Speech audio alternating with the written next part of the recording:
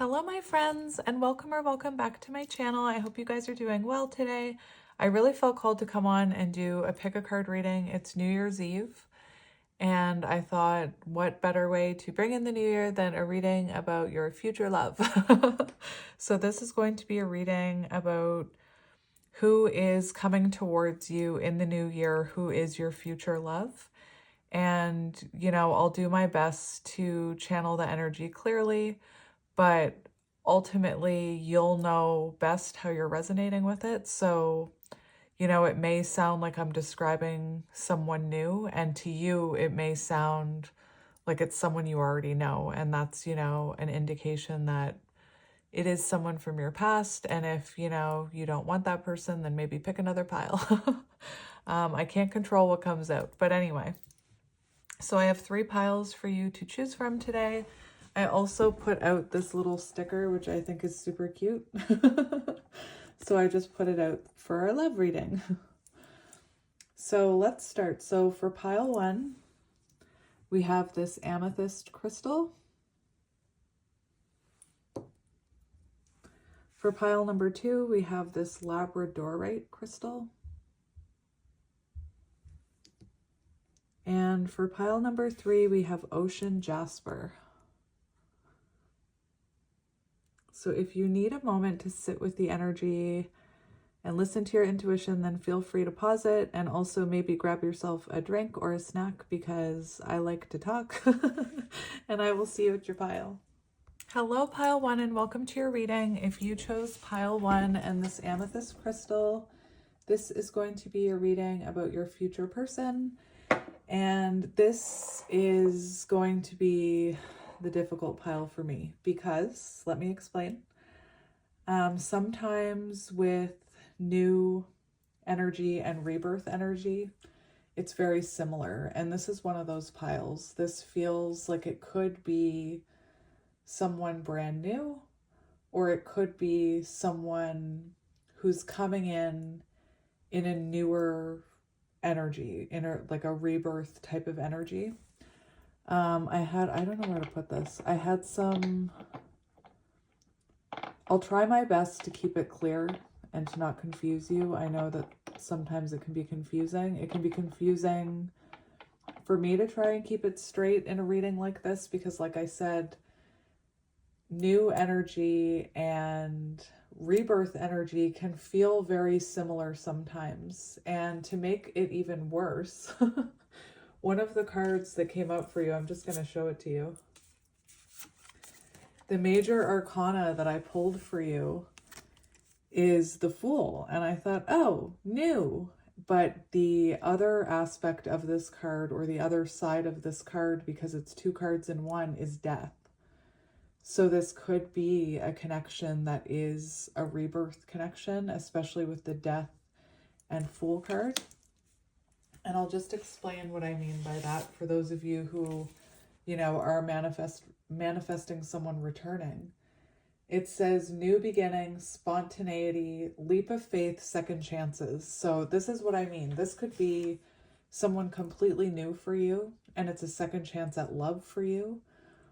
And it feels like you've never experienced a love like this before, or this could very well be a rebirth energy. And I think the best thing I can do is just describe the energy that's here. There is a little bit of energy of potential conflict.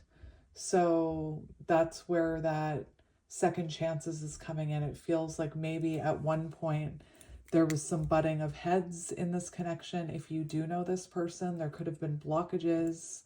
I'm kind of seeing the 5 of Wands when I'm saying that.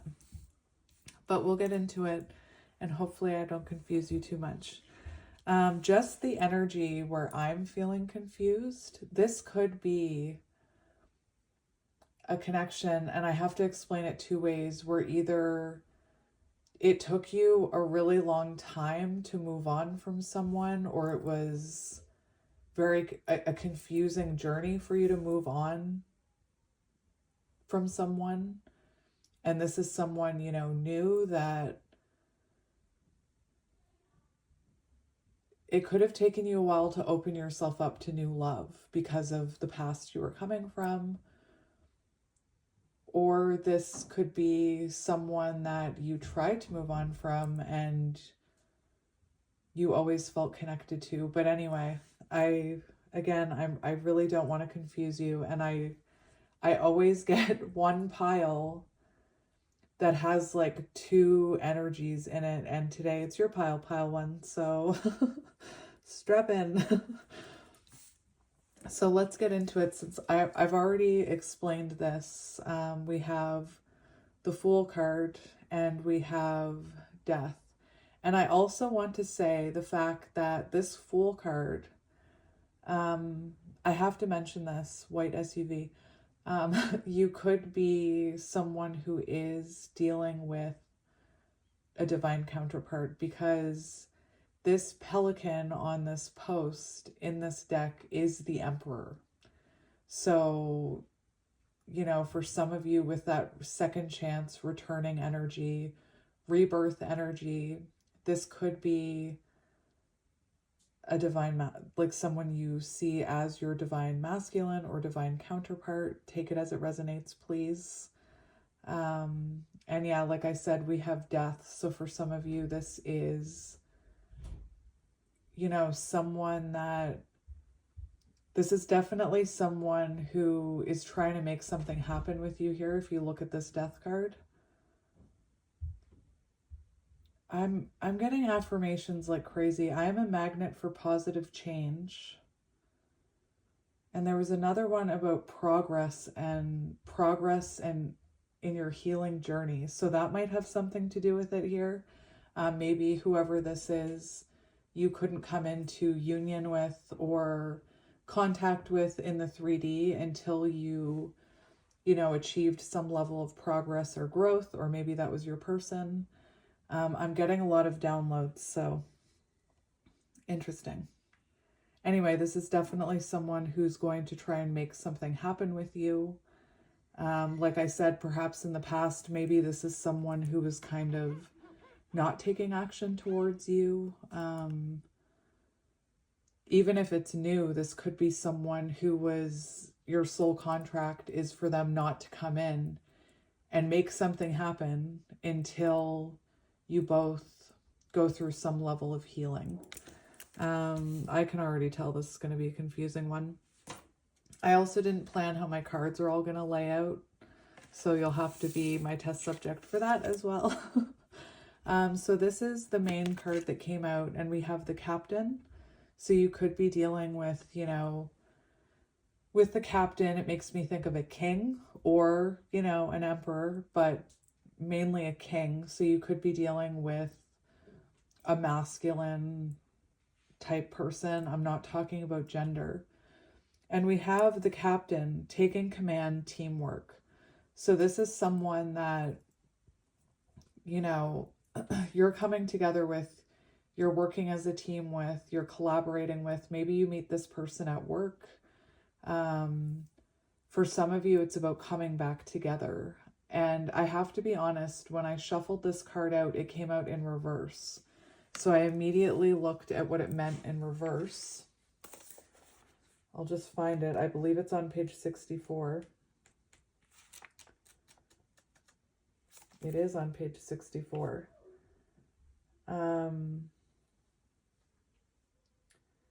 So the Captain, someone confident in their position, well aware of the loyalty and love they inspire. They have earned this position through hard work and camaraderie.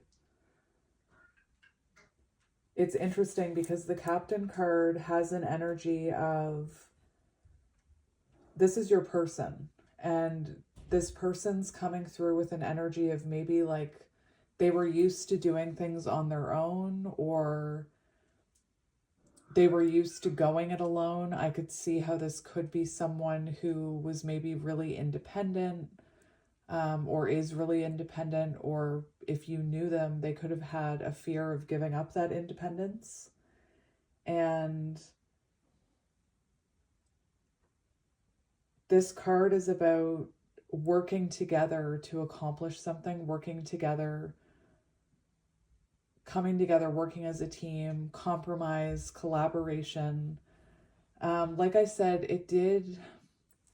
it It's an interesting energy because this one talks about taking command and, you know, coming to some sort of agreement. And this one has this energy of someone trying to make something happen, someone trying to spark something here. So I do feel like whoever this is, new or old, they approach you. They reach out to you. They approach you. Like, even if this is new, they would be the one taking control of this, taking the reins.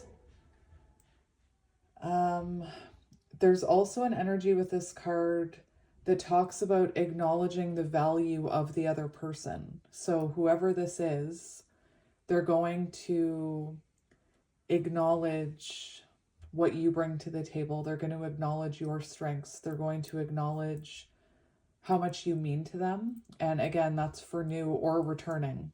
And you may be thinking, like, maybe your person is not the type of person to, like, if you're manifesting someone from your past, you could be even thinking, like, my person is not the type of person to be open about how they're feeling. Like, my person never told me how they felt about me. In fact, they made me feel undervalued.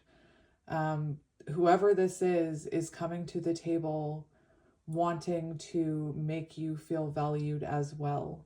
I don't know why I'm seeing the Queen and King of Cups, but I am. And there is also something about this card. I'm getting this energy where perhaps, like I said, you and this person had to reach a certain level of enlightenment or healing. This is very much giving me like the Lantern from the Hermit energy, and the way that both of these, it looks like a journey, you know? So whether you know this person or not, it looks like you and this person had things to discover about yourselves and had to heal and grow before coming together. And to me, this looks like you two are in alignment. Like, both of these lanterns are on the same focal plane. That's the photographer in me coming out, but it feels like a certain level of enlightenment and growth had to happen before your soul contract could come together. I also think it's cute because I chose this sticker and we have the two hands here like in your card. So I think that's really cute. And the fact that, you know, you can take meaning in what you want to take meaning in, but right away I'm hearing, you know, this could, with this skeleton and the death card, like I said, this could be something that had to end and transform in order to be reborn again. I just saw 1111 on the timer. Interesting as I was saying that. Anyway, I don't want to disappoint anyone who is manifesting new, but I have to honor what's coming through, and sometimes that's two energies. So back to my point. This Captain card did come out in reverse, and at first I didn't notice it. I was putting the cards together and I really didn't notice that it was in reverse. So I do need to mention it. The reversal. There's a fracture in the bonds of you and this person, causing competition and squabbling amongst people who should be supporting each other. Be the one to reach out and resolve this before your team falls apart. And that's where that taking command comes from. So someone, like, if you know, I just got chills as I'm telling you this. It feels like this could be someone where the bonds were fractured and there was competition or squabbling and the two of you were no longer supporting each other. And, you know, I know you were probably supporting them or trying to support them, you know. Anyway. And then we have, I wanted to see, is there anything?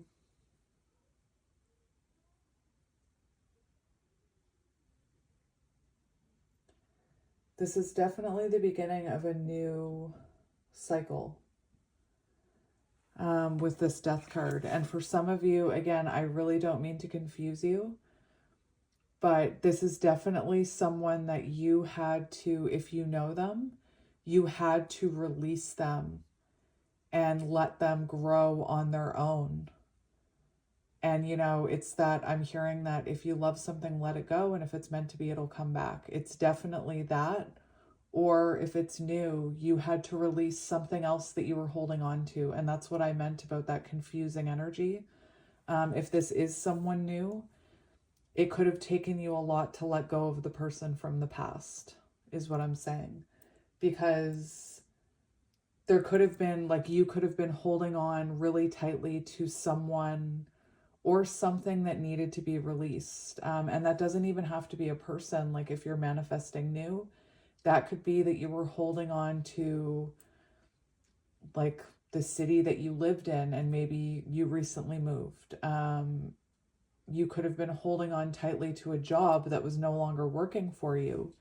And then once you release that job and get a new job, you meet someone you work with here with this teamwork card. So please take it as it resonates. Again, I don't want to confuse anyone. And yeah, new beginning, the beginning of a new cycle. Interesting. Oh, I did not know that. That is really interesting. I know you can't see this card very well, but this talks about a pelican perched on an old wooden post eroded by the lapping waves. Hidden in the dark, a hungry wolf awaits. And that is really interesting.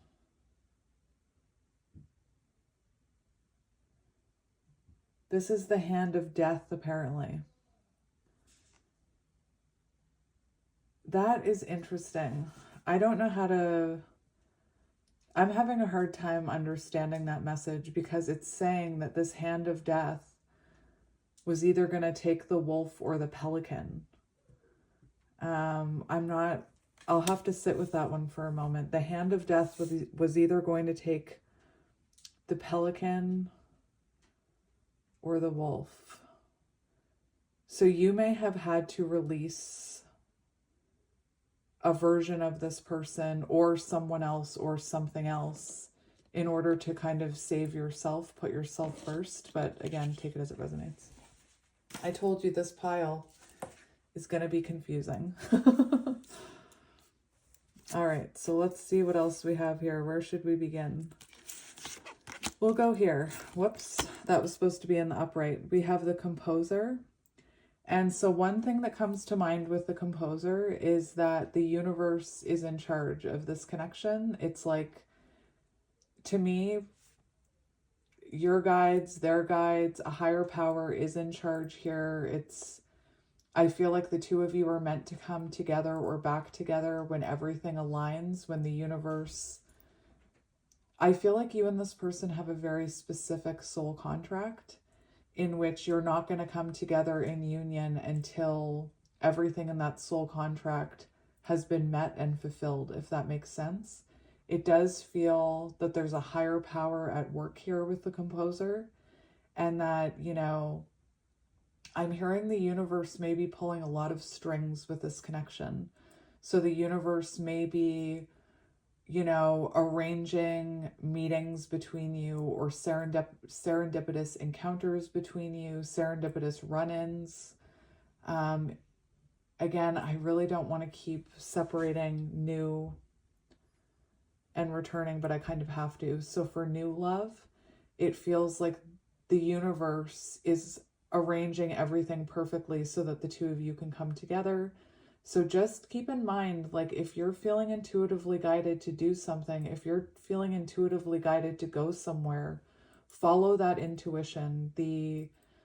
It's showing your intuition is in charge when it comes to this connection. And same with your person. It's like your higher selves are pulling the strings, is what I'm hearing. There's so many messages coming through. This could be someone younger with the composer energy, because the composer is also the Page of Cups. So this could be someone younger, or you met them when they were, you know, emotionally immature. Maybe they had a lot of growing to do.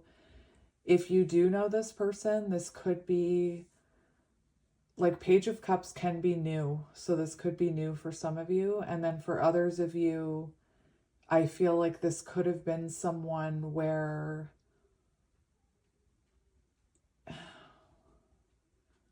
there could have been like a false start, or you could have felt love for this person and felt connection, but never, like maybe you never had a committed connection with them, or a label with them. This is definitely with the composer, like I said,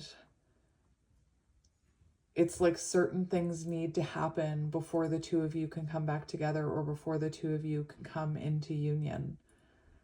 There was something else that I was hearing with this energy. This could be someone who is instrumental in your spiritual journey, and this person, new or returning, this person could be or could have been a very important part of your own spiritual journey and your own creativity. And I'm just going to explain what I'm trying to say here. I was looking at love spreads. I'm going to sit down for a minute. I was looking at love spreads, and I have this book, Tarot, ignore the dust, Tarot for Love and Relationships. And I was looking at the spreads in the back, and for some reason, when I was shuffling your cards, I felt really called to look up the Page of Cups in this book.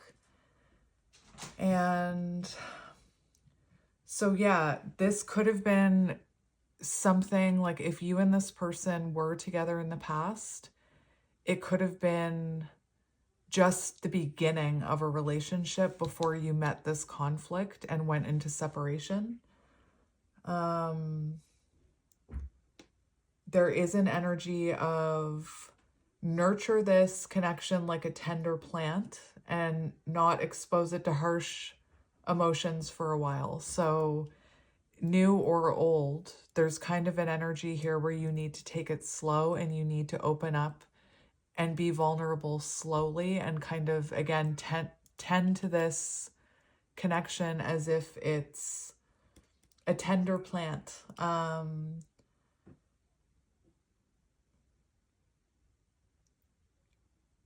There's an energy here, it talks about that this will continue to grow and develop and bring you emotional satisfaction with the Page of Cups. This is what I was seeing, though. There's also a possibility that this person will bring creative or spiritual benefits to your own journey. So this could have been someone, or could be someone who, opens you more. I'm not saying this, like, maybe this person is spiritual, maybe they aren't. But something about this journey causes you to go within and grow spiritually. Whether, that's past energy and you're like, oh yeah, it's because of my person that I'm into spirituality. Or this is future energy where it's going to cause you to go even deeper into that spirituality. It also talks about how this connection you could meet this person when you're embarking on a course or a period of study that will teach you more about spirituality and other people. Or it could be that because of this connection, you are now learning more about spirituality and embarking on a course or period of study. I found that really interesting. It also mentions, and it's so specific I have to mention it, it could be as diverse as a course in a complementary therapy or an accountancy class, provided it softens your approach to the world and makes you more accepting of the people around you. And this could also be a connection that makes you believe in spirituality, believe in your dreams, believe in soulmates, believe in counterparts. It's this is a bit of a dreamer energy here. So yes, this person could have been young.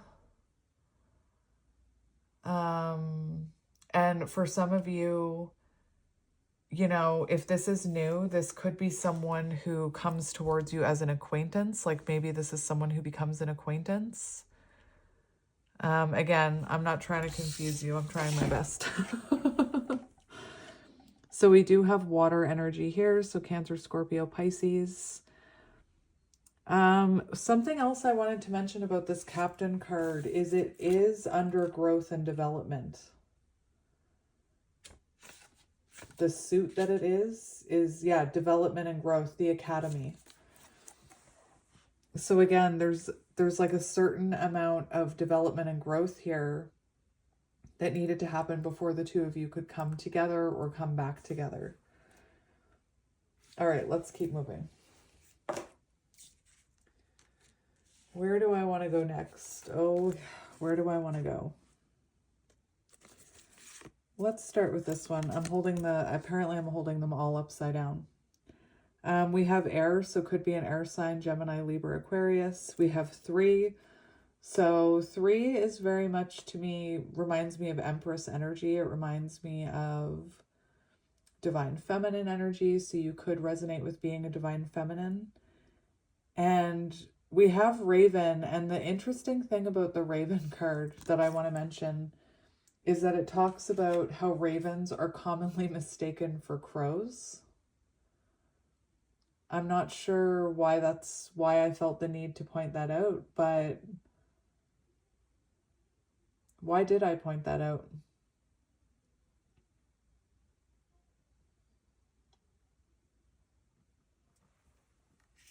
I'm not sure. Maybe it means this person isn't your normal type.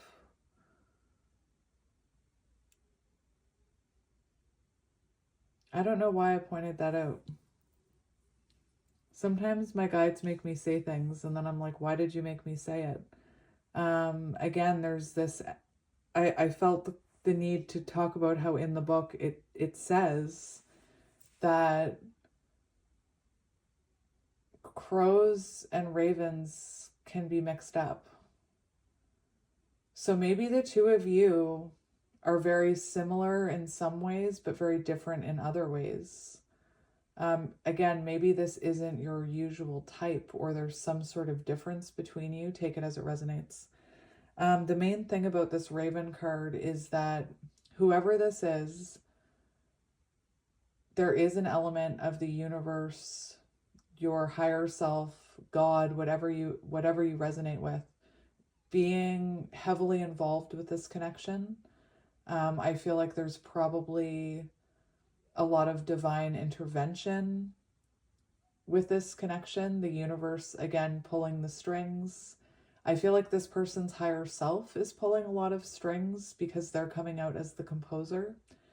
And with the composer, again, I feel like I'm repeating myself, but it feels like your person has specific things they need to create and grow and heal before aligning with you, coming into alignment with you. With the Crow card, you would be getting signs and synchronicities about this person, possibly before you even meet. Although some of those signs and synchronicities might not make sense until you meet this person. Like maybe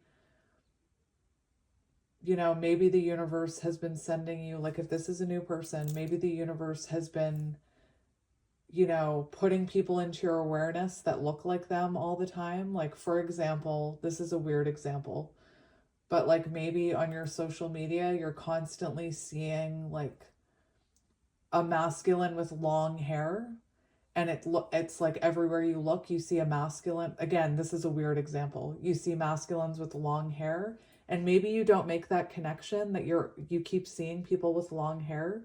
But then when you meet this person, that clicks for you, like, oh yeah, leading up to this, I was seeing a lot of people who looked like you, if that makes sense. Or maybe the universe is like putting their name in front of you a lot, or again, sending you hints about this person, and they may not make sense until you meet this person. If you do know this person, you would be getting signs and synchronicities about this person all the time with the Raven card. You would be getting, messages from your higher self about this person. You would be seeing their name. You would be seeing their birthday number. You would be seeing the make of their car. You would be, again, seeing a lot of signs and synchronicities about this person. All right, let's keep going. That one wasn't as bad. I didn't talk as long in that one. Oh yes, I need to stop holding this upside down. So we have the whale here. And the whale is very interesting because the whale is someone, this is your person. Right away, I have to say music could be very important in this pile with the whale. The whale always makes me think of music.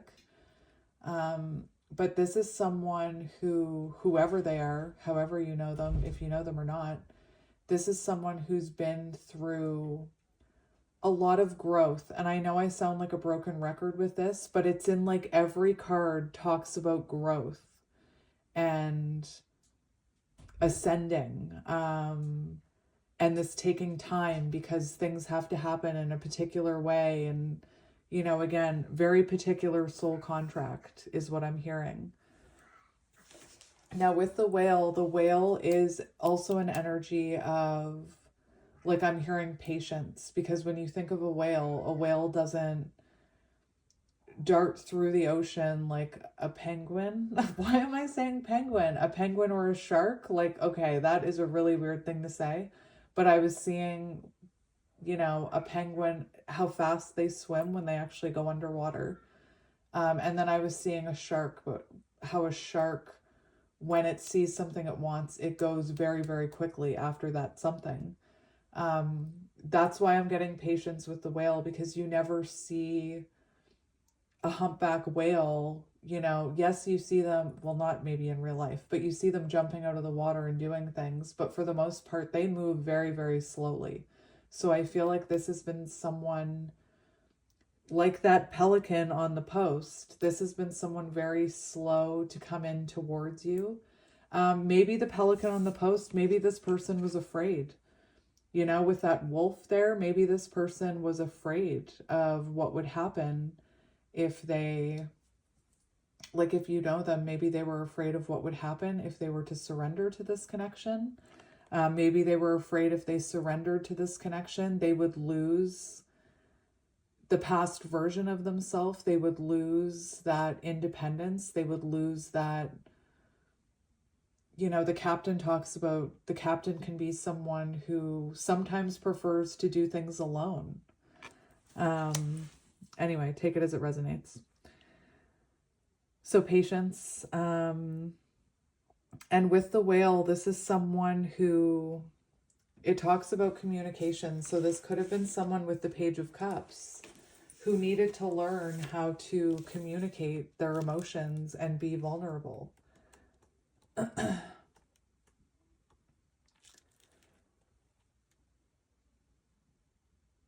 The whale represents profound emotional health and stability. And that's what I mean. It feels like when this person comes into your life, they are in this energy of profound emotional health and stability. And for some of you, I feel like that's going to look very different to the person you're used to if this is someone that you know. It talks about this person will not be afraid of emotional expression or traversing difficult terrain. And whoever this is someone who has overcome a lot of obstacles in their life, whether you know them or not. These experiences have enriched them, given them stability, strength, and a depth that is rare. Whale energy is usually linked to the feminine forces of compassion and communication. And for some of you, you could have been a beacon of light in this person's darkest hour with the whale card. And this person, whoever they are, whether you know them or not, energetically, you've been this beacon of light. And this person, I feel like they've been, maybe you've been ascending at the same rate together, or maybe this person has had to ascend to where you are. But again, whether you know this person or not, energetically, you've been a beacon of light on their journey. And without knowing it, you've been guiding them to this meeting point with you. I know that sounds weird, but that's what's coming out. So we have a weird amount of cards here, but that's okay. So we have patience, decent. Why did I say descent? Self-control. It is my will, the which if thou respect, show a fair presence and put off these frowns, whatever that means. I was so confused in English class when we had to read Shakespeare. I was like, I did not understand it. I barely understand like English, so but patience. So this is someone who you've needed to be patient for, whether you know them or not. And like I said, there's a bit of a confusing energy here. So this could be like, if this is someone new, you could be feeling very confused as to why they haven't come into your life yet, or why haven't you met them yet. And it's because, again, it's like there's a soul contract somewhere that says this person has to do A, B, and C before they can reconnect or connect with you, if that makes sense. Now, I feel like I'm ignoring some of the returning people here. I'm still here for you. For returning people, this is someone that you've had to be patient for. This is someone you've had to trust your intuition for. The Page of Cups, I always say it, and I know some of you know what I'm about to say, but the Page of Cups is an energy of like, when pigs fly, that'll happen. Like, it can feel like an impossible dream. I just saw 3, 4, 5, 6 on the timer. So you're on the right path. You're coming into alignment to come together with this person or meet this person, whoever they are. But anyway, if you do know this person, this is definitely someone you've had to be patient for. You've had to, go through your own trials, tribulations, growth, transformations, I'm hearing. Again, for some of you, you could be a divine feminine who was really meant to embody that divine feminine energy of patience and self-love, and perhaps for some of you, a dream with that Page of Cups card, because I spent a whole lot of time talking about how the Page of Cups, this connection, has or will cause you to want to explore your spirituality even more. Anyway, so for some of you, I was hearing divine feminines need to find their soul purpose before coming into union with their counterpart. So for some of you, you may be resonating with that. Anyway, I feel like this is a weird, someone could be divorced here or be like a child of divorce. I am not a child of divorce, but I just heard I don't even know why I'm supposed to tell you this, but I'm being told to tell you this. I'm kind of feeling like with new and returning people, I kind of feel like a kid with parents. I'm trying to appease them both. Does that make sense? I don't know why I'm hearing that. So maybe for some of you, that's a weird synchronicity or confirmation. Like maybe growing up, you were someone who had divorced parents and you tried to keep both of them happy. You could be like an empath. Your person actually could have been someone who grew up with divorced parents and again was trying to keep both of them happy, not trying to ruffle any feathers, not trying to have favoritism. I don't know why that's coming out, but I had to mention it. Okay, last card. Why am I looking at all of these upside down? What the heck? We have Chicken Nugget. It's funny, the only card that was actually upside down was the Captain. And when I flipped that over, it was in the upright. So clearly I had your pile completely upside down. We have the Chicken Nugget. So one thing I want to mention right away is your person could be neurodivergent. This card talks about how chicken nuggets are a safety food among toddlers and picky eaters. So for some of you, this person could be very neurodivergent and Like they could really enjoy eating safe foods, I'm hearing. I know that's a weird message to share, but I have to share it. I have to share it.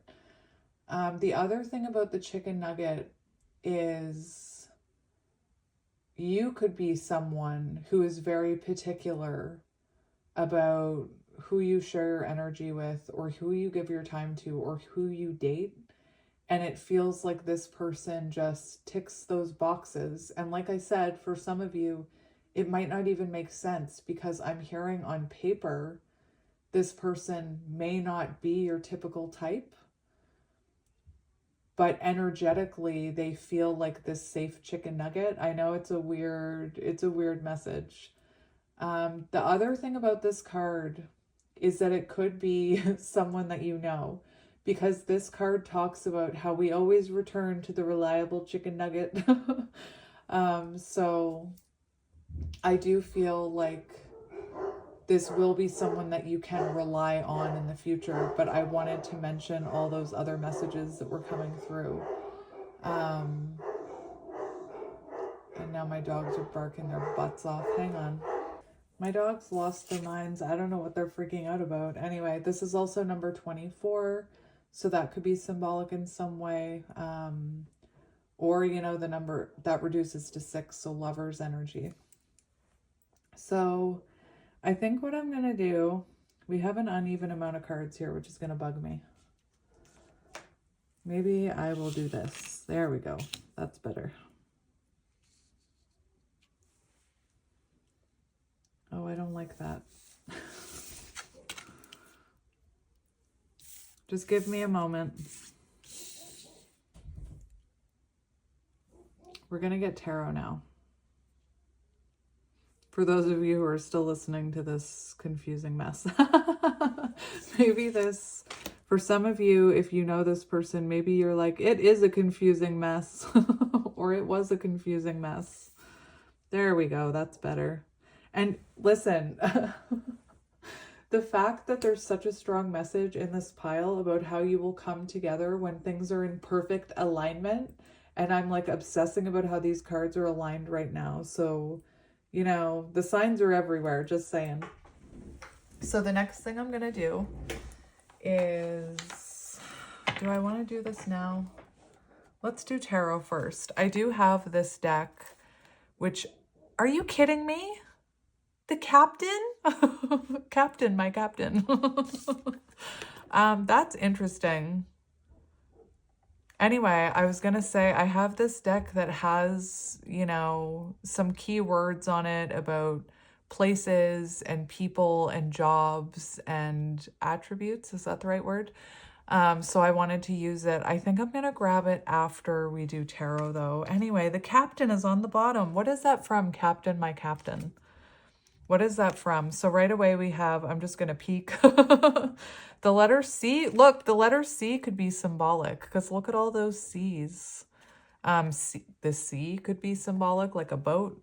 We have captain, navigator of destiny. And that's what I was hearing, is that with the composer, the way the two of you come together has a lot to do with your person and what the choices they're making and the growth they're going through. We have voyage, leadership, decision-making, objectives. So maybe, you know, this is someone who needed to mature before coming into your life or back into your life. We also have civil servant, guardian of public good, public official, administrative duty, public administration. And we have careerist, dreamer of grand schemes, vision, cunning. I don't know how to say that word, aspiration. That's also, it's funny, this careerist. I'm getting like heavily neurodivergent vibes in this pile, and I'm not quite sure why. But sometimes like neurodivergent people or like someone with ADHD has a hard time staying grounded. So this could be someone who has done a lot of careers in their life, or they're always like, I'm not saying they're always like looking for the quick rich scheme, but this could be someone who's always looking for ways to you know, start a career. Like this could be an entrepreneur. Maybe this is someone who's a jack of all trades. Like maybe they've worn a lot of hats or done a lot of different things in their life. Maybe they're a butcher. I don't know. Anyway, we'll go back to that. So I think I'm going to get this deck for you. I had this deck set out for another reading the other day and I never ended up using it. So on the bottom, we have the Knight of Cups and Temperance. Interesting. So it does feel like this person, like Temperance is an energy of balance. Sorry, is an energy of patience and healing. It's also about balance. But I was hearing patience with Temperance. So this is definitely something that you've had to be patient for. Even if it's new, like you've had to be patient for it. And the Knight of Cups, it's interesting because the Knight of Cups is another very intuitive energy. The Knight of Cups follows their heart no matter what. So it feels like this is a connection, whoever it is, that you have to follow your heart. Like things on paper and logical thinking aren't going to make sense. This looks intuition. What is the word? The words aren't wording. This really feels like a connection where you have to rely on your intuition and you have to rely on your gut is what I'm hearing, not on the logical mind. But anyway, so I do have some questions written down. I couldn't find a spread that I liked. Maybe you're picky. Maybe your person is picky. I couldn't find a spread that I liked, so I just kind of made my own. But let's get into it. So we're just going to shuffle.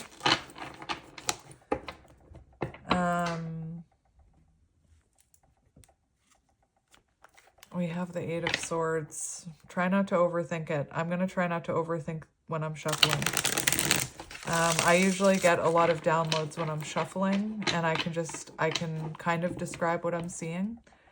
Limited thinking, Eight of Swords could be a thing that stops this person from coming into your life or stops you from reconnecting with this person. So you could be someone who needs to overcome limited beliefs, or however you word that, overcoming limiting beliefs. Yeah, that's the right thing. This could be a connection, Eight of Swords, where there did need to be a separation. This could be a connection, whether you know them or not, that causes a dark night of the soul for one or both of you. And that's essentially where, you know, you start breaking through those limited ways of thinking and you start seeing things for how they really are, and the old you starts to die away.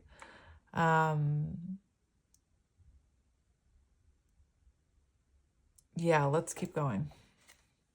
We have the Tower, the old version of you, completely, you know, again, I hate saying this, but whether you know this person or not, I'm getting sick of saying that. It feels like this connection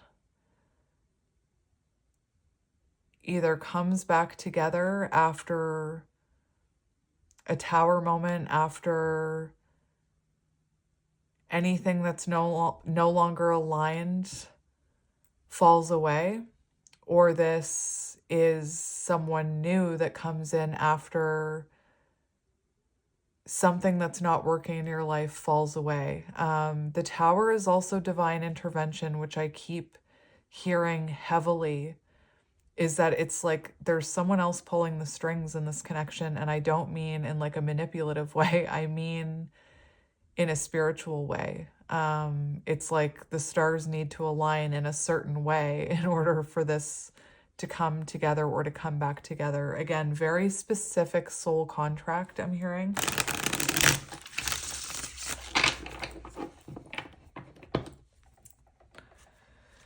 And we have the Six of Wands. So this could have to do with The Six of Wands has to do with the public eye, public recognition, social media, being in the spotlight.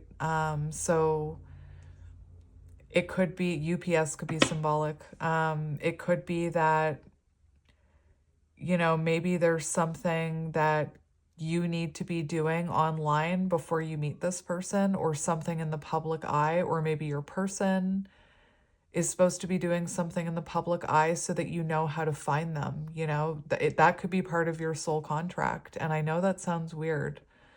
I'll just be vulnerable with you for a minute. Like, out of nowhere, I was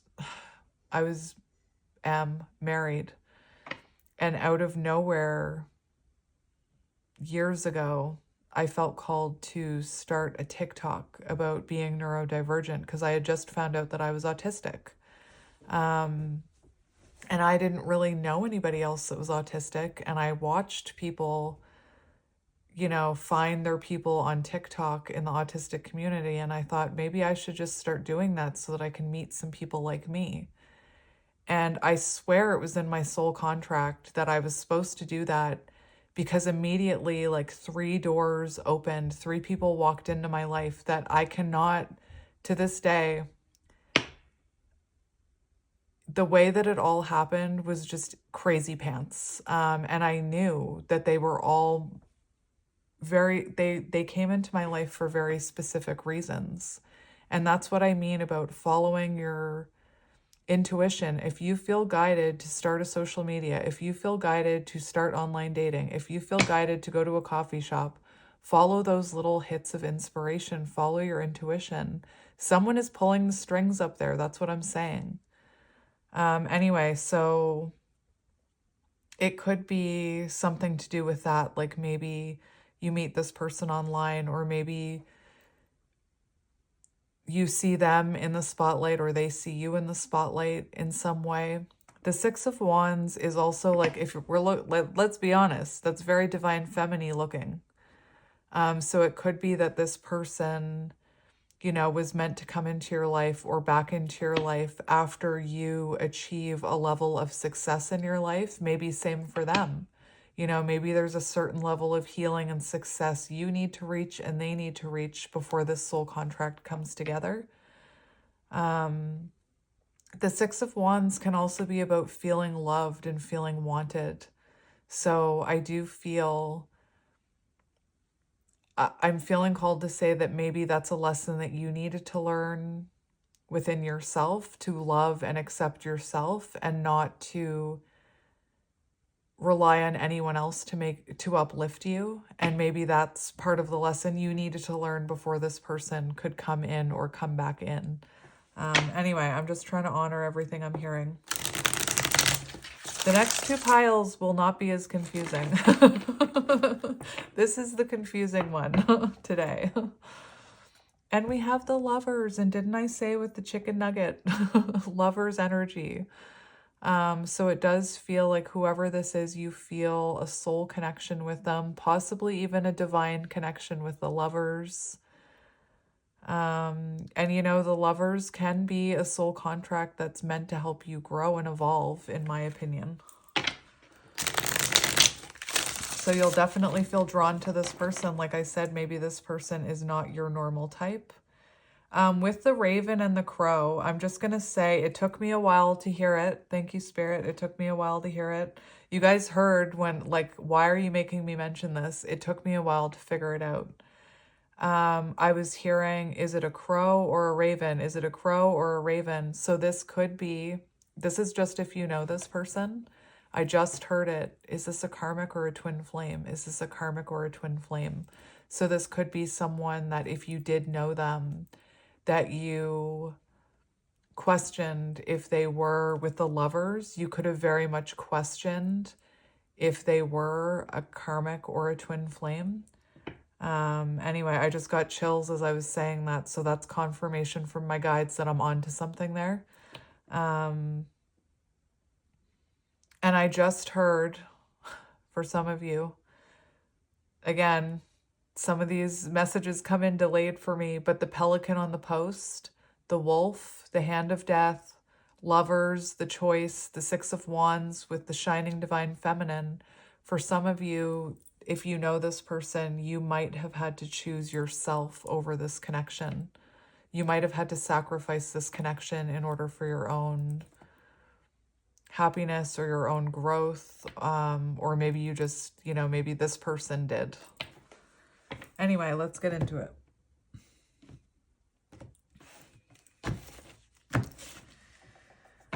Well,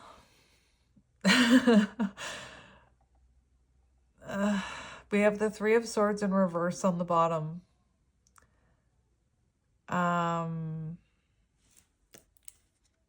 the Nine of Pentacles. And this whole time I've been saying, like, maybe the two of you were meant to establish a certain level of growth and stability and healing before coming back together. And the Three of Swords in reverse is very much, it can be a reconciliation energy.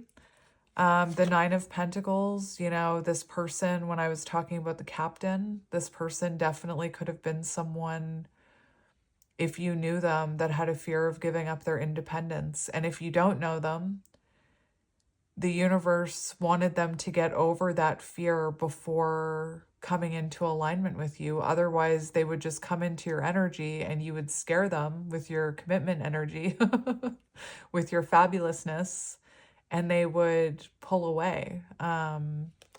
If that makes sense. For some of you, I feel like that's what you did experience with someone from the past.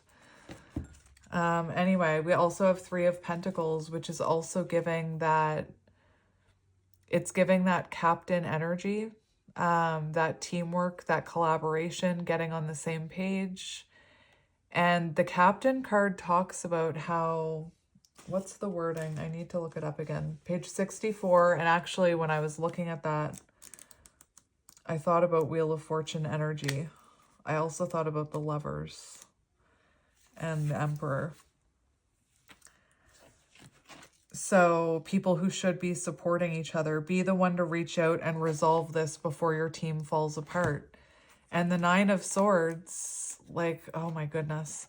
The Nine of Swords and the Three of Pentacles is someone reaching out before they miss an opportunity. Like, that's someone not wanting to miss out on you. And the Four of Swords talks about re-entering. The Four of Swords talks about coming out of a period of rest. So new or old, like, this is confirmation that your lonely days are over, is what I'm hearing with the Four of Swords in reverse. Now, before we get to, I just want to look up the Three of Swords because it is bottom of the deck energy. Healing, forgiveness, recovery, reconciliation. So the Three of Swords asks us to let go of a painful experience they may be holding on to. So remember I said for new people, I said this could be after you let go of something you've been holding on to, a painful experience. Maybe it's a broken heart. Maybe it's a past love. Maybe it's a bad job. Remember the Tower, something needs to be removed in order for this to come in. For those of you that know this person, it feels like with all this patience energy, it feels like this comes in after you stop waiting for it to come in. This comes in after you stop holding on to resentment and anger towards this person and kind of let them go, The Three of Swords talks about forgiving one another, So for some of you, you do know this person, and this person needs to make amends, needs to take control of this situation. I'm just noticing too the mountains in the background of this card. So there's another message of obstacles. Like this, if you know this person, you could have been, or there could have been many obstacles in your way before coming back together. If you don't know them, it feels like there was a lot of obstacles in each of your ways before coming together. And I don't know why, but I'm hearing March. So I don't know what that means, but I keep thinking about the month of March. So maybe you meet this person in March or you reconcile with this person in March. I never hear things like that, so I had to mention it.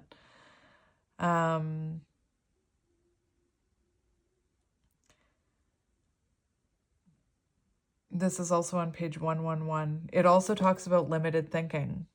The Three of Swords talks about limited thinking. So remember, limiting self-beliefs or whatever. So maybe you resonate with feeling like I'll never find love or that person will never change. It's time to release those self-limiting beliefs I'm hearing. Anyway, let's get into it. So we're going to look at your energy in the near future. So your energy in the near future. So this will give us an indication of what energy you will be in when you meet or come together with this person. So let's look at the viewer's energy when they meet or come back together. We have the Seven of Pentacles and we have the Four of Wands. So there's a very strong message here of you trusting in your intuition, trusting in your manifestations. Like this will come in when you're no longer doubting your manifestations, when you're no longer trapped in those limiting beliefs of I will never find love, or this person will never change, or I'll be alone forever, I'm going to die alone, you know. When you and this person come together, it looks like you are nurturing your beliefs with like, you're nurturing this with your beliefs and your intention with the Seven of Pentacles and the Four of Wands. So it looks to me like this comes in when you're actively manifesting a partner, you're manifesting union, you're manifesting stability, and you're watering those seeds of intention with belief and positive affirmations and trusting your intuition and not doubting yourself, you know? For some of you, you could meet this person at a wedding or a social event or a gathering or church with the Four of Wands. But it looks to me like this is someone you come together with when you are investing in your own stability.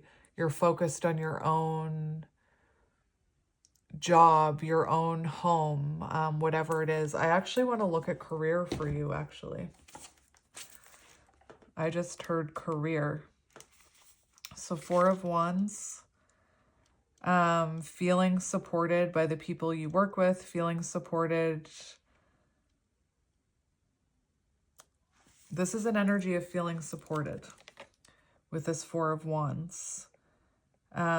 Feeling satisfied and safe at home, ready to lay down roots. And the Seven of Pentacles shows you already investing in yourself, already laying down roots. And this could be with career. For some of you, you could meet this person, I have to mention it because it's here, at an office party or while bonding with colleagues. Take it as it resonates. You're going to be relaxed and feeling stable when you come together with this person. It also talks about reaching an important milestone on a project or achieving a goal when you meet this person. So you could have just reached some sort of milestone in your life, however that's resonating. You could have just achieved something through your career or through public recognition with that Six of Wands. Again, take it as it resonates. And the Seven of Pentacles, harvest, rewards, results, growth, progress, perseverance, patience. It's crazy because that's everything that's here. Long-term vision, sustainability, and assessment. This person will come into your life, you know, possibly while you're busy working on something else. Like, again, you could be very focused on your own stability, or you could be very focused on your job. You could be very focused on your home. You could be very focused on working on yourself, pouring that energy into yourself. It also mentions friendship could turn to romance. So for some of you, this could be someone, remember the Page of Cups, who is an acquaintance. This could be someone, like, if this is new, this could be someone that's already an acquaintance that you know. Maybe you don't consider them a friend. Maybe it's an acquaintance that turns into a friend. Like, I don't know why I see the things I see, but I'm seeing you like interacting with someone at their work. Like you go into their place of business. I don't know why I'm seeing a coffee shop, but that's what I'm seeing. And, you know, you say hello to the person who serves you your coffee every morning. And eventually it's like an acquaintance. You have that acquaintance banter or whatever. And that acquaintance then turns into a friendship where you start talking about more personal things, or they ask you to go for a coffee or whatever, is what I'm seeing. And I did say it, this is someone who's going to come into your life when you are progressing towards other goals, which means you're no longer just trying to manifest love or just trying to manifest reconciliation. You're busy getting things done, is what I'm hearing when this person comes in. You could be working on a long-term vision when you meet this person. Anyway, so that's what we have coming out. This isn't supposed to be here, though. That's on the bottom of the deck. So we're going to look at them. So let's see who this is. Who is this person? We have the Nine of Swords in reverse. So this is someone, this is their general disposition and how they will act with you when coming together. So this is someone who, I like to see this because it's someone who isn't causing you anxiety. They're not causing you to lose sleep at night. This is someone who, you know, with the Nine of Swords in reverse, this is someone who shares with you. This is someone who tells you how they're feeling. And we saw that with the Whale, someone who can communicate how they're feeling. They can communicate about their emotions. And, you know, when you think about the Nine of Swords is overthinking and anxiety and stress and regret and remorse. And is it regret and remorse, or is that the Nine of Swords in reverse? I just heard that's the reversal. This is someone who's not causing you anxiety and stress. Like I said, this is someone who's being very open about communication with you. And this is their general disposition and how they act with you for this card. Oh no, it is, I was right about everything except when I said remorse and guilt. That's actually the Nine of Swords in reverse. So for some of you, this person does have a lot of, if you know them, they have a lot of shame and regret and remorse for how they treated you in the past. This is someone, again, being very open with you about how they feel with the Nine of Swords in reverse. This could also be someone who, whoever this person is, whether you know them or not, they're opening up about some of the issues they have, some of possibly the mental health issues they have. And I keep mentioning that for some of you, your person could be neurodivergent. So they may have things that they struggle with, things that are easy for other people. The Nine of Swords, this person could be very open with you. Like if you don't know them, this person could be very open about the fact that they have been hurt in the past. Because remember, whoever this is has been through a lot with the Whale card and has overcome a lot of obstacles in their life. And I feel like this is someone who, you know, may have a past where there's someone in their past that they didn't trust, and they want to be open with you about that, so that that energy doesn't come into this relationship. So that lack of trust in someone else doesn't project onto you is what I'm hearing. I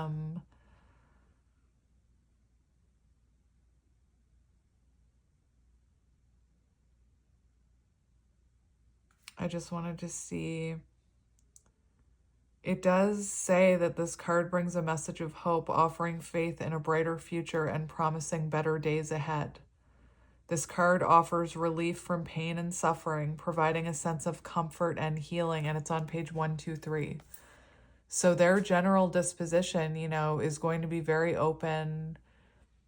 It almost seems like they're going to lean on you for a little bit of support, or it could feel like that because they're opening up emotionally about the past, about things they've been through. They could be a huge help to you as well. Like this, it looks like this is someone that you can be very open and honest with. And yeah, the Four of Swords did sneak its way out there in reverse, which is interesting because we saw it on the bottom. We have recovery, awakening, re-entering, release from isolation, reigniting passions. So this is,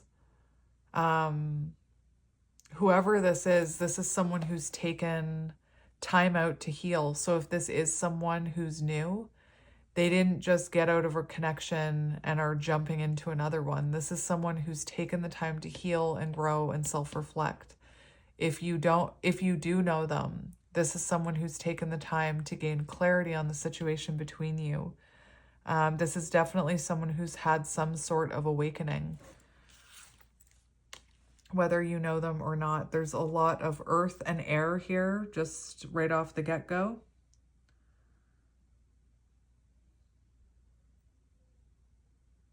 All right. So let's see. Oh my goodness gracious. On the bottom, we have the Ten of Swords in reverse.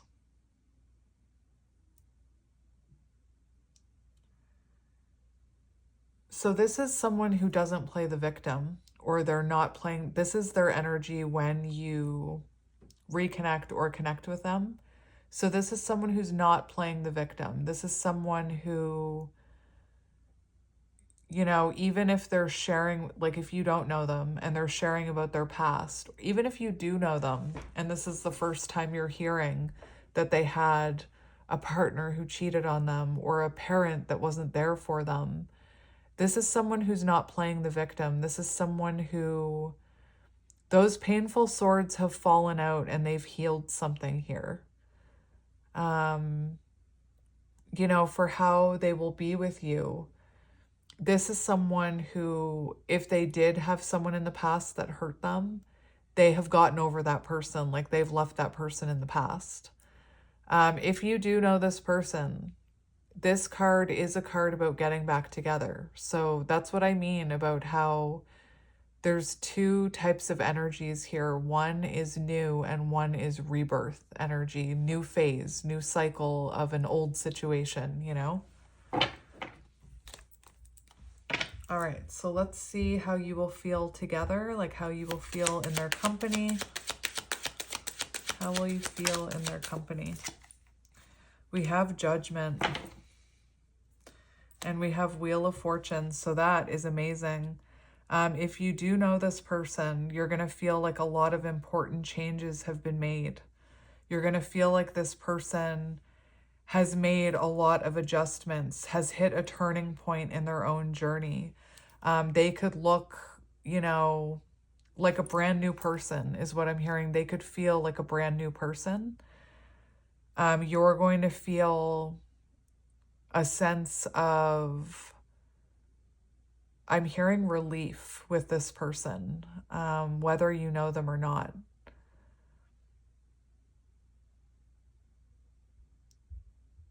Very interesting energy. So the Wheel of Fortune, for how you will feel with them, it does show a turning point. So whether you know them or not, you're going to feel like you've hit a turning point in your life. And I'm hearing like it's all going to make sense. You're going to see why it took so long, whoever this person is. Again, Wheel of Fortune is an energy of making adjustments. So this person will be making adjustments. You'll make adjustments. There will be compromise. Remember the Captain, coming together, teamwork, collaboration. It's going to feel like fate is what this card is telling me with the Wheel of Fortune. It's going to feel like everything happened the way it was meant to happen to bring the two of you together, however that's resonating with you. We also have the Three of Wands on the bottom, which shows forward movement. It shows expansion. It shows growth. It shows planning for a future. So again, a turning point where you're all of a sudden looking into the future with someone else, heading into the future with someone else. I feel like whoever this is, you're going to be able to see a future. You're going to be able to envision a future with them because of, like, it's going to feel like the two of you are meant to be together is what I'm hearing. And for some of you, like, if you know this person, maybe this person needed to make adjustments and take accountability for things before you could see a future with them, you know? Anyway, I just want to look at Judgment before we move on. I should really stop, like, I'm sitting here worrying about how long this reading is. I'm worrying about how long it's taking, how much time is passing, not for me, but for you. And like sometimes I worry about that and I'll mention like, sorry, it's such a long reading, but for some reason in your pile, I am like really aware of it. So for some of you, you could be like worrying about how long it's taking you to find love, black pickup truck, or how, I think it was black, the sun is in my face. Or you could be worrying about how long it's taking a person to come back, or you could be worrying about the timing, because there is something about patience in this pile, so I had to mention it. Yeah, you're going to feel renewed. You're going to feel awakened. Renewal of love, making adjustments in relationships. So like I said, it's going to feel like you've been reborn again is what I'm hearing when you're with this person. It's going to feel like, if you know this person, it's going to feel brand new. If you don't know this person, it's like you're going to see why it all happened the way it did. Your past is going to make sense, is what I'm hearing. All right, so let's see this person's strengths. Let's see their strengths. Show me this person's strengths. Oh dear. We have the Knight of Wands. So for strengths, I can't help it. Whenever that card comes out, I hear runner. So you could be dealing with the divine masculine. Why? I don't know why I'm having a hard time thinking about the strengths of the Knight of Wands, but I am. The Knight of Wands is, their strengths would be their courage, their fearlessness, their passion for life, passion for love, possibly their passion for their own career. Again, when the Knight of Wands comes out, I am so mean to that Knight of Wands. I only ever hear the bad. So right now I'm hearing a lot of the shadow attributes. But anyway, here we go.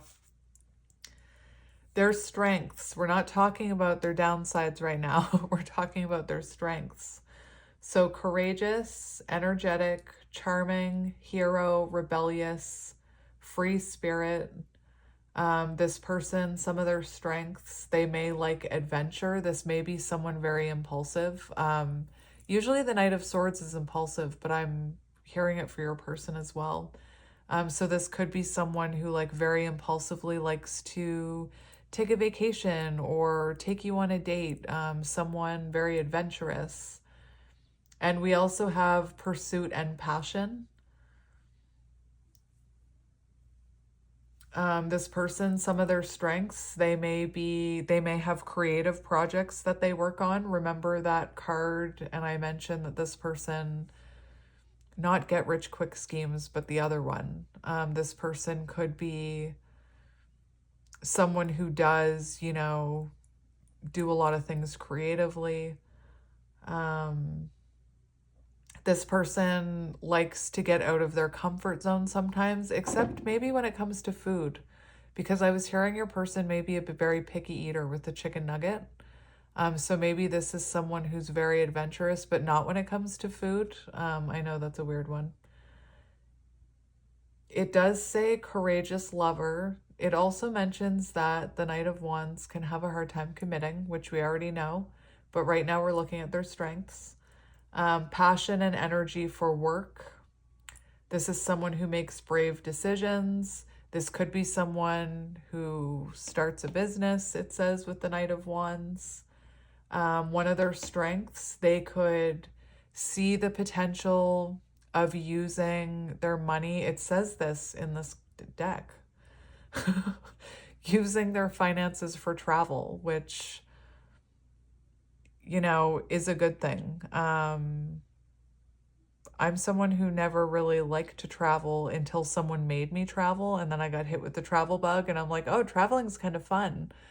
So this is someone who doesn't mind spending money on traveling. So this might be someone who likes to go away, or maybe they have, you know, maybe they have somewhere where they like to go, like Mexico or something. I don't know. I'm seeing a beach. I don't know. Yeah, travel and urge for adventure. This person embraces spontaneity and can be fearless. And if this person doesn't enjoy traveling, this is someone who likes to try new activities and kind of break free from routine. So take that all as it resonates. We're going to see how they feel about you. Let's see how they're going to feel about you. How will this Knight of Wands person feel about you?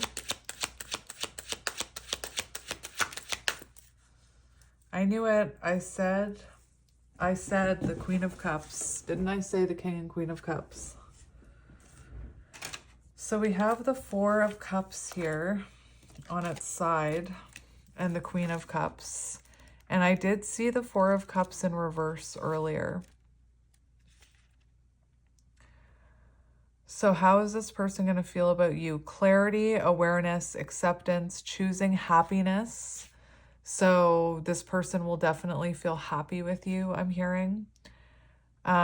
This person, you're going to give them a new understanding of love. So I definitely feel right away that this person has never been loved the way you will love them or the way you did love them with the Queen of Cups. This is someone who's going to feel like being more active in this connection, being more active in love. So maybe in the past or in past connections, this was someone who was kind of like, didn't really put in a lot of effort, didn't take a lot of action towards love. Feeling a new surge of strength and ready to take advantage of new opportunities. And that's how they're going to feel with you. That's how they're going to feel about you, with you. So they're going to feel a surge of new strength, ready to take advantage of new opportunities. Life gives them pleasure again after a long period of boredom. So remember I said with the Four of Swords in reverse, this person could have been alone for a while before meeting you. This also talks about, it's funny because I saw 111, and then I saw page 123, and now I have 143, which is I love you, for how they feel about you. So this person definitely loves you. It also talks about communicating, making new friends as a result of attending a party or accepting someone's invitation. It also mentions it may be worth renewing old acquaintances and thinking about how important they are to them. So this is what I mean. Like there's multiple energies in this reading. So it feels like this person goes from feeling very unhappy, sad, alone, bored with their love life to feeling excited about love again. New understanding of love, clarity about love. Like, oh, this is what people talk about when they talk about love. And we have the Queen of Cups. So this is someone who clearly feels you are someone, they're drawn to your healing energy, which I said with the whale. You know, you could have been a beacon to this person energetically that they were drawn to.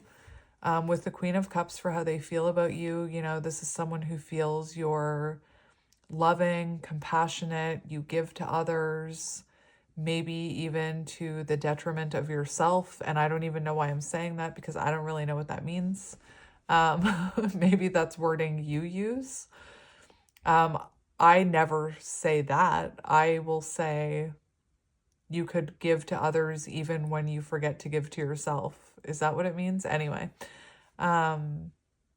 maybe this person or you uses bigger words. I know detriment isn't a giant word, but it came from somewhere. It didn't come from me. This person could see you as a healer with the Queen of Cups, but let's have a look. You could be older than this person, because we had a page and a knight come out for your person. So they could feel, this is how they feel about you. So they could feel very intuitively drawn to you as well with the Queen of Cups. Compassionate, warmth, kindness, intuition, healer, counselor, supportive. This is how they're going to feel about you. They feel you're sensitive. You allow yourself to feel the full spectrum of emotions that make up the human experience. You're caring and supportive. This person wanting to deepen a connection with you. It talks about deepening existing connections. So for some of you, you know,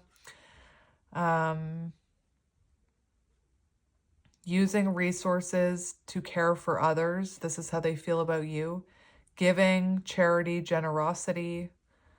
And this is someone with the Queen of Cups. Again, there's an energy of this person trusting their heart when it comes to this. They see you as someone, or they feel that you're someone who stands strong in your truth and light. So that's beautiful. And then we're going to see, we also have the Hermit on the bottom. So for how they feel about you, you know, and the Star, interesting. So maybe they feel like you're their wish come true. Maybe they do feel like you're their guiding light in some way, whether they know you or not. Interesting.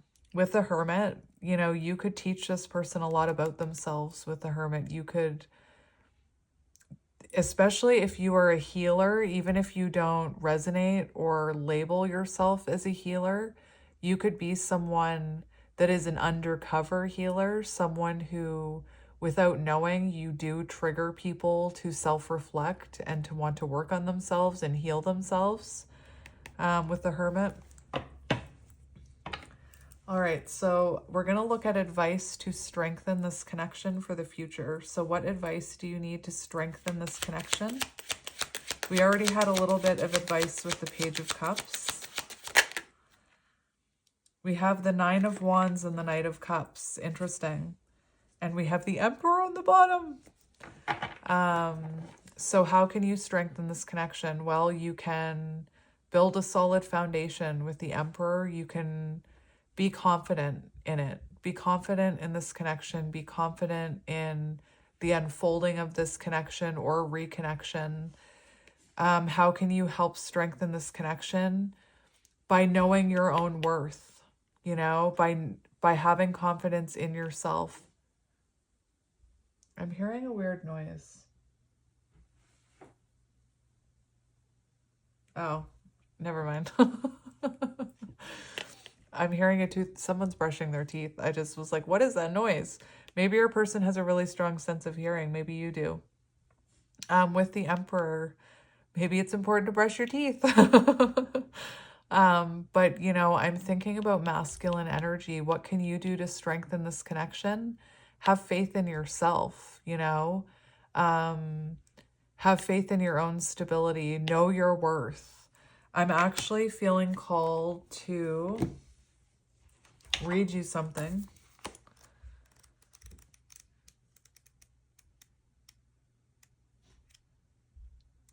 It's funny, I even remember the page it's on. So how can you help support and strengthen this connection? Healing your own divine masculine energy, healing your inner masculine energy, you, which, you know, this is a counterpart card. This is from a counterpart deck that I'm reading.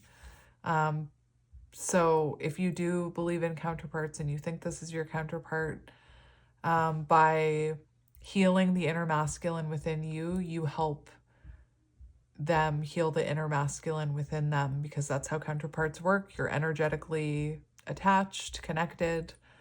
But even if you're not a counterpart, I feel like this advice is good, because we have healing your inner masculine.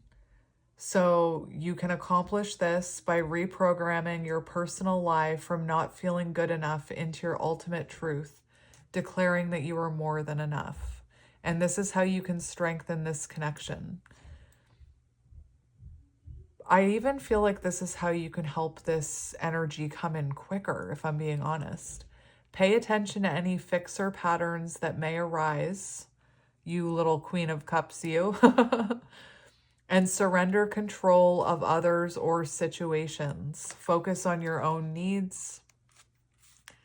This helps you, This helps you own your worth as you transcend the lesser version of yourself and rise above challenges that have prevented your inner masculine from standing in your truth and feeling empowered. So healing your inner masculine, and if you need more, look up like how to heal your inner masculine, or what does a healed inner masculine energy look like? What does a distorted inner masculine energy look like, you know, so that you can understand the energies. And again, there's something about surrendering control of this situation, whoever this is, whether you know them or not. And it also mentions self-limiting beliefs, so stop that. I know it's easier said than done. What can you do to strengthen this connection? 9 of Wands, persevere, persevere, persevere. Work on yourself. 9 of Wands, self-improvement. The more you improve yourself, the stronger you will be for this connection, the stronger you will be within this connection. And, you know, how can you strengthen this connection? Understand that sometimes love does require work. Right before I started this reading, I was watching Love Island, don't judge me. And I love watching the human behavior. And there was this girl and guy who kind of like came together, and you never see them talking about anything. You never see them talking about the future or talking about what they like to do or talking about healing. They're just always kissing each other and like flirting with each other, and there's no depth there. And all of a sudden they're like, I think I love you. I think love should be easy. Love should be easy. It should be easy. There shouldn't be arguments and there shouldn't be obstacles. And they were sitting around talking about how everybody else who was being tested, in my opinion, and let me just say, from all these tests, they were realizing things about themselves. They were saying that's not love if it's difficult.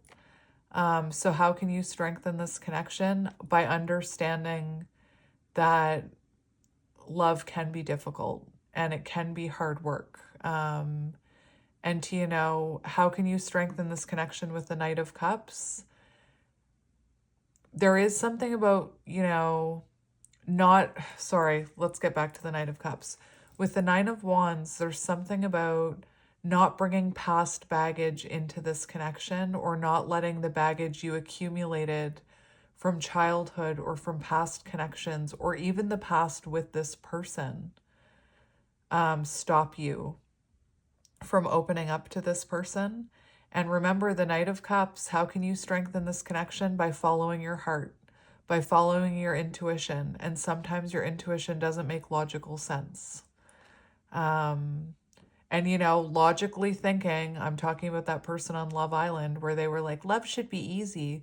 They had barely scratched the surface with each other, and they were declaring, like, they didn't even, they knew nothing about each other, just that they liked the way it felt when they kissed and did sexual things in bed. I don't know where my point was going with that one, but logically, sure, logically, love should be easy. Love, you know, love shouldn't be hard, logically speaking, but that's not reality. And, you know, I'm sorry for the length of this reading, but I read a lot of books about healing. And one thing that it talks about in all of those books is that relationships aren't meant to be easy. They're meant to help you grow and evolve. Anyway, so that is the advice on how to strengthen this connection. Maybe, you know, adding some romance with the Knight of Cups. The Knight of Cups is a very romantic card. But again, the Knight of Cups is about following your intuition no matter what. It does talk about romance, attraction, flirtation. So, you know, remembering to do like romantic things, or, you know, keeping the spark alive is what I'm hearing. Take it as it resonates. And how can you strengthen this connection? To be vulnerable and express your love to this person.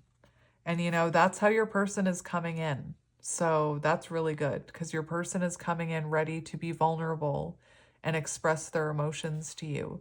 And your advice to strengthen this connection is to open up to them, be vulnerable with them. Although it can feel scary to bare our soul, this bravery will allow for greater intimacy and connection. So that is your advice. And again, we have Emperor on the bottom. Take that however you want to take it.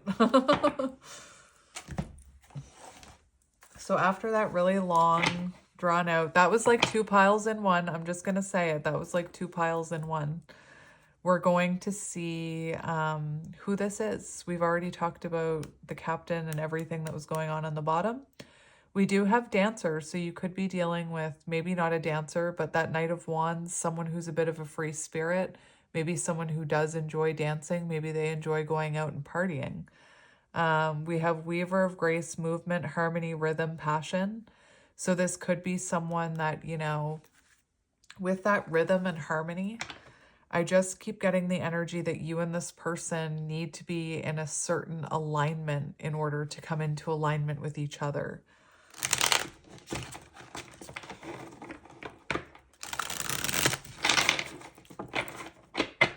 Oh my goodness. We have ninja. Maybe you're going to be with a ninja. Master of Self, Shadow Walker, Bushido. I don't know what that is or how to pronounce it. So interesting with the ninja energy. This could be someone who's done, Shadow Walker makes me think of shadows, like someone who's done a lot of work on their shadows. You know, for confirmation, this could be someone who in the past, I'm seeing the 7 of Swords. So this could have been someone who avoided taking accountability or denied this connection or was a runner, if you know them. I feel like this could be someone who's overcome some things about themselves that maybe in the past, whether you know them or not, they weren't comfortable taking accountability for. We have Driver, and I said I saw UPS go by. Navigator of Journeys, Staring, Safe Passage, Welcome. So this person could be a driver in some sense. Take it as it resonates.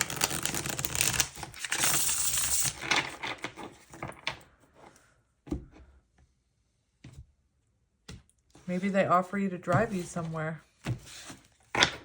And on the bottom, we have journalist, chronicler of stories,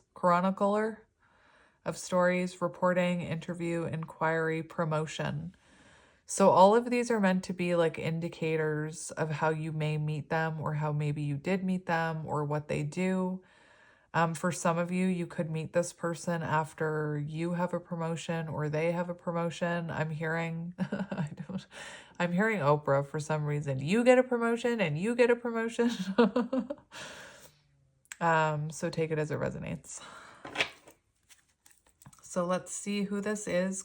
And you may not resonate with all of these, but just take what resonates, leave the rest. We have creator. There's a lot of creator energy in this pile. So you could, what is happening here? Remember that whole thing I went on about the Page of Cups and you? And this person could have inspired or does inspire you to create spiritually. Look at what we have here. Creator and spiritual seeker. I just cannot believe that. And we have betrayal. What did I just say about the ninja? What did I say about the ninja? So for some of you, there could have been deceit, disloyalty, conspiracy, betrayal, broken bonds. So for some of you, there's the confirmation that this could be someone that you did have a broken bond with, you know? Again, if you're manifesting new, take this card and throw it out the window. You don't need it. Leave it here for someone else. Because I know someone's going to resonate with this. So we have betrayal. We have creator, weaver of imagination, Knight of Wands, creativity. Oh, and Page of Cups energy. Creativity, innovation, invention, realization. So take that however it resonates. You could come together with this person when you are creating something in your life. That's kind of what we saw with the Seven of Pentacles. And I talked about that Page of Cups. This could be someone who is creating something that pulls you in energetically. We also have realization. So for some of you, this could be someone where there was betrayal and this person has had, you know, a realization, a spiritual awakening. And I saw a really interesting thing yesterday, and then I bought the book. So once I get the book, I'm going to share with you more. But I saw a book about how if someone is stuck in the 3D, they're actually like, the video that popped up was talking about the frustration that you can feel towards someone who can't take accountability and can't self-reflect and look at their shadows. And it was a book about limiting beliefs and healing. Again, I've ordered it. And I'm going to probably read it to my soul tribe here on YouTube.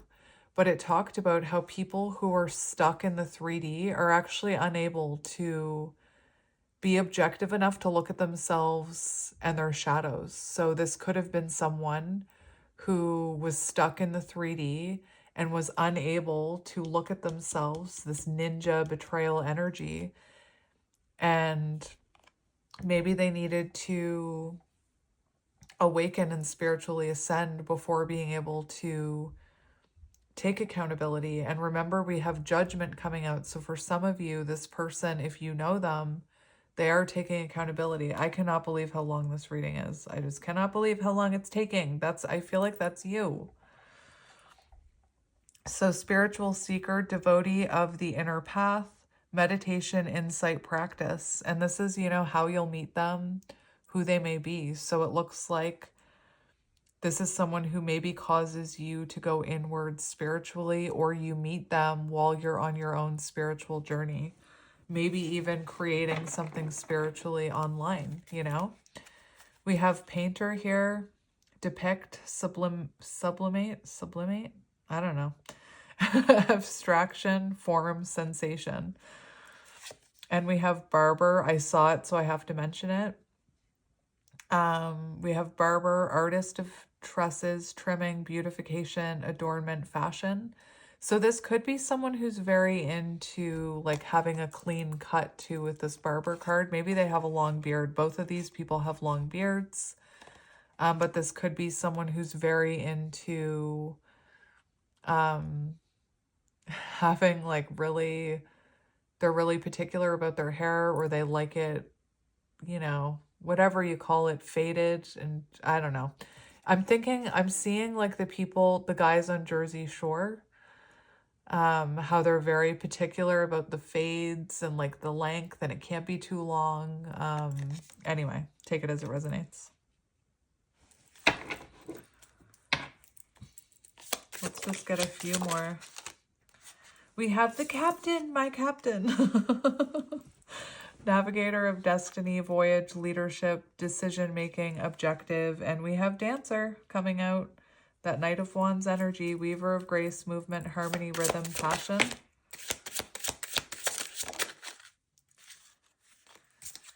We have father, family, patriarch, guardian, paternal authority, ancestral passage. So this could be someone who is a father figure to others. This could be someone who has children, who is a father.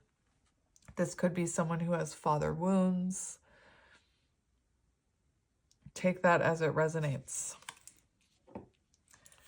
And we have swindler, master of deception, hypocrisy, disguise, conspiracy, and it's coming right over there by betrayal. Interesting.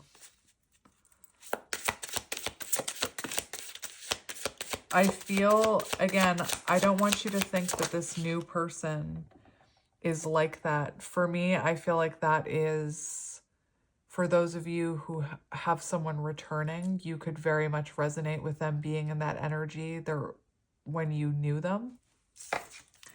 We have elder, wisdom bearer, experience, tradition, kindness, health. So it does feel like if you did know them when they were in that energy, this is someone who's grown and evolved. And we have lover, love, romance, reproduction, infinity. And you did have the lovers come out. And look, we have vendor. And remember I mentioned the coffee person? Merchant, retailer, individual, entrepreneur. I said it, entrepreneur.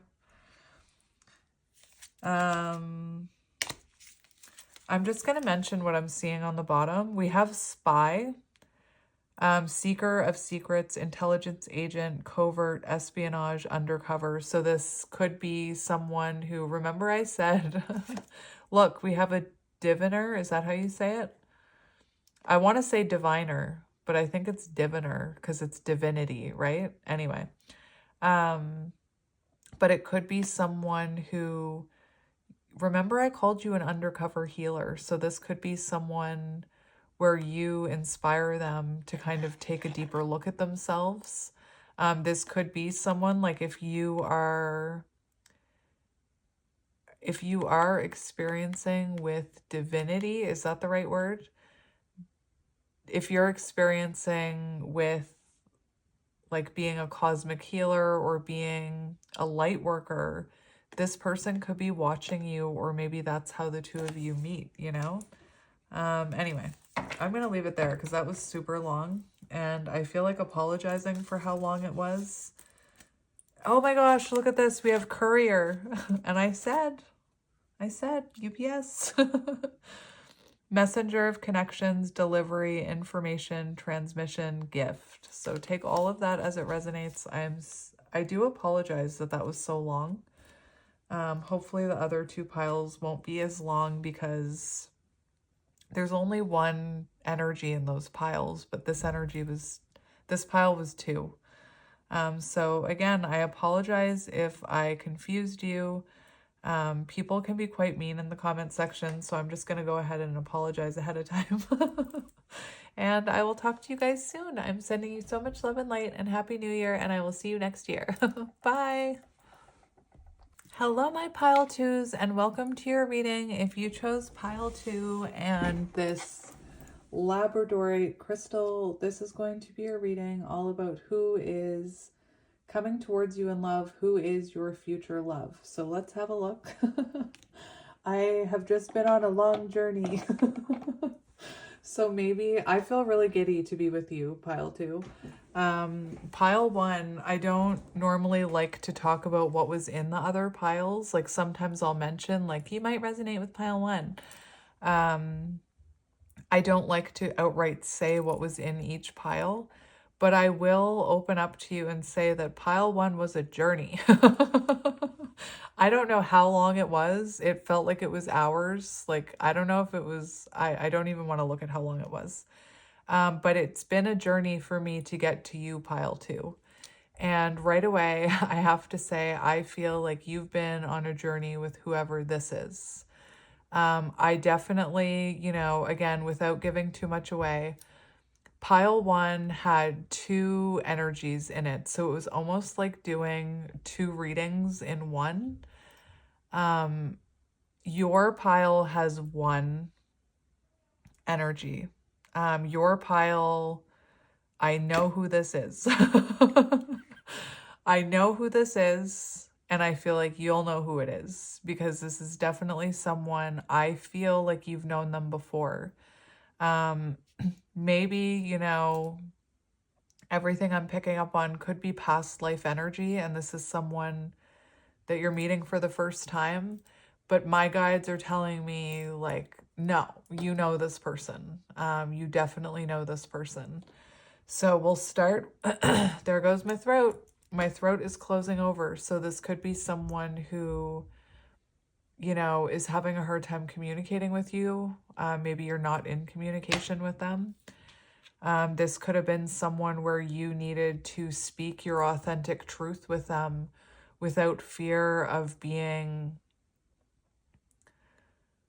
I'm hearing discarded, and they could have discarded you anyway. And I hate even saying that word. You know, this could have been someone where you needed to, again, speak your truth, even though by speaking your truth, you might have been afraid that this person would leave you or push you away, and perhaps they did.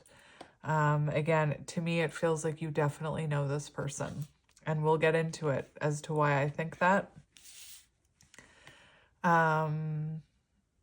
So let's just jump right in. Like I said, I've been on a long journey and I feel like you've been on a long journey, a very long journey.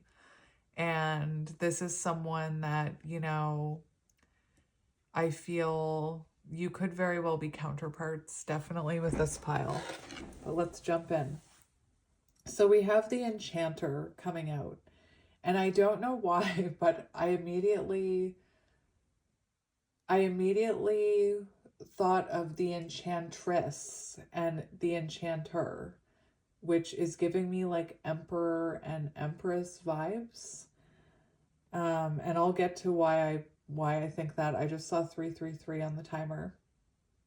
So this did come out in reverse, very clearly in reverse. So, and it says deception and trickery. So this could have been someone who, you know, 7 of Swords do. This could have been someone who deceived you, or someone who denied taking accountability, or someone who you felt was manipulating you or using you in some sense. And that's what I meant about my throat closing over. Like, this could have been someone who, you know, you were accepting less than you deserved. And you could have had to, even though you were afraid you would lose this person, maybe you had to speak up about that with this card. So I believe this was on page 70 something. 71, was it? Oh, 71, dang. It talks about a flash of a flame. So I didn't even read that part. It talks about flashing flames. So for some of you, you could really resonate with being counterparts. And here is the reversal meaning. I'm just going to read the meaning right to you. The Enchanter reversed addresses the repairing of a relationship after deception comes to light. So that's what I mean. You could have called something out in this person, some sort of Seven of Swords behavior. Maybe this person deceived you and it came to light. Maybe this person did something to you that, you know, has been hard to overcome or hard to get over. Interesting. You or someone you know may have had the truth of their deceit revealed willingly or not. So again, you could have called this person out or shone a light on their shadows, losing them the trust of others. So this person could have lost your trust. Now is a chance to work together to reach a state of reconciliation. Like, that is so clear about who this is. Thank you for being clear with me, pile 2. It's so clear who this is. So you should know if you're resonating with this right away. Like, this could have been someone who you felt manipulated by or who you felt deceived by. I've already mentioned some of the other things. This could have been someone where you brought to light what you saw as a shadow in them and they could have pushed you away or denied that. This could have been someone who ghosted you, denied the connection they felt with you. And I feel like you have a way with this person. I feel like maybe this enchanter, I don't know why I said enchanter, like this person is some sort of mythical creature. But with this enchanter, there we go. You could have been dealing with, you know, I'm seeing the Magician in reverse right now. So let's just see what the Magician in the reverse says. Like, this person, why am I hearing the Magician in reverse? Like, this person, it says manipulation, cunning, trickery, illusion, deception. And clearly this is a person who needed to implement some changes, but with the enchanter, and I was hearing the enchantress, I feel like you were the one that was meant to point this out to this person. And some of you know what I'm about to say. I'm about to quote Beauty and the Beast. She's the one who has come to break the spell. It does say romantic illusion. So this person,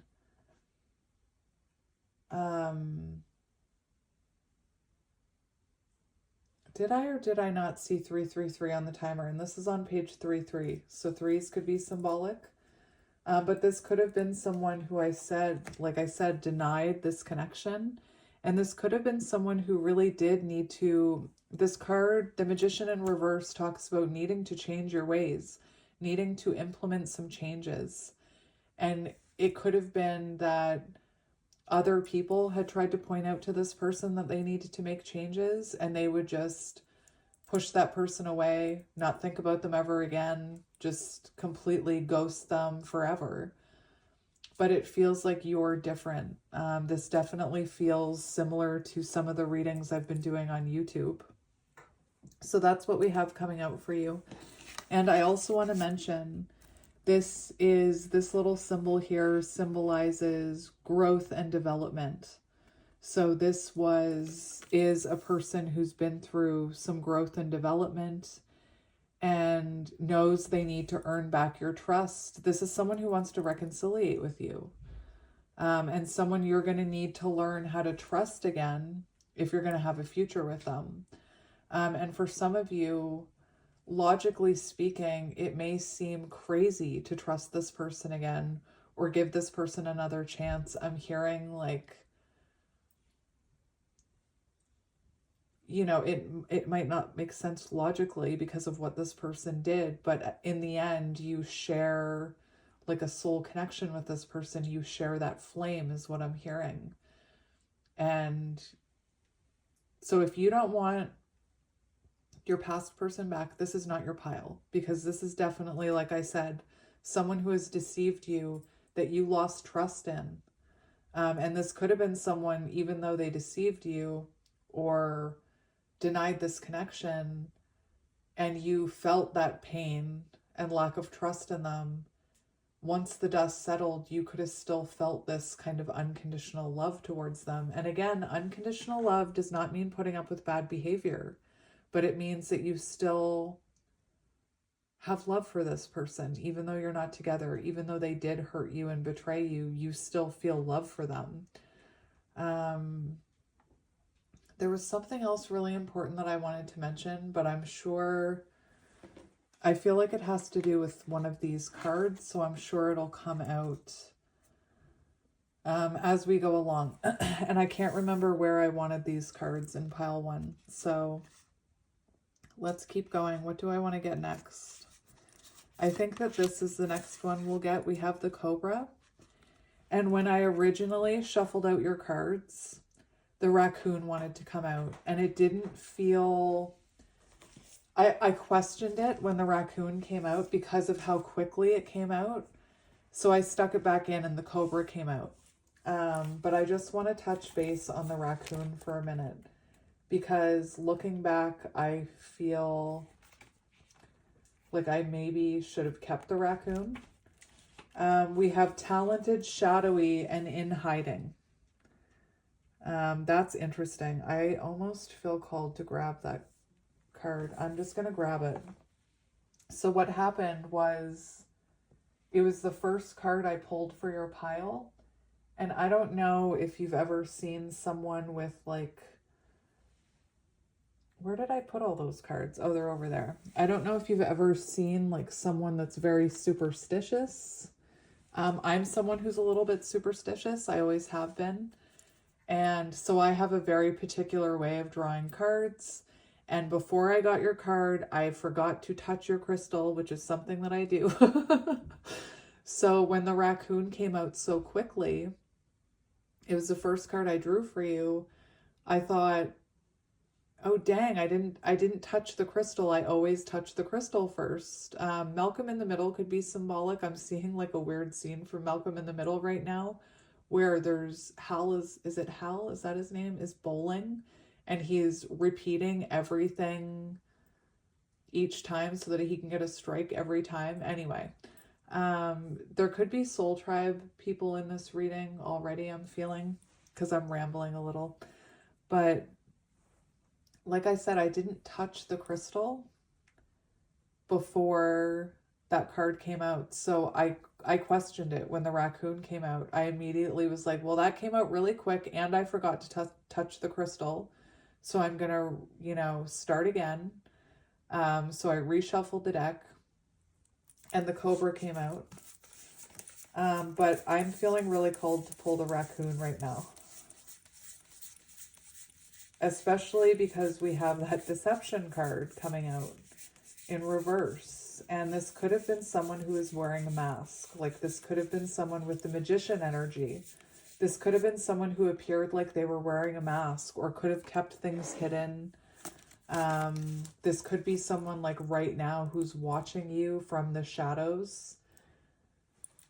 I'm having chills as I'm saying that. So that's kind of, my confirmation of my confirmation from my guides that I'm getting something right. So you get 2 cards, pile 2. So we have the raccoon, talented, shadowy, in hiding. So again, this could have been someone who denied this connection, ran from this connection. Maybe when you pointed out, hey, you're stealing garbage, that's not a nice thing to do, they could have been like, what do you mean I'm stealing garbage? F you, get away from me. Like, you know what I mean? I'm talking about a literal raccoon right now, but that's kind of the energy that's coming through.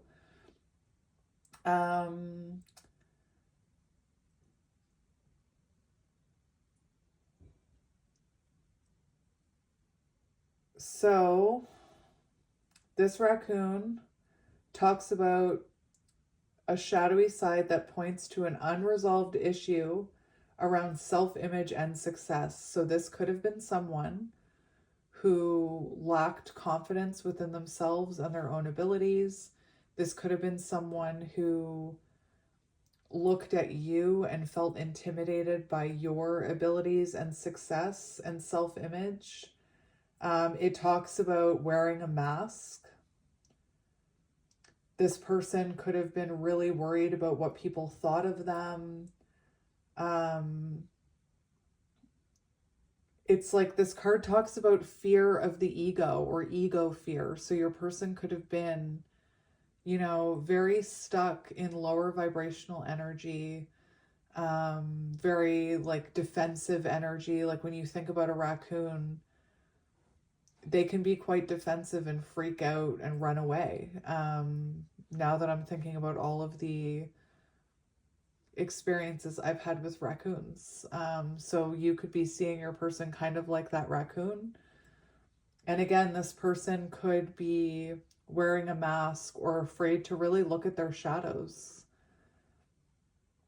Your person could also be some sort of artist, because that is something that's coming through with the raccoon energy.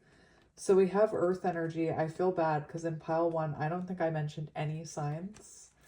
I completely forget to, because usually they're all there. So we have earth signs, Taurus, Virgo, Capricorn. We have the Cobra, which is fire, Aries, Leo, Sagittarius. Now the Cobra is an interesting one, because right away when the Cobra came out, I thought this could have been someone that had like very strong defenses. They could have, got very defensive if you tried to bring something up or talk to them about their own shadows. Or maybe, you knew this person was deceiving you or denying you. And when you brought it up, they were like, I don't know what you're talking about. You're the one that's crazy, or whatever they said. Someone who became very defensive and maybe even hurt you or stung you.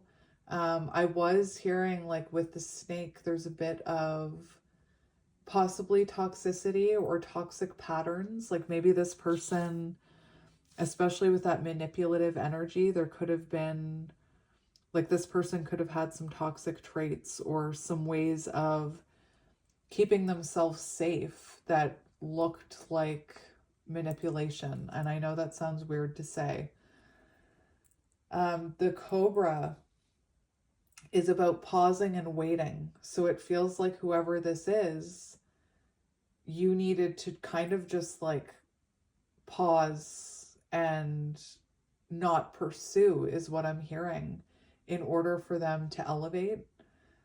You could have taught this person a lot about themselves with the Cobra and the raccoon here. Like you could have brought some of this person's shadows to their awareness, and then in separation they could have spent a lot of time reflecting about these shadows. This could also be someone watching you and learning from you. So like maybe you're posting things online. Look at this nice ray of sun that's coming in. You could be someone that's trying to help others and posting things online, or maybe you're some kind of public speaker. Maybe, whatever you learned in this connection, you went on to help others with or educate others with, however that's resonating. And I feel like this person may be learning a lot from you from just watching you. The other thing I was hearing is if you're counterparts, energetically, this person, as you heal and work on yourself, this person is benefiting from that energy, from the shadows, like from not being in contact with you. They're still benefiting from this energy. This person could have been someone who is quite egoic. Like there's a lot of ego with the Cobra and the raccoon. So this could have been someone who did act from a place of ego, react from a place of ego. They could have been very much in their pride, this person. And they could have felt like, they knew everything. They knew everything about themselves. They knew everything about this situation. And like I said, when you tried to talk to this person, they may have pushed you away or told you that you didn't know what you were talking about. When in reality, I think that you were seeing through them. I think that you were seeing through the veil, is what I'm hearing. It's interesting because the Cobra card says, when the student is ready, the teacher appears.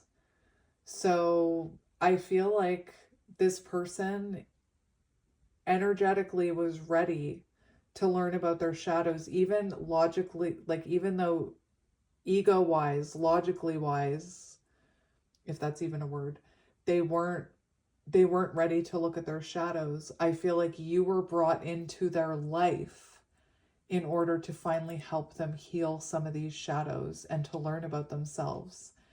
And I feel like in some sense they were ready, even though, again, their muggle self, their 3D self wasn't ready.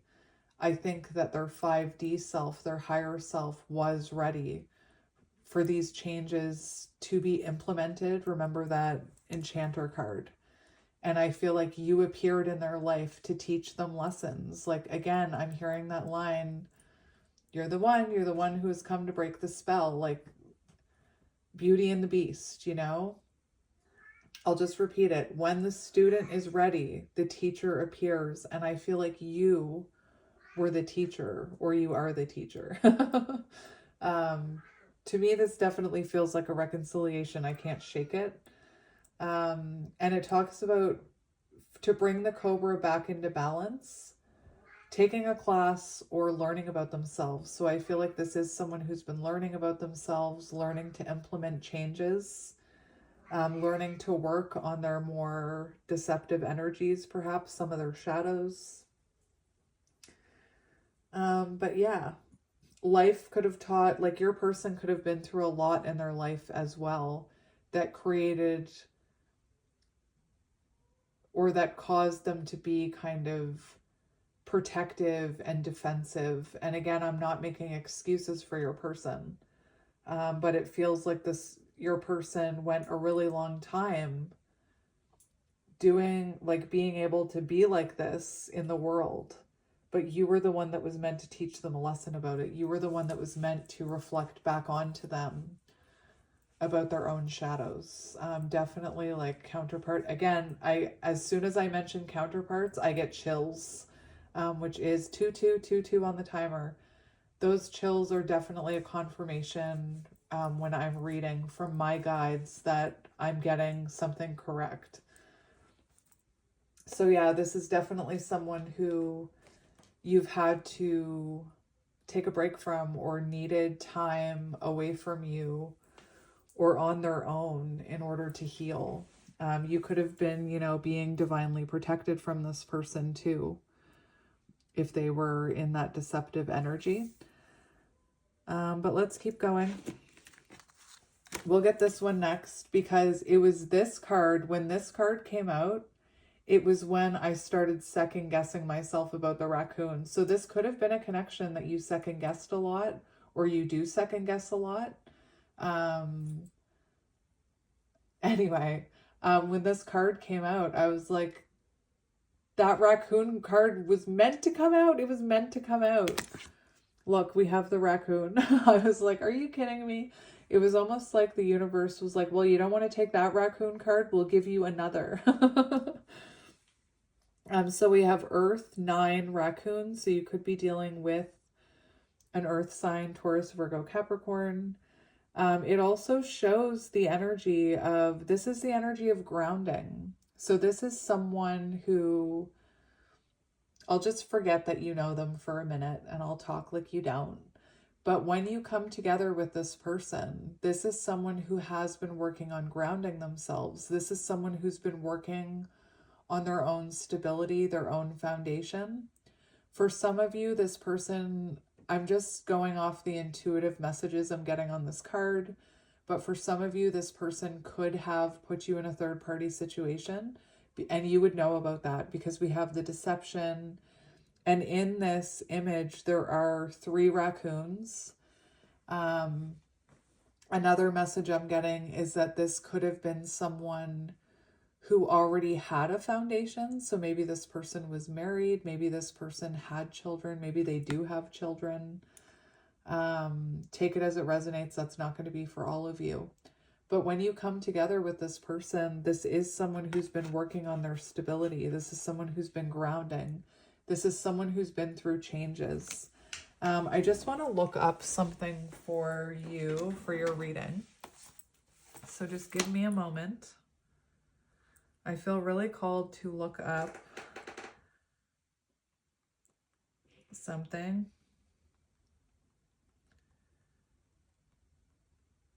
It's funny, if you ever find my iPad or my phone and you look in my search history, it's all song lyrics and spiritual meanings of things.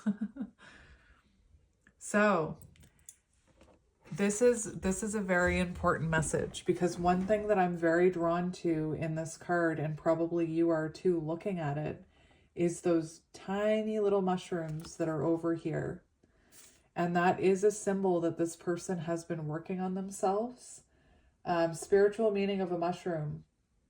They're associated with spiritual growth, enlightenment, and rebirth. The mushroom's life cycle, with its ability to emerge from darkness and decay, and remember the raccoon sitting in darkness, represents a cyclical nature of life, death, and transformation.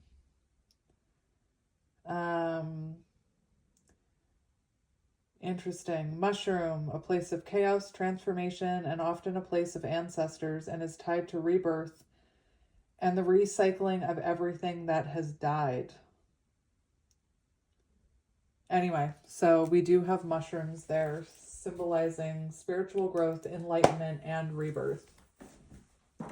So I do feel like whoever this is has been, I just need to shut this a little, has been working on themselves, has been going through, they're coming out of their shell, they're coming out of their darkness, they're not lurking in the shadows. And you see this little raccoon, raccoons are so stinking cute. Oh, there's mushrooms here too. Working on, the stability here, working on its foundation. And it's kind of like, what are you doing? Like, don't interrupt me. I'm working on myself. Anyway, I think that is beautiful. And it does show that this person has been grounding and healing and kind of coming out of their, I don't want to say coming out of their shell, but like the mask is falling is what I'm hearing. So take that as it resonates. Like I said, I laughed when that raccoon card came out. It was like, okay, Spirit, I get it. I was supposed to take the raccoon card. So I'm not sure where that's going to go yet. So they'll just hang out there for now. So let's keep looking at who this is. What order do I want to do this in? I don't know what order these are in, so we'll just go for it. Oh yes, we have the Emperor and the Pelican. For some of you, I did mention, like, maybe you will resonate with pile one, because I did mention pile one and that I felt like I had been on a long journey. And one of the cards that pile one had, it wasn't the Emperor, but it did show this pelican.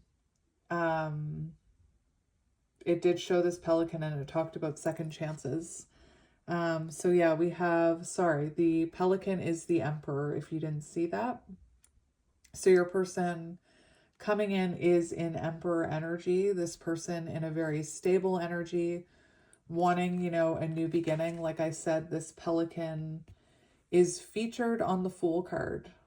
So this person on the Fool card, it's actually just sitting there, not making a move. But in this image, this pelican is ready to take flight. It's ready to face the risks. On the other card that I'm talking about, I might as well just show it to you.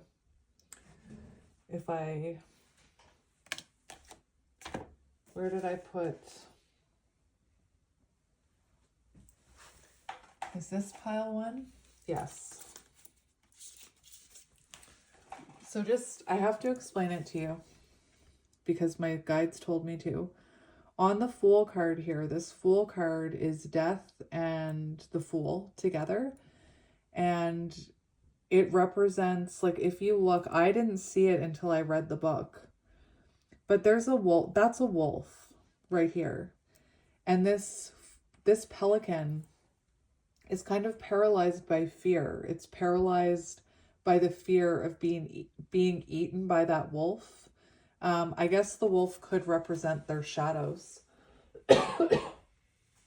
So you could have been dealing with someone who was, you know, afraid to face their shadows, afraid to let go of the past version of themselves. But you can see in your card, this pelican is ready to take flight. This pelican is holding a wand and is ready to take action, even if it's afraid of its shadows, even if it's afraid of this transformation. So it definitely feels like your person, you know, has transformed and wants to take action. They're coming in very stable energy with the Emperor, because this energy is the energy they'll be in when you reunite or come together. Take that as it resonates. I just want to look at, I have all the books everywhere. I just want to look at the Emperor. Oh, and I forgot to mention the thing that was the most crazy, and it killed me not to keep it. It killed me not to keep it. But on the bottom of the deck, when I shuffled out this Emperor, on the bottom of the deck, the Empress was there. And I almost, like, I wanted to keep it, but I needed to keep that card available if it came out for pile 3. You know, I drew a boundary and I said only one card. I'm already breaking that boundary. And the fact that I'm saying all of this, again, I don't believe in accidents. I feel like this is someone you needed to stand in your power with. This is someone that perhaps you needed to put up a boundary with. Anyway, we have the Emperor, so someone who thrives on structure and control. The Pelican grants access to the spirit plane, but only to the souls who have done the work to get there. So I feel like your person has done the work to get back to you, is what I'm hearing. Maybe this person has been being kept from you spiritually. I'm hearing divine intervention until they made the changes they needed to make and implemented those changes they needed to implement. We also have focused growth. So this is someone very focused on growing, evolving, and building a solid foundation. Focused growth, but also maintaining their softness.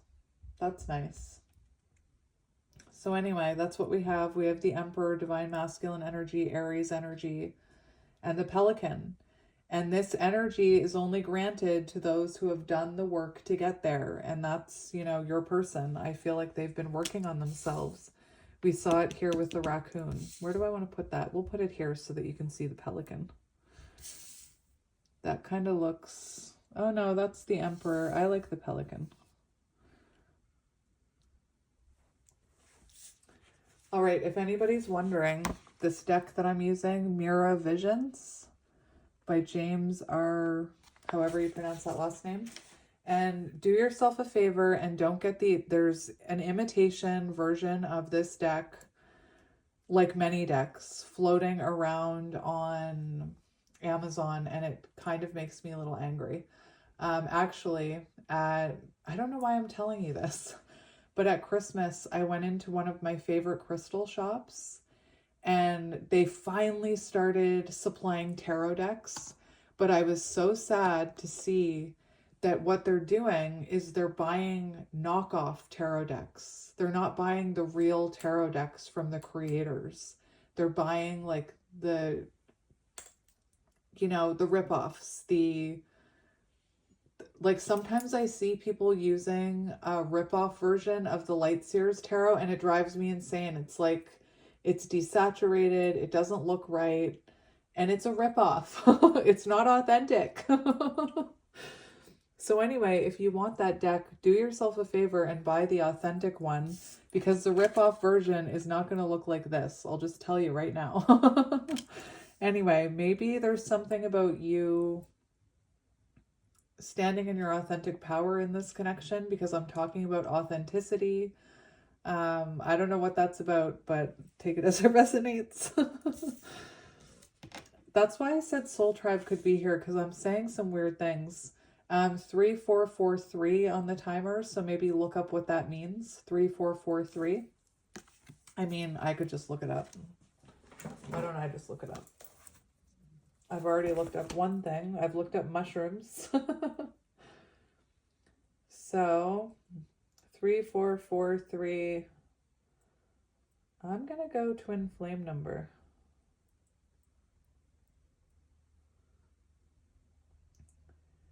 Three, 443 symbolizes the balance between creativity and stability. 3443, the love and protection of angels. 3443 symbolizes a period of growth, asking you to stay dedicated to your goals while remaining patient as things unfold. So there you go. That's your advice, I guess.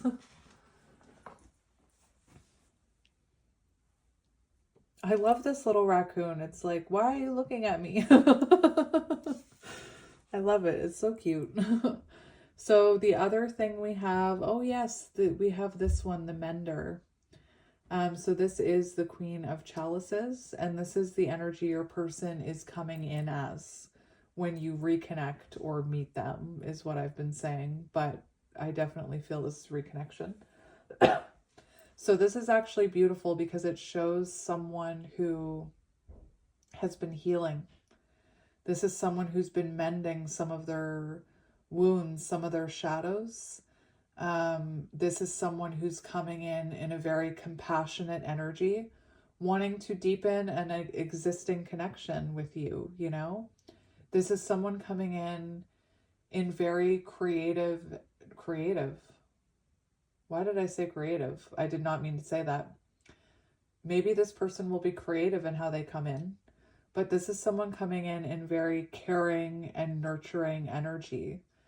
And I'm going to be honest, my throat is closing over.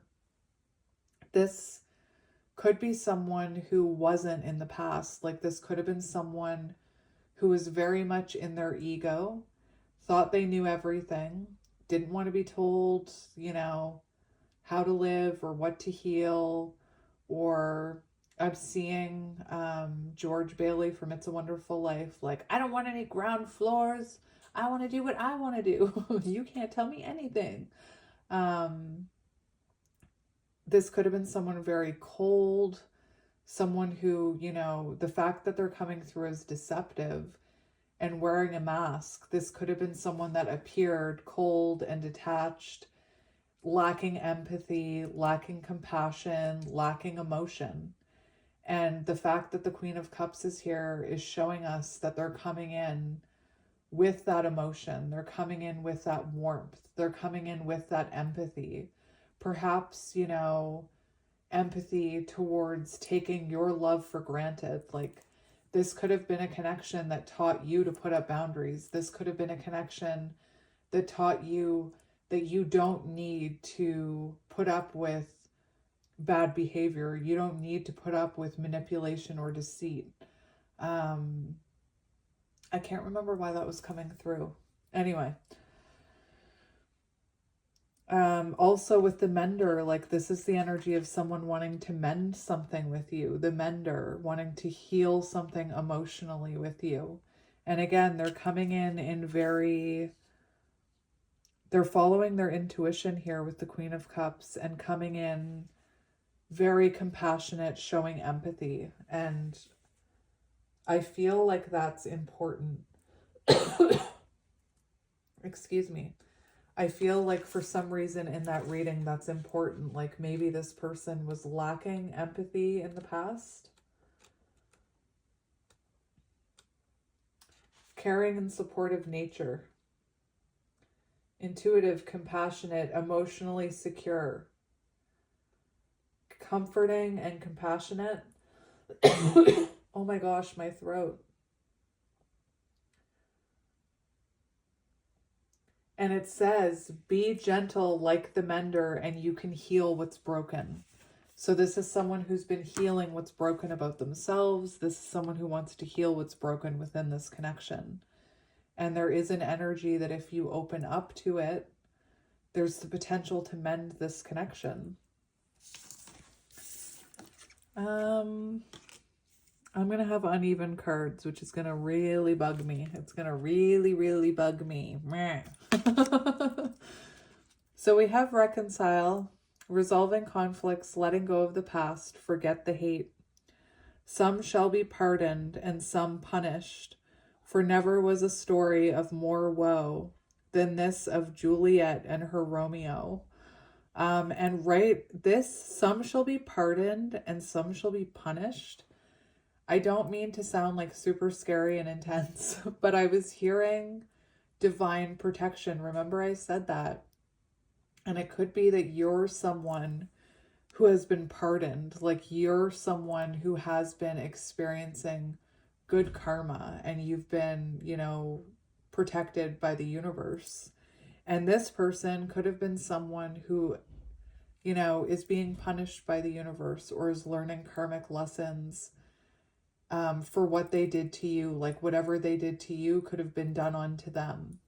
And maybe you resonate with the energy of Romeo and Juliet. Romeo and Juliet, I don't know nearly enough about them as I should. I said to pile one, like, I can barely handle like basic human English and communication because I'm dyslexic. So when we did Shakespeare in high school, I was lost. Like I was so lost. I didn't understand any of it. And then I was someone who never wanted to watch like the Leonardo DiCaprio and Claire Danes Romeo and Juliet. I don't know why. I think I watched it once. I think I found it very sad. But when you think about Romeo and Juliet, like everybody was against their connection. There were blockages. They came from, different gangs or whatever. So you could resonate with that energy of Romeo and Juliet. You could resonate with, for never was a story of more woe than this of Juliet and her Romeo. So you could really resonate with that. Anyway. Oh no, it's not going to be even and it's going to bother me. So for the last card, we have the cheese fries. And the cheese fries, this is who this is. Like it's supposed to represent the energy. And this card talks about rewarding yourself. So the reward at the end of a long journey. And if you look, I didn't even realize this when I first pulled this card, but if you look, there's a giant staircase behind these cheese fries. And the staircase is giving me Hierophant energy, especially with the eye. So this could have been a very long journey. And remember how I said when I entered this reading, I was like, I've come from a long journey, my friends. So you could resonate with this feeling like a very long journey. Maybe it's felt like an uphill battle. Maybe this connection, this person was instrumental on your path to enlightenment. Maybe it's taken your person a long time to reach this enlightenment, remember the mushroom, enlightenment, rebirth. And this card is about rewarding yourself at the end of a long journey with yummy cheese fries. Let me just look at the card to make sure there's nothing else on there I wanted to mention. It's also card 21, which is world card energy. So completion, the reward at the end of a long cycle, I'm hearing. The start of a new cycle. It also even, listen, it mentions the cheese on this having yellow dye number 5, which number 5 is Hierophant energy. And remember I said the staircase to enlightenment was giving me Hierophant energy. You've been so hard on yourself and it's okay to indulge right now. You deserve the fries and the cheese on top. Put your cares aside, relax, and surrender to gluttony. So it's like, this feels like the reward at the end of a long journey. It feels like, it's going to be safe to surrender to this person. And it definitely, and I'm sure a lot of you agree with me, this is definitely feeling like a past person with all this energy. Anyway, I'm going to leave the kids. No, not the kids. The cards. What the heck? Why did I say that? For some of you, your person could be, like, I know this is a really weird message, but for some of you, your person could actually be someone who does have children. And like, I was thinking about Romeo and Juliet, like maybe twin flames always have differences between them. Like for some of you, the fact that I just said, I'm going to leave the kids, I want to make something clear. You don't, it's not about leaving the children. It's about following your intuition and trusting your heart.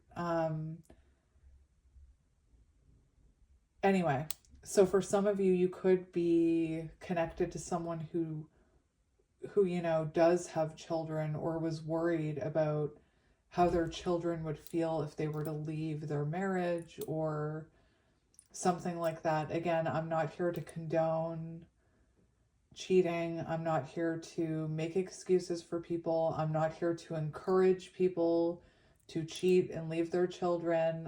The backlash I get is just ridiculous. But I'm also here, I'm not here to judge you. I'm not here to make you feel bad because you have a soul contract with someone that you didn't freaking choose. Like, you know what I mean?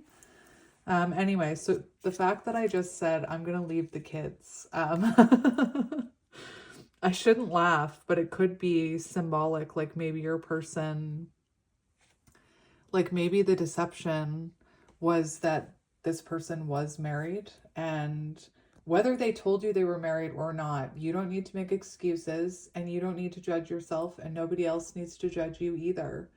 But maybe one of the things this person was afraid of was, you know, being honest about their current situation. Anyway, I won't be surprised if I see in the comment section that for some of you, this person is married. What I was going to say is I'm just going to leave the cards like this. But I said I'm going to leave the kids. So there you go. So let's get you some tarot, my friends. I feel like your reading is already quicker. Even though it's like, it's 50 minutes into this reading right now, it already feels like it's not as long as pile one. Again, I didn't dare look at how long pile one took. But yeah, so let's get you some tarot. So I do feel a lot of counterpart energy in this reading. And I did mention the Light Seers, so I think that's the deck I'm going to choose for you. The Light Seers Tarot was like the deck that I used when I was going through what I now know was a twin flame journey. It's not the deck that I used for myself because I've retired my deck and I bought a new one to use on my channel. But we're going to use the Light Seers Tarot. I'm feeling the Light Seers Tarot for you. I also talked about imitations. Maybe that has something to do with this reading as well. Like, I don't know, maybe your person thought that they could find this with someone else, like a karmic. You know, this person could have taken you for granted with the Four of Cups. What's really interesting about this Four of Cups is, you know, this feminine looking person looks very unhappy with the situation. And then all of a sudden, out of nowhere, there's this cup, there's this hand and a cup full of rainbow magic, you know? Knight of Pentacles, interesting. So this could have been someone very slow to come in, or this is someone who's slow to come back in. This person could have, you know, really taken you for granted with the Four of Cups. With the Knight of Pentacles, this could have been someone that, you know, did have a fear of commitment or neglected this connection. You know, you could have felt neglected by this person. Interesting. What are you? We have the Eight of Cups, so it feels like, you know, for some of you, one of you could have had to walk away from something in order to be together with the Eight of Cups. Like maybe your person has to walk away from a marriage or a foundation that's already built. Maybe you needed to walk away from this person in order for this person to transform and evolve. It definitely looks like the two of you need to leave behind the past versions of yourselves here. But let's see, I have questions that we're going to ask. Even though like I already feel like I know this is a reconnection. We do have the World here, so the cheese fries is also world energy. So there could have been some sort of cycle that was playing out, or repeating, or this person could have been repeating the same cycle with multiple people in their life, but you were the one that like broke that cycle. You could have met this person online. You could be at a distance from this person. You could be emotionally distant from this person right now. And we have, look at that. We have death and rebirth and justice. And we talked about karma. We talked about that some shall be pardoned and some shall be punished. And ultimately that karmic justice, those karmic lessons are meant to teach us lessons and meant to transform us, you know, with this rebirth card. I also pulled out that Death and Fool card for you from pile 1, so that's super interesting. I think that after this ended, your person learned some type of karmic lesson. And, you know, it does feel like they're coming in a more transformed energy, wanting to make things right with justice. And, you know, again, karma, if this person wronged you, then they would receive karma for that, especially if you're a divine counterpart. We have the Two of Swords. So for some of you, very stagnant energy with the Two of Swords. This could have been someone who did, you know, was afraid to make a decision, like to leave another situation to be with you. This could have been someone who chose someone else over you with the Two of Swords. And we have the Five of Pentacles.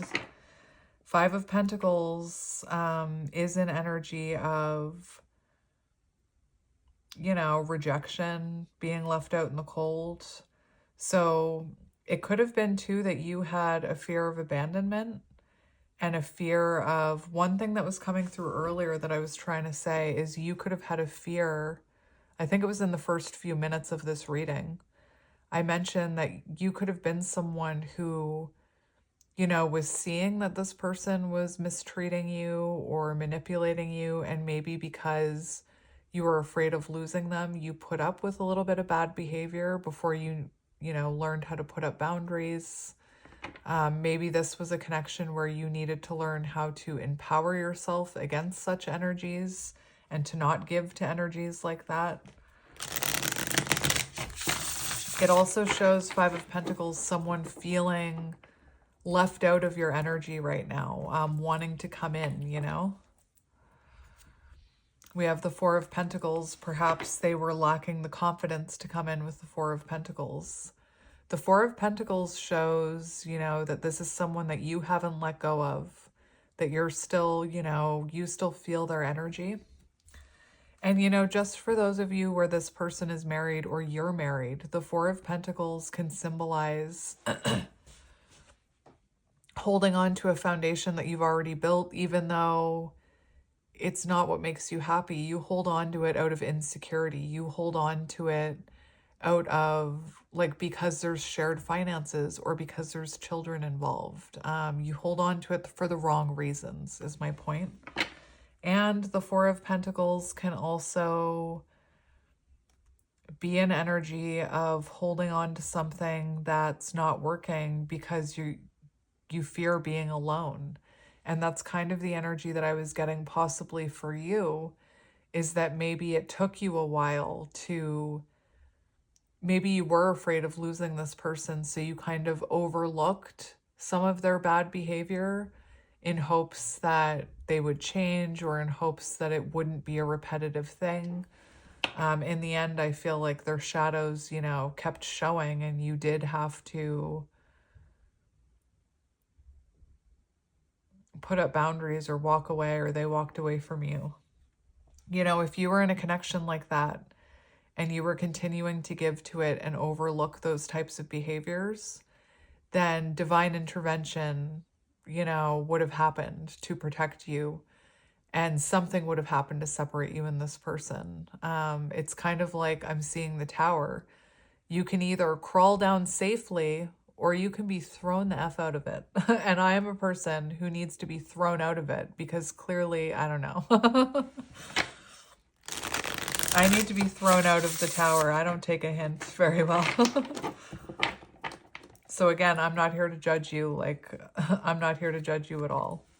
And we have the Ace of Wands, which shows, you know, it does show an awakening here. It shows third eye opening. I'm seeing a card, my third eye can never forget. Wait, my intuition can never forget what my third eye has seen, or something like that. Interesting. So you could have inspired this person's awakening. You could have they could have inspired an awakening within you. I'm going to stop shuffling now.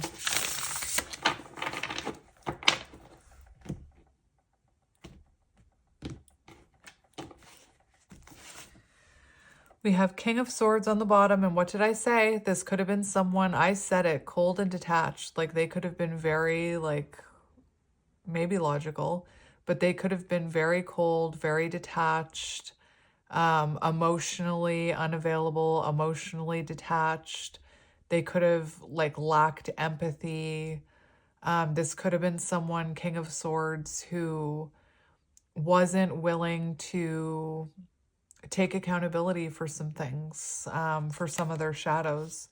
And we have Three of Wands here, so we have progression, we have movement forward with this person. And the King of Swords shows someone, you know, who has been through a rebirth. With the bat, we have mountains in the background, so this is someone who is overcoming obstacles, tapping into their higher wisdom. With the owl, the dragonfly symbolizes change and healing and things coming to light. So it does feel like this is someone who wants to communicate with you that they have been making these changes, that they have been working on themselves, that they do, you know, see a future with you with the Three of Wands. And it feels like this is someone who's actually moving towards you with the Three of Wands. But let's see, truth and clarity and honesty with the King of Swords. So you could be dealing with an air sign. We also have Earth, Taurus, Virgo, Capricorn. We do have water, Cancer, Scorpio, Pisces. We have Aries, Aries, Leo, Sagittarius as well. So take it as it resonates. So we're going to see what your energy is when this person, when you connect with this person. So let's look at what your energy will be when you connect. I don't know why, but I just heard let's get it on. Oh my gosh, I don't know why I heard that. I was like, what's your energy? And I heard let's get it on. I don't know why I'm hearing that. Maybe that's why. We do have the Six of Wands showing that you're in a very, when this person connects with you, reconnects with you, that you are in a very magnetic, attractive energy with the Six of Wands. It's no wonder I heard let's get it on. Like, and we have the Magician. So I do feel like you're in very magnetic energy when you and this person connect. And I feel like they're going to be, you know, very physically attracted to you, very magnetically attracted to you. You're going to be feeling like maybe you've just accomplished something. You could be experiencing some level of success in your life. Maybe you've started an online something with the Six of Wands. Maybe you're sharing your voice with others. My throat, I'm actually having a really hard time with my throat chakra in this reading. It shows you kind of getting public recognition or being noticed by others. And with the Magician, it shows you implementing changes in your life. And it's funny because when you think about how mirroring works with counterparts, that's exactly what your person needs to do. And that's the energy that you're in when you connect. So you're someone who's making things happen. You're elevating your life. You're using your, you're working on all your elements. You're using your power for good. You're using your power to help people. Attracting attention, looking very attractive, possibly in glow up energy, possibly in Queen of Wands energy. Let's just confirm.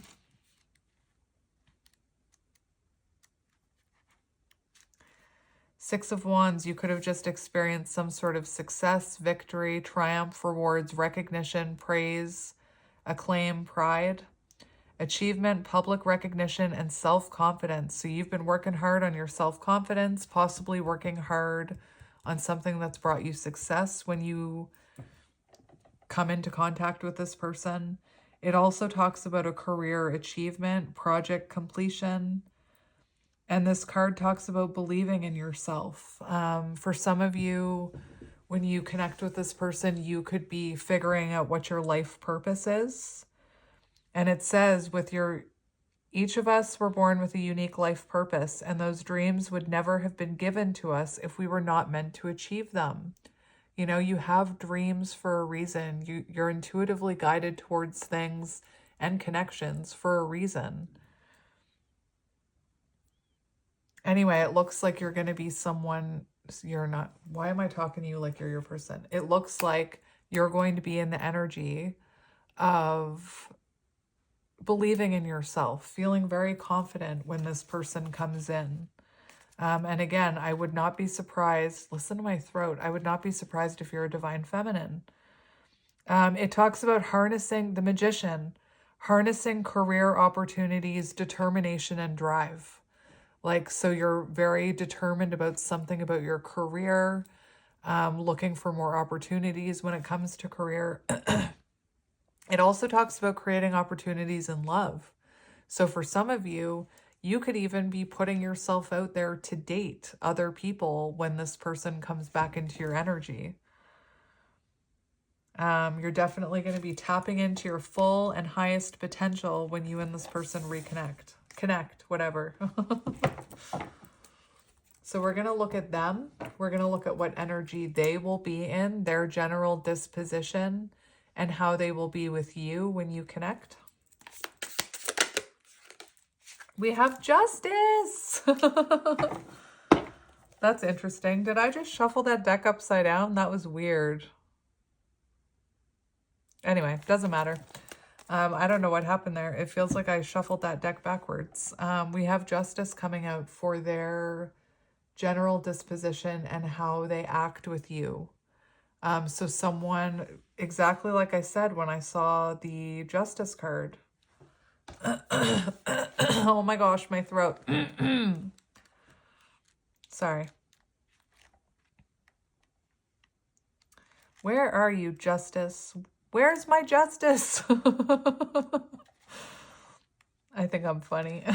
Not really.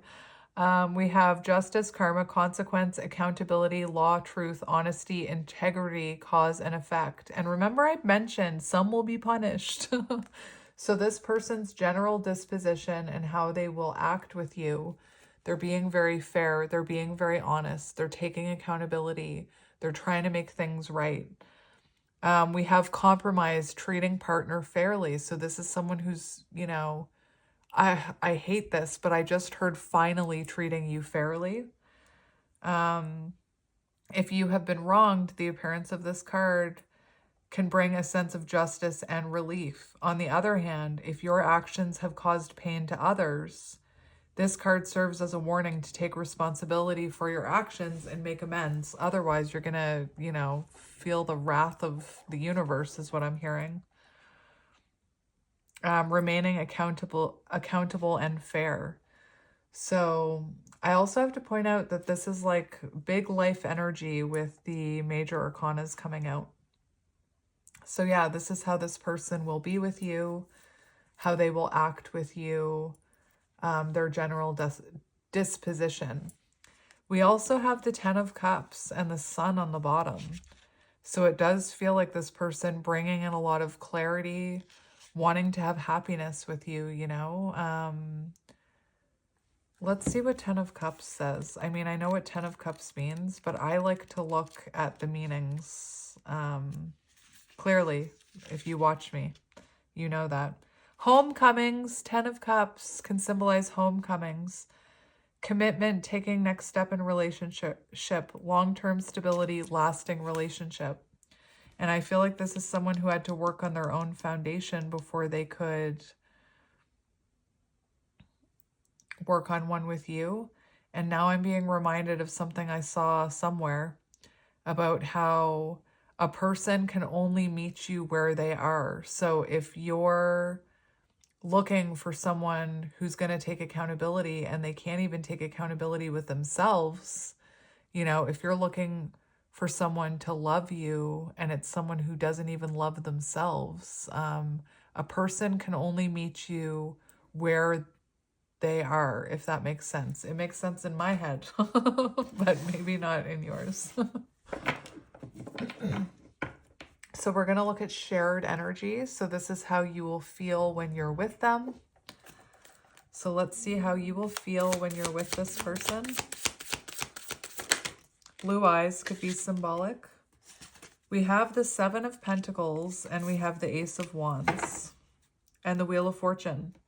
So how are you going to feel when you're with them? You're going to feel like there's been a turning point. You're going to feel like there has been change, that this person has implemented those changes that they need to make. Ace of Wands shows that you're going to feel excited and inspired and like you have a renewed sense of hope. There's going to be, you know, flirtation and passion. And remember, I heard let's get it on. And the Ace of Wands can sometimes... Anyway, I'm not going to go there. The Ace of Wands can sometimes represent just that. It's interesting with the Seven of Pentacles and the Ace of Wands. For some of you, I know this is so strange, but you may want to... I'm not saying this is what you should do. I'm reading the energy. For some of you, you're going to wait to become sexually close with this person until this feels more stable. And I'm not telling you that's what you have to do. I'm telling you that's what I'm seeing in the cards, because the Seven of Pentacles and the Ace of Wands and the fact that I'm giggling about let's get it on, for some of you, you may wait to get it on until you know that this person has made those changes. Again, I'm not telling you what you have to do. I'm reading the energy of what I'm seeing. So how you're going to feel when you're with them. Like there has been change. There's been a turning point. It does feel a little like fate with the Wheel of Fortune. And it says you're going to feel like this person has made changes. They're going to have made changes on how they show up in relationships. You're going to be navigating those changes. So it's almost like this is going to feel a little brand new, and making adjustments. Rapid change brings new opportunities, Wheel of Fortune. So there has been a lot of change within this connection that's going to bring new opportunities. And you're also going to feel like your hard work has been rewarded at the end of this long journey with the Seven of Pentacles. The Seven of Pentacles talks about harvest, rewards, results, growth, progress, perseverance, patience, and planning. And it talks about putting work into love. So you're going to see that this person wants to put effort into this connection. And again, Ace of Wands, feeling very inspired, feeling... Why? I just heard turned on, and that's not what I wanted to say. There's someone very sexual here in my ear. Excitement and passion in love, flirtation, romance, attraction. I don't know. Maybe it's your person that I'm hearing. Somebody wants to get it on though. Oh my good, oh my gosh. Did you see that?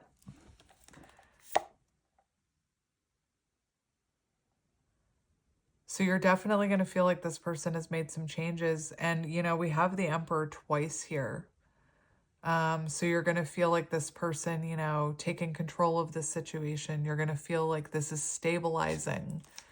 I actually want to look at the Emperor in love.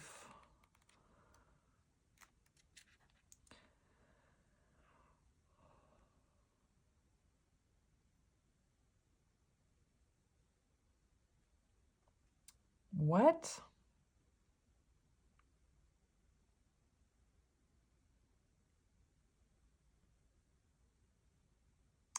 There's something very strange here about a loss of a partner's sensuality. So for some of you, I feel like you are going to put up a boundary and be like, you're not allowed to have that part of me until you can show me that you've changed and that you're stable. Anyway, it looks like this person coming in Emperor energy, this is how you will feel. You know, you're going to feel that Emperor energy.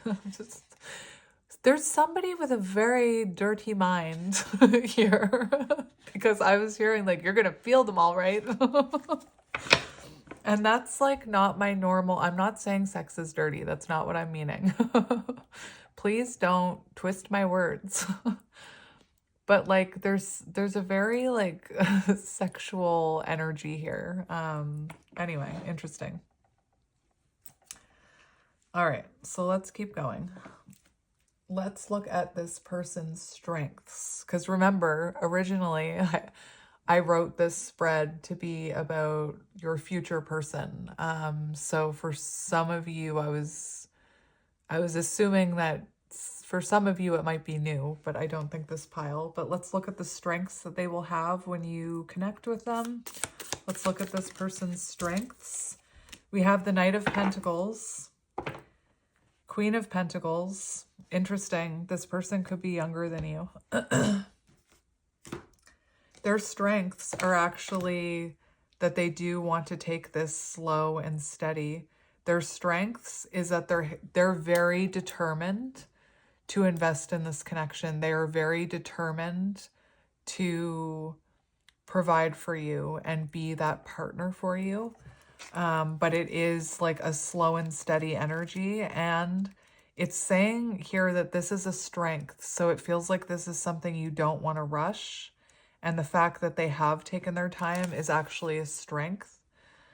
Their strengths, they're going to be practical, reliable, efficient, stoic, slow and steady, hardworking, committed, patient, conservative. Hard work, methodological, methodological?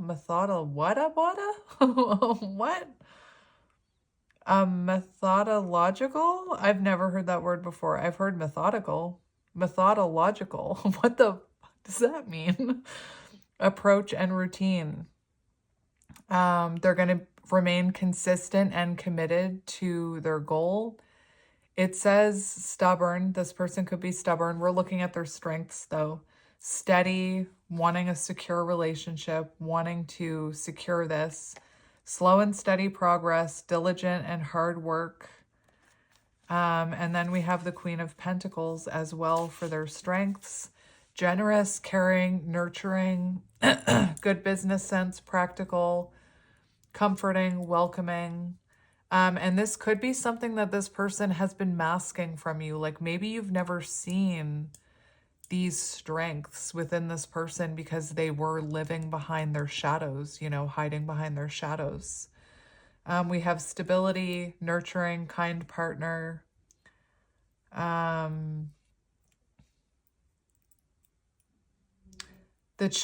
The challenging uphill journey is reaching completion. Remember the cheese fries.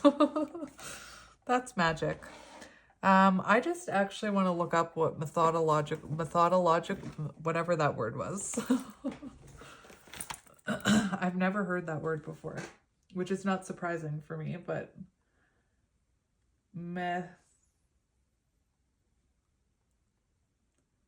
so methodical.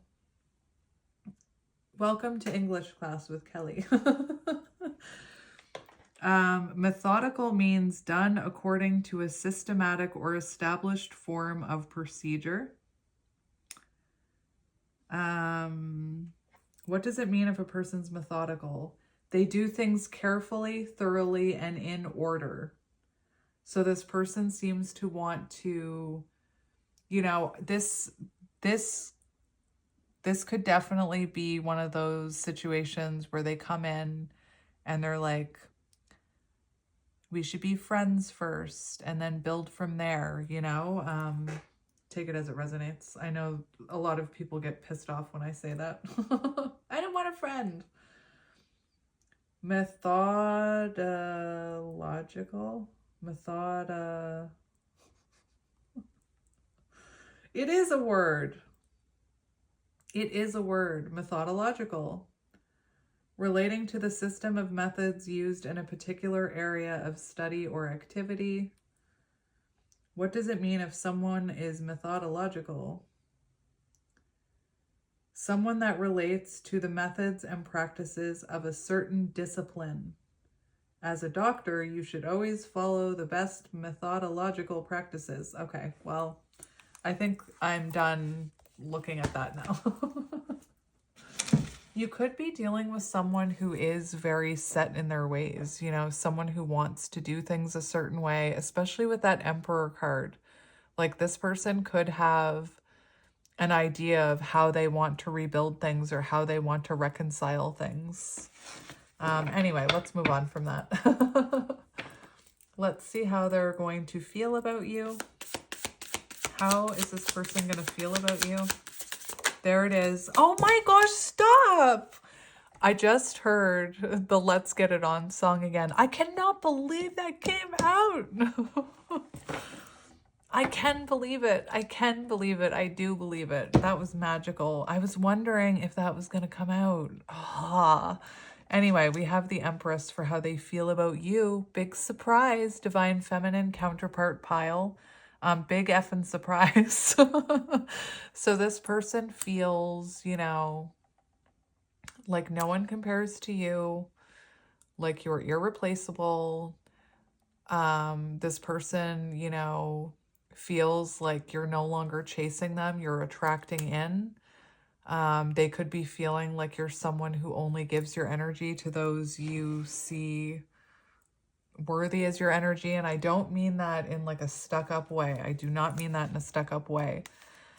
This person definitely sees you as their person. My goodness. Divine Feminine, someone very sensual. Maybe someone they could have babies with. Like maybe that's what the two raccoons in the tree are about. Nurturing, creative, beauty, abundance. You could be very connected to nature. They could really see your feminine side. They could even bring out your feminine side. Like you could be someone who is saying like, I'm not really that feminine, but they could bring that out in you. They see you as someone very nurturing, someone very supportive, sensual, committed relationship. And it's interesting because they're coming in an energy of wanting to commit to this and wanting to nurture this and be compassionate. So that's really nice because it looks like they're matching your energy. This person could see you as a mother. They could see you as a potential person to have children with, a potential person, like maybe you're a masculine, who is the feminine counterpart. And we have the Star. So this is someone who feels like you've spent a lot of time healing from past wounds. They could feel, this is how they feel about you. So they feel drawn to you, unable to let you go. They still have hope for this connection. They see you as a wish come true. You could be a guiding light to others. You could be a guiding light to them. And we have renewal here, so they definitely feel the potential of renewal with you. Beautiful. That's beautiful. Love it. Love it. So let's look at your advice to strengthen this connection. So what is your advice to strengthen this connection? Six of Cups, getting back together. Hello. I don't mean to laugh. I like this reading. It's making me happy. The Six of Cups for how to strengthen this connection, heal those past wounds, healing childhood wounds. This goes for both of you. This is how to strengthen this connection. And one way you can strengthen this connection is by healing past wounds, by, you know, talking about the things that happened in the past and then healing them. Maybe, you know, healing childhood wounding, maybe talking about your childhoods. This person, you know, this person may, there's a really strong message here, which I'm going to get back to, but this person may be someone who acts the way they do because it was taught to them by their parents, or that's how they learned to protect themselves from their parents. Again, I'm not here to make excuses. They could have deeply ingrained programming from childhood. So could you. And with the High Priestess and the Six of Cups, the High Priestess can be about changing that programming, about changing your beliefs. You know, maybe this is someone who did have narcissistic tendencies, and maybe part of what can help strengthen this connection is seeing through that veil, that label of a narcissist, and seeing that this is someone, you know, who is a, what? I can't explain to you how weird it is to hear things that I don't say. Like, I just heard, I don't even know if this makes sense. A byproduct of their upbringing. What the anyway, I don't know what that means, but that's what I was hearing. A byproduct, is that right? Of their upbringing? Anyway, so how can you strengthen this connection? Trust your intuition. Trust your intuition. Trust your intuition. Stop listening to your ego. Trust your intuition. Follow your intuition. And again, there's something about reprogramming beliefs. So like if you believe that everybody that manipulates is a narcissist, maybe it's time to revisit that because that's not actually true. Anyway.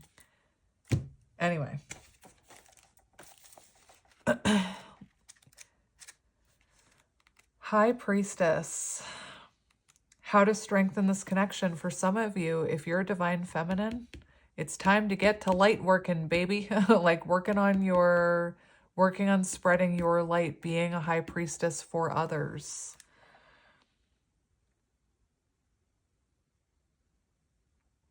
Your advice to strengthen this connection, remain patient. Because for some of you, this person is going to move very, very slow and you are going to have to be patient. And again, most importantly, trust your intuition. So the next thing I'm going to do is I'm going to get this deck, which shows where you may meet this person or attributes of this person, jobs they may have, things you may need to experience before coming together. Take it as it resonates. This is a collective reading, so if I pull a card that doesn't resonate with you, just don't take it. We have Challenger. So this could have been someone who challenged you when you tried to point out their shadows. This could have been someone who challenged you to look at your own shadows, challenged you to grow. This could have been someone very defensive. We have Seeker of Adventures, Courage, Challenge, Goal. I have to say it because in pile 1, Knight of Wands came out for strengths, and I am so mean to the Knight of Wands, but this actually sounds like a Knight of Wands energy. So this could be someone, you know, you resonate with, seeing them as that Knight of Wands, like that runner energy. But take it as it resonates.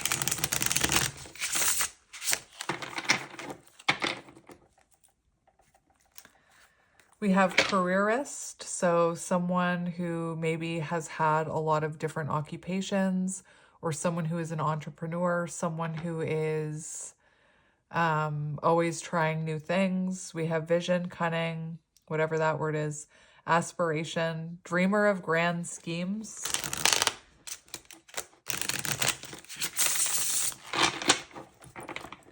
And just one more shuffle, please. We have lover.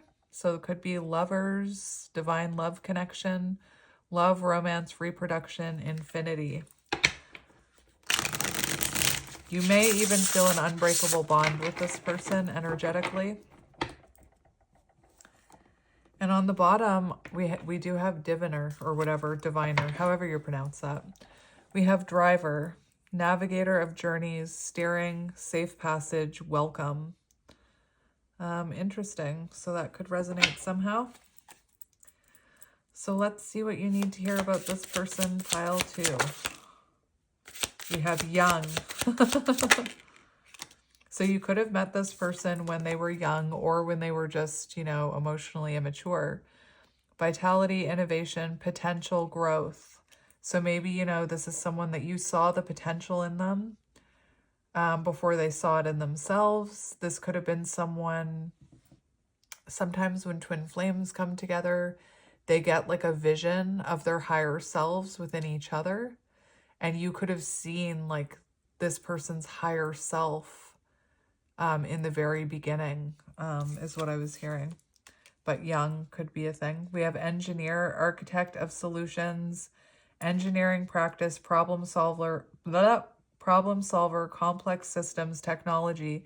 And that looks like someone that would be methodological, what was it? I can't even remember. Methodological, I can't remember. That's gonna bug me now. I have to look it up. That Knight of Pentacles, where are you? Methodological. I don't feel like I'm saying that right. My brain does not work, clearly. But let's keep going. We have influencer on the bottom. So trendsetter, content creator, follower, online influence. That could be you or them. We have musician. So music could be symbolic. Composer of harmony, creation, passion, soulful sound, celebration. Maybe you met at a concert. Maybe music is very important between the two of you. We have child, beacon of hope, spring buds, innocence, innocent growth, vulnerable. So there could have been, you know, some childhood healing here. Maybe this person does have a child. Take it as it resonates. This person could speak to your inner child. We have volunteer, selfless devotion, willingness, spirit of service, duty, dedication. And, you know, for my divine feminines out there, spirit of service. So this person may come into your life or come in back into contact with you while you're being of service to others. Take it as it resonates. We have magician. Magician came out 3 times for your person. Channeler of power, potential, magic, illusion, manifestation. And we'll just get a couple more. We have driver, navigator of journey, steering, safe passage, welcome. And we have community, neighbors, team, connection, society, cooperation. One more, mother. So maybe this person sees you as a mother. Maybe they have mother wounds. Maybe they are a mother. Take it all as it resonates. Selfless love, nurturer, source of life, maternal patience, comforter. All right, so I'm going to leave it there, pile 2. Thank you for your patience. Thank you for listening. I hope it resonated, and I'm sending you lots of love and light, and I will see you next year because it's New Year's Eve. So I will see you next year. Bye. Hello, pile 3, and welcome to your reading. If you chose pile 3 and this ocean jasper, then this is going to be a reading about your future person or who's coming towards you in love. And, you know, right away the sun is shining onto your reading. So I do feel like this is someone who's going to feel like a ray of sunshine in your life. Like there's like a really positive change in your life. I'm going to be honest, for a lot of you, this feels like it could be new. And I say that knowing that, you know, new love can look like a new cycle of an old situation. So for some of you, you know, you may hear this reading and it may sound exactly like a past person, but there's a lot of new energy in this reading, and that's kind of what I'm going to go with. I also feel called to mention the fact that the other two piles were quite long. I'm not sure how long this one will be, but I needed to take a break after the last two piles. So before I did your reading, I actually took a break. I had something to eat. I had some fluids. It feels like coffee. I had coffee. Coffee is kind of like water, right? So it does feel like maybe this comes into your life after, you know, you've had to take a break from love, or, you know, maybe it's been a while since you've dated. It just, again, it feels like a breath of fresh air is what I'm feeling for this reading. But let's get into it. I pulled your cards this morning. I don't even remember what they are, but I do remember an interesting synchronicity that happened, which was this card came out, and similar to pile 2, while I was shuffling, I felt like, for some reason, I felt like I misshuffled. So I actually put this card back in the deck and shuffled the deck again, and it came out again. It'll all make sense when I show you these cards, these two cards specifically. Once this card came out, I knew this card was meant to come out, and that's why it came out twice, very purposefully. But anyway, let's get into it. Dogs could be symbolic. I just happened to look outside and saw a dog. So dogs could be symbolic in some way. Dogs could be, I know this sounds strange, but dogs could have something to do with the way you meet. It doesn't have to be, but like maybe you're walking your dog, or maybe you join maybe you put your dog in doggy daycare and then you meet this person, like maybe they work at the doggy daycare, or maybe they're dropping off their dog. There's definitely something about community in this reading, in this pile 3, and it's number 3, which is interesting because it makes me think of community, collaboration, number 3. I also feel like it's something you've had to be patient for.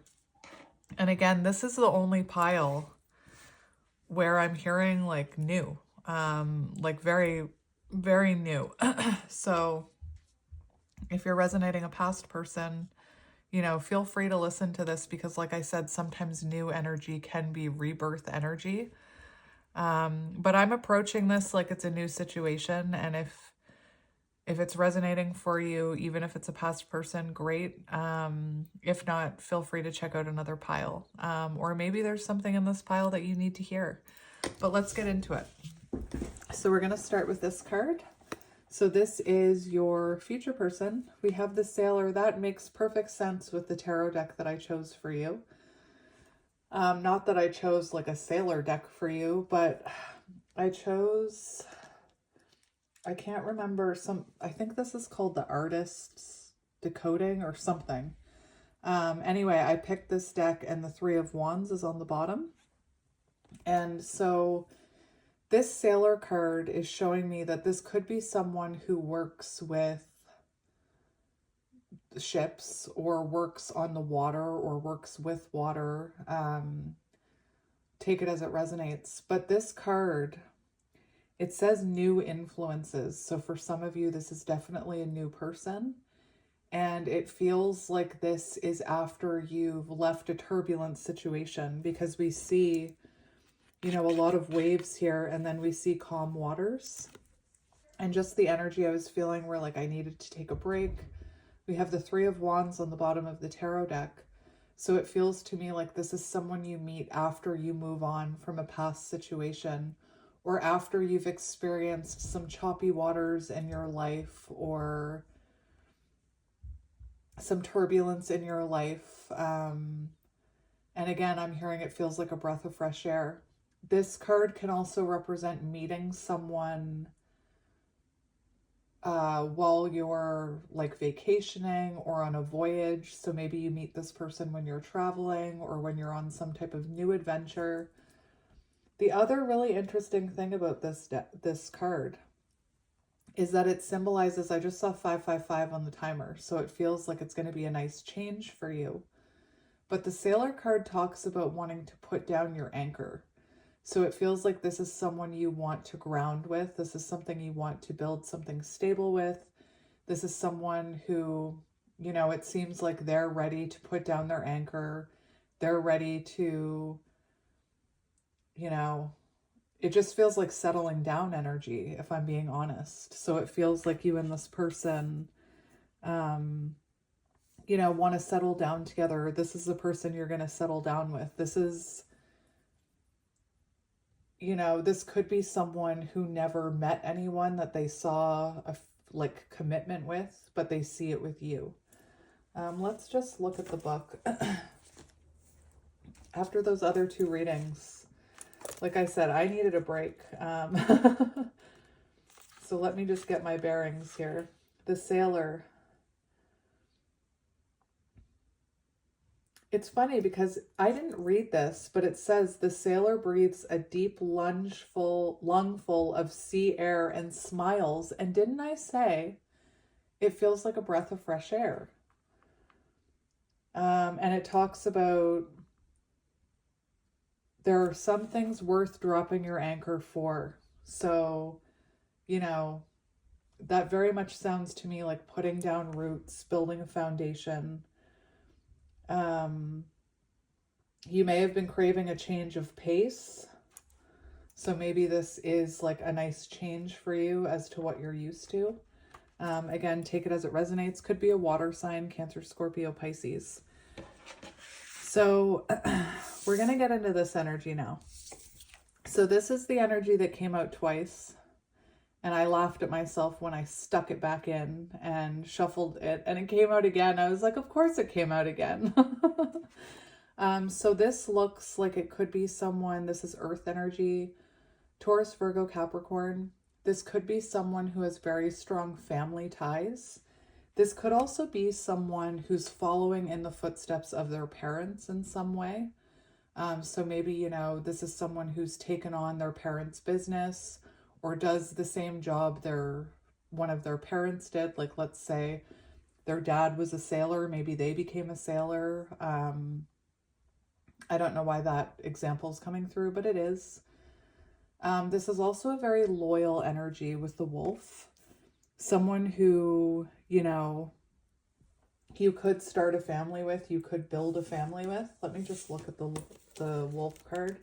And remember, I looked outside and saw a dog, so that could be very symbolic. It says guardian of family and tribe. The wolf's mission is to uphold the well-being and longevity of the pack. So this could be someone who is very family oriented. They could be heavily involved with their parents. They could even take care of one of their parents, is what I'm hearing. Healthy wolf energy expresses itself through activism, mentorship, humanitarian efforts, or teaching, religious or political. So this could be someone who is a mentor or helps others or is a teacher or does some sort of activism, whatever that means.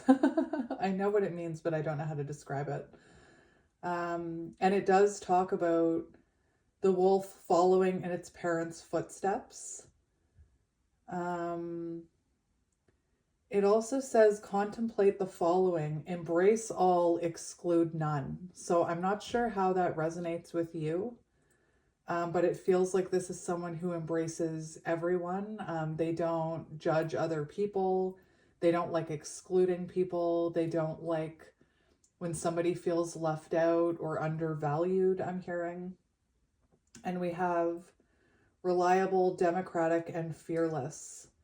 And to bring into balance, practice letting go. So perhaps this is, you know, a situation where you had to let go of like this. You could have been trying to manifest new love, and maybe like I'm seeing the sort, like maybe you tried dating other people, maybe you were trying online dating and you weren't meeting anybody that kind of tickled your fancy. Why am I hearing that? Maybe you didn't meet anyone who really you connected with, and maybe you meet this person when you're taking a break from actively searching for love or actively trying to control your love life, is what I was hearing. So that's what we have there. We're going to keep going. I almost died when this card came out. I couldn't believe it. It was such confirmation that yes, in fact, that wolf card was supposed to be there. You know what I'm hearing? I don't know if you've ever watched the show You. I'm not saying that your person is a stalker, but I'm thinking about how, first of all, in that show, the scene, the person that I'm thinking of, he meets her at her business. So I don't believe in accidents, and this is coming to mind for a reason. She works at her parents' business. She's following in her parents' footsteps. So that could be symbolic that you meet this person at, like maybe they're taking over their parents' business, or maybe they work for their family. Maybe they're following in their parents' footsteps. But I'm thinking about how Joe and this girl, I can't remember. Oh, her name was Love. That's right. Her name was Love. Instead of saying, I love you, she said, I wolf you. So I just thought that was, it made me think of I wolf you. And just where that, it's very interesting how that was talking about following in your parents' footsteps. And then I started thinking about Love, the person on that show You, who was following in her parents' footsteps, working in her parents' business. So that could have something to do with this.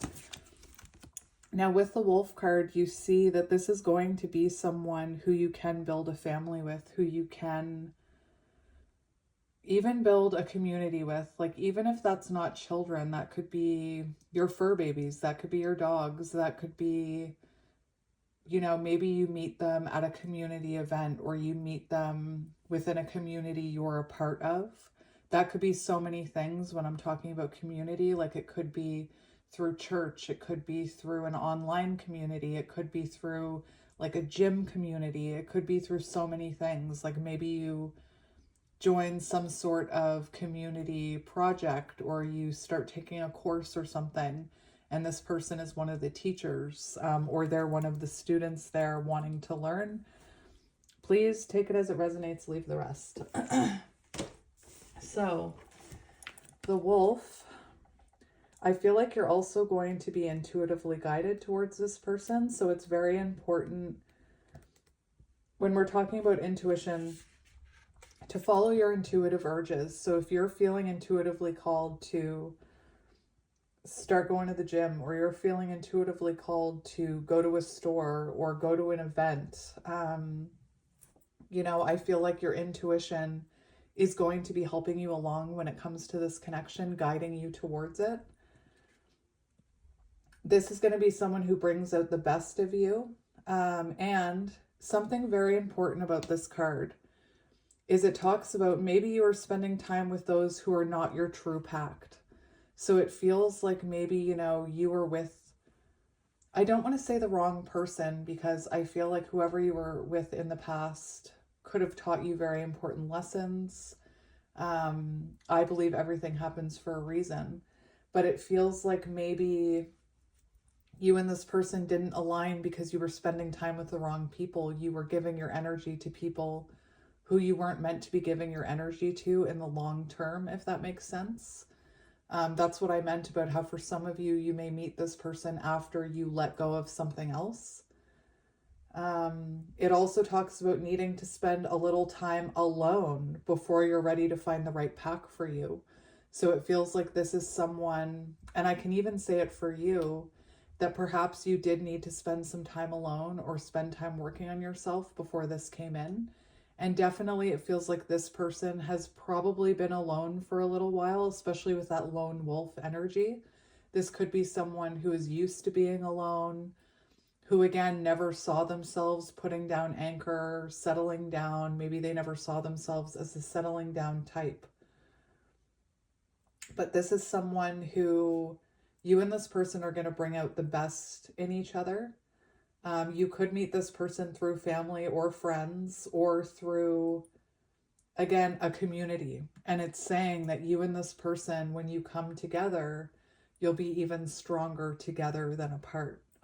So it does really feel like a powerful connection that you will be intuitively guided towards, and you'll feel, you know, again, dogs could be very symbolic, but you're going to feel very intuitively drawn to this person. You could even have an almost inner knowing about this person when you first meet them. Take it as it resonates. It's also on page 25, which is making me think of chariot energy. So again, you could meet this person when traveling, or after you've moved, after you've changed jobs, after you've moved on from another connection. Again, traveling. I just want to say that again. I can already tell your pile is not going to be as long as the other ones. So let's keep going. I can't remember what I want to do here. We'll start here. So we have the Tower and we have the Shore, which I find so interesting because you have the Sailor, and this talks about dropping anchor or coming back to the shore. Take it as it resonates. You could meet this person around water or around some sort of beach area. I'm actually going to read the Shore for you. And we have the Tower, so it feels like, let me just look at this Tower card. Again, it almost feels like this situation comes into your life, this person comes into your life, perhaps after a turbulent time in your life or after you've escaped some kind of Tower moment. The Tower also shows divine intervention, so the two of you definitely being divinely guided towards each other. And I have no idea, I'm going to look at this card, but it almost looks like a tunnel leading out from that house.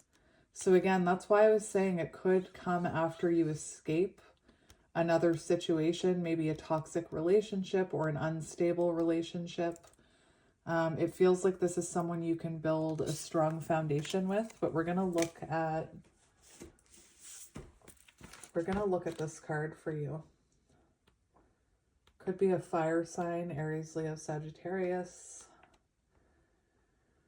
Swift change. Yeah, it's going to remember the change in the air with the Sailor card. So this is going to feel like a huge change. And it does feel, it says be ready for this at any moment. So this could happen at any moment for you. That's really interesting. Like this could happen literally at any moment. Like you might not be expecting it. You might meet this person very unexpectedly while you're even recovering from some sort of upheaval in your life. It does talk about a drastic upheaval. So you could meet this person after you go through an upheaval or they go through an upheaval, some sort of change in your lives, change of location, change of job, change of relationship. Take it as it resonates. Oh my goodness, there goes my throat. Yeah, interesting. So let's keep going.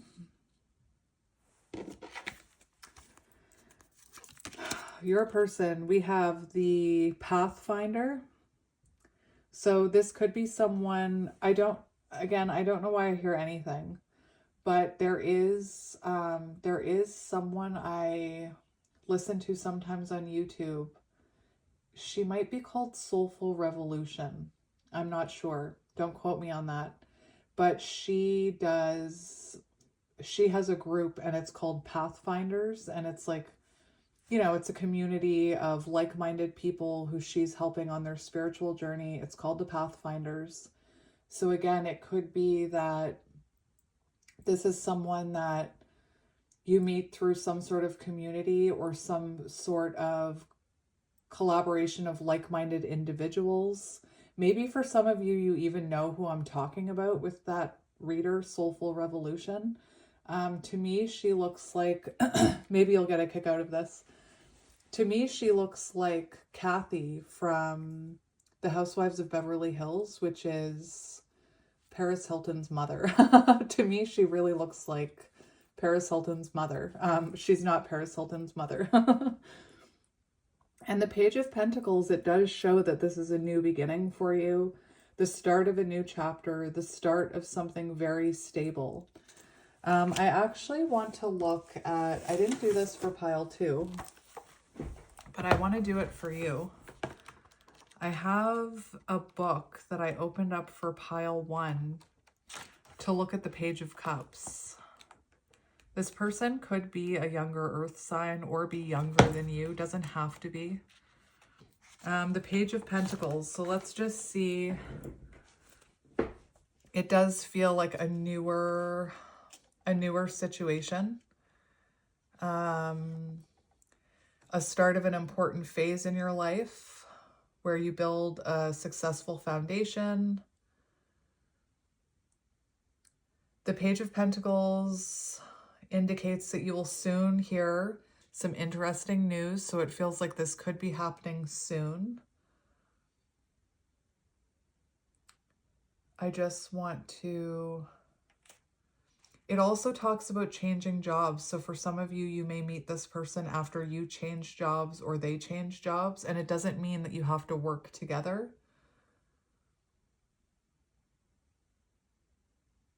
I'm just reading to see if there's any... If your life has been rather difficult recently, there's something stable coming in. Remember that Tower card. So this Page of Pentacles talks about the fact that, you know, this comes after possibly a difficult period in your life.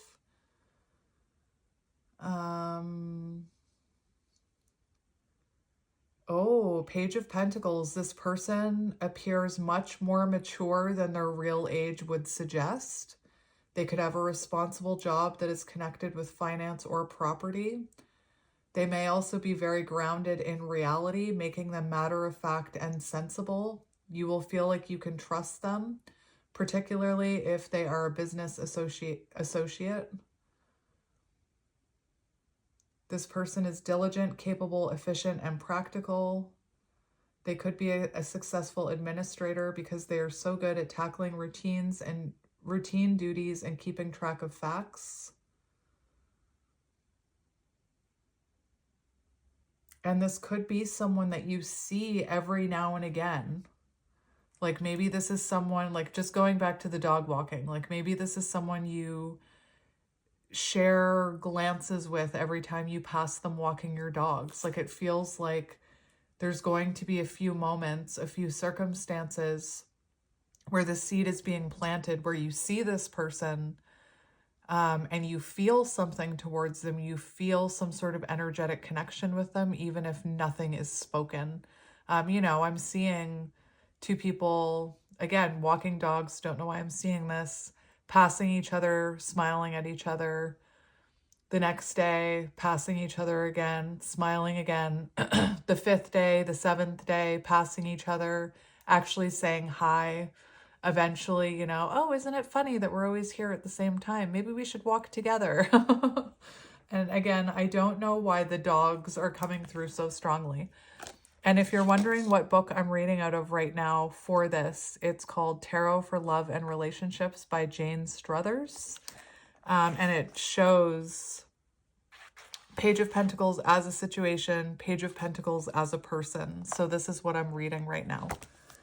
I'm also noticing the 89 here, and I'm hearing something about leaving something behind and transitioning into something more stable. So for some of you, this could come after leaving something behind. I know I've said that like 25 times. I'm sure you get the point. And I just wanted to look at your little Page of Pentacles is facing the ground now. Page of Pentacles, security. So this person will offer you security, which I was already getting with the wolf. Like this is someone who, you know, you can build a foundation with, you can share a family with, you can grow into the best version of yourself, you know, with this Page of Pentacles. So Page of Pentacles and the Pathfinder, your sprint towards the next big thing. So you've already started moving towards this, whatever this is, this stable new beginning. And it could be that this comes into your life after you've been busy learning new skills. This could also be someone who started their own business. I'm not sure if I've said that. I'm not sure if I've already said that. And there's an energy of being diligent with this. I just also want to look at the Page of Pentacles in my little tarot book here. Like I said in my intro, I can talk, so get comfy. So this is someone ambitious, diligent, goal-oriented, a planner, consistent, star student, studious, grounded, loyal, faithful, dependable. The Page of Pentacles represents new beginnings, passions, the start of new endeavors. You may be looking to make a career change or begin an entrepreneurial, however you say that, pursuit. So maybe, you know, you and this person come together after they've started their own business. Maybe you walk right into their new business or vice versa. And this is someone who's going to dedicate themselves in this relationship. And there's a message here about be careful of perfectionism and fear of failure. So like, what if this, I'm just thinking like this person could appear perfect to you and maybe you have a fear that you are not good enough for them. There's something about that wolf energy includes everyone. What is it? Excludes no one, includes everyone. So maybe when you meet this person, you think like, oh, I'm not their type. Like I'm too young for them, or I'm too old for them, or I'm not this enough for them, or I'm not that enough for them. And there's an energy of not letting that fear stop you or that need to be perfect stop you. You know, maybe you meet this person when you feel like you're still healing from a certain situation. And I'm not saying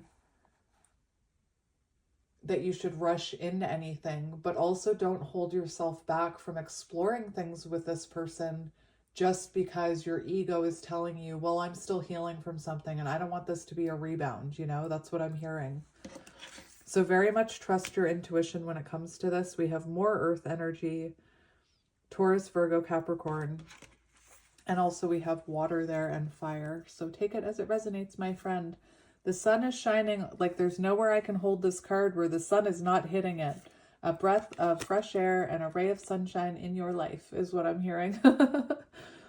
We have the Child, which actually when I was shuffling your cards and I was getting all this new energy, when I was shuffling this deck, I was thinking of this card and it came out.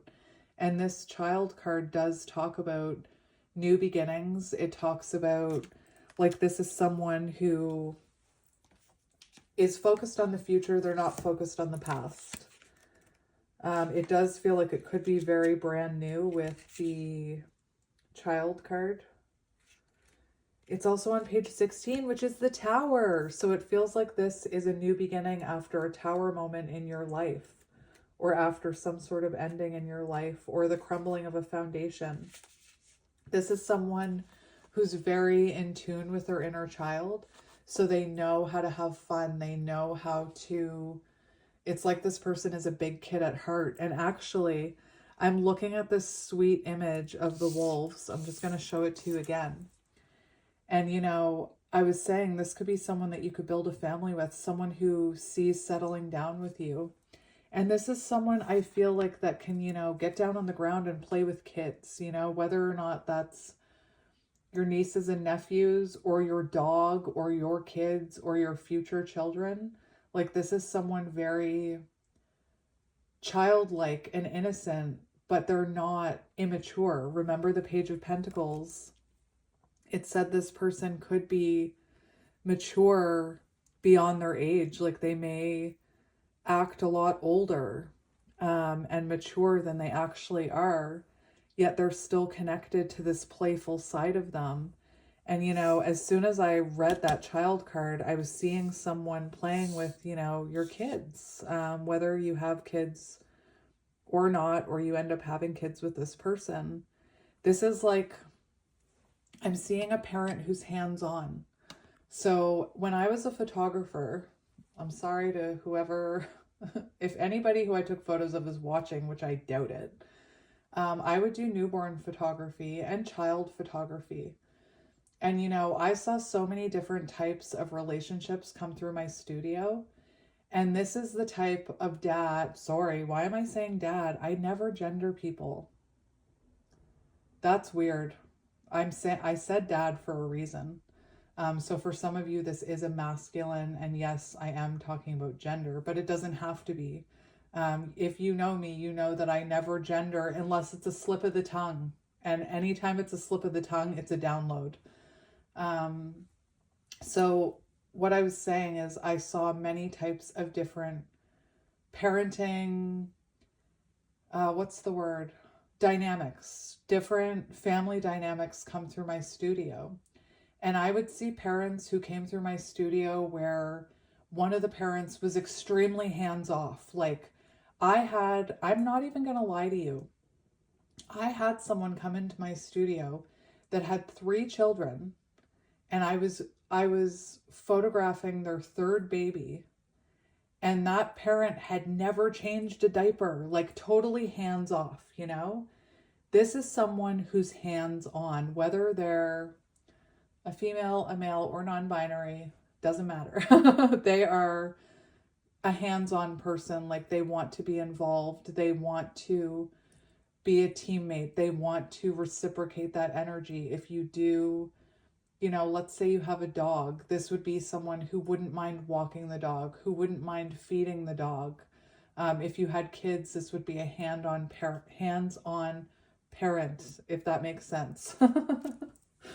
I hope that makes sense for somebody. And listen, this card talks about letting go of a burden. So there's very heavy energy that you and this person come together after letting go of certain burdens in your life, certain baggage in your life, whether that's like healing, that with all this sun, it could be something that you heal before you come together. It could be a situation that one of you or both of you need to let go of before coming together.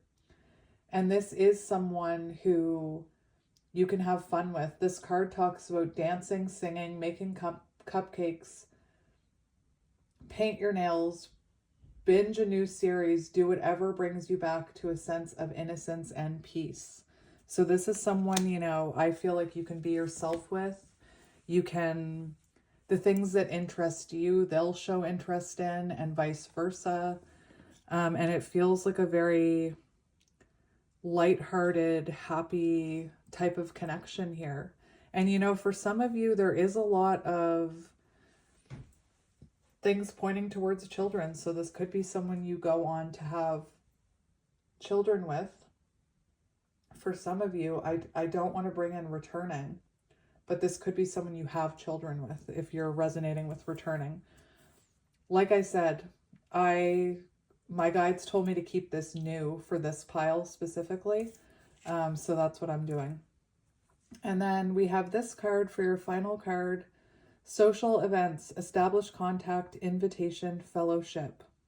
A fair assembly, whither should they come? I don't know what that means. I told every pile that I do not understand Shakespeare at all, or that type of English, whatever it's called. I was very confused in high school when we were studying that type of thing. I was like, communication and words confuse me anyway because I'm dyslexic, but That really confuses me. So it does look like you could establish contact at a social event or at a community event, or when you're out doing something socially or shopping, or like I said, I was hearing the gym, walking the dog. If you are someone who's being invited to events and you feel called to say yes, say yes. Like, I'm not a very social person. So usually when someone invites me somewhere social, I'm like, no, thank you. But for you, I think it's important that you, if someone is inviting you somewhere or there's a chance to go to a social event, look at it as that could be where you meet this person. So be open to social events, be open to socializing, be open to making contact with new types of people, I'm hearing. Be open to a fellowship of some sort or a community of some sort, because that could be where you meet this person. For some reason, Lord of the Rings just popped in my head, so Lord of the Rings could be symbolic. It's New Year's Eve, and somebody sent me a funny meme about how if you start the Lord of the Rings at this time, at the stroke of midnight, King Theoden will be saying, "And so it begins." So maybe like this person is really into Lord of the Rings. Maybe you're really into the Lord of the Rings. I don't know why I'm telling you that, but there you go. So that's what we have. That was, again, your pile was the shortest for the explanation of who this could be. And that also leads me to believe it's because this is someone new and there's not the past history. Definitely, in the other piles, there was heavy past history coming through. And it's not really coming through with your reading. So again, I don't want to tell anyone who this is. It's going to resonate how it resonates. But as someone who reads returning love all the time, this feels very new. Very, very new. To the point where it doesn't, to me, it feels brand new. Oh my gosh, I'm hearing a song. I may have to pause it so I can figure out what this song is.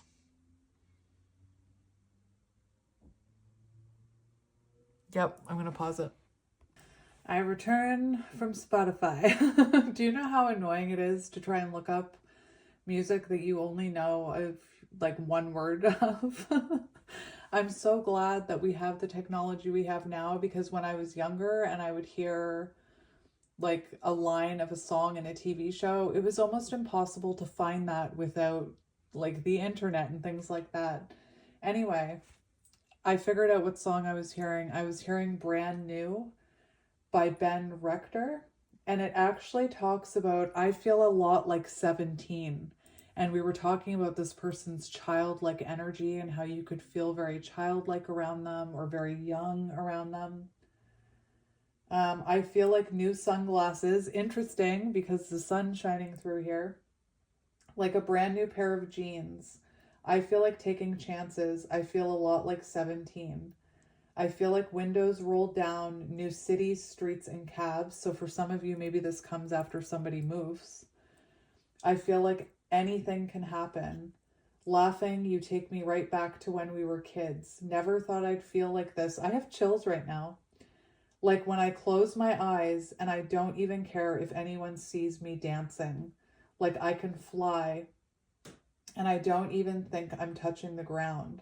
Like a heartbeat skip, like an open page, like a one-way trip on an airplane. Maybe you meet this person on an airplane. It's the way that I feel when I'm with you, brand new. I feel like a young John Cusack, like making big mistakes. I feel like for the first time in a long time, I am not afraid. I feel like a kid, never thought I'd feel like this. Like when I close my eyes. Oh, I already read all that. I don't even care if anyone sees me dancing, blah, blah, blah, repeating lyrics. Time will always try and make us old. You remind me what I used to know. And it just repeats those same lyrics. But it says, the way that I feel when I'm with you, brand new, brand new. I feel brand new. I feel brand new. It's the way I feel when I'm with you. I feel brand new. Anyway, I was hearing that song, so I had to mention it. I'm glad I was able to find it. I almost gave up. I'm also, after I get the tarot deck, I'm going to get some of these cards. Repairman. So maybe this is someone, you know, you move, or you don't have to move, but maybe this is someone you call to repair something. And, you know, it's a repairman that you lock eyes with, or a repair person, I should say, repair person. Anyway, take it as it resonates. I'm going to get this deck after we do tarot to see if there's any. This deck is really good for like places where you may meet this person, an occupation they may have, how they may look. Again, only take what resonates, leave the rest. So let's get into the tarot portion of your reading. Even me, I feel brand new in this reading. And again, we have the Three of Wands, so it feels like you could meet this person while you're traveling or while you're moving forward in your life, possibly away from something, someone else. We have the High Priestess, so like I said with the Wolf, High Priestess energy, trust your intuition. If you are intuitively feeling called to plan something, to go somewhere, to travel, to go shopping, to go for a walk, follow your intuition. Follow your intuition. So I have some questions we're going to ask. We have Eight of Wands. So for some of you, this could be coming in very quickly. You may not be expecting. Actually, I should say it could be coming in very quickly, but it also feels to me like this could be something that once it picks up, it really takes off. Like it could, maybe, you know, you establish contact. There's, you know, some exchanged glances. Maybe it's slow in that sense, but once you really connect, it feels like there could be like a lot of rapid change, rapid movement. It feels like you and this person like talking back and forth a lot. Eight of Wands, travel again. So travel keeps coming out. Maybe, you know, maybe this is someone you meet online through an online community or an online dating community, and this is someone who lives at a distance from you. I just heard you're going to make it work. Like, even if there's distance, you make it work. And we have, interesting, we had the Ten of Swords that it almost cut open on the Ten of Swords, and we have the Five of Wands. And it feels like the Five of Wands in reverse. So it feels like, you know, this could come at a time after you have some sort of ending in your life with the Ten of Swords. Whoops.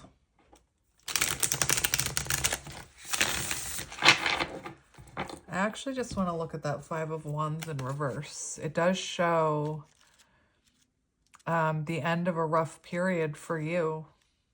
Like a breath of fresh air, I keep saying it. Like a ray of sunshine on a cloudy day. Oh, that's a song. I've got sunshine on a cloudy day. When it's cold outside, something, something, the month of May. The month of May could be symbolic. Is that My Girl that I'm hearing? I'm hearing My Girl. Interesting.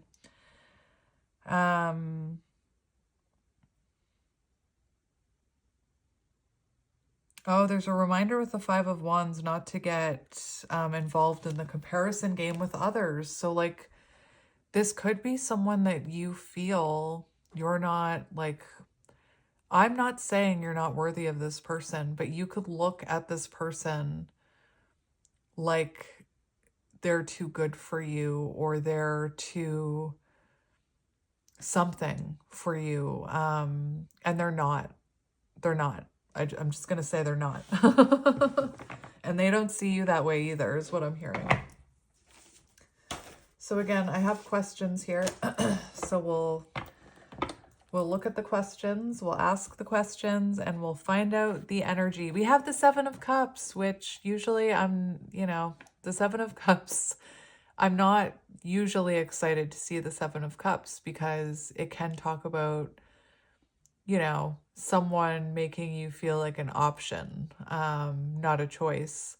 But in this reading, in this energy, this can symbolize meeting someone online dating, Seven of Cups. This could be someone that you have dreams about before you meet them, you know, like maybe you're having, I don't know why I'm hearing this, maybe you're having dreams of a faceless person, like maybe you're having dreams already where you're interacting with someone, you're in love with someone, building a life with someone, like dating someone, but maybe you can't quite see their face in your dreams. You just wake up feeling like you were with someone. If that makes sense, blink twice.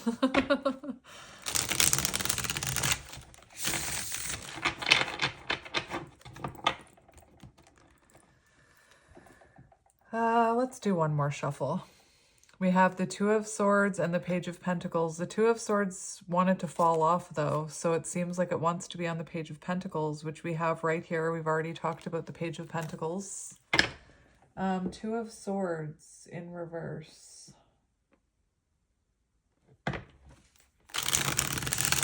Two of Swords in reverse. Do I want to look at that? I do. It feels like this comes after a period of stagnation in your life, after possibly a choice is made in your life.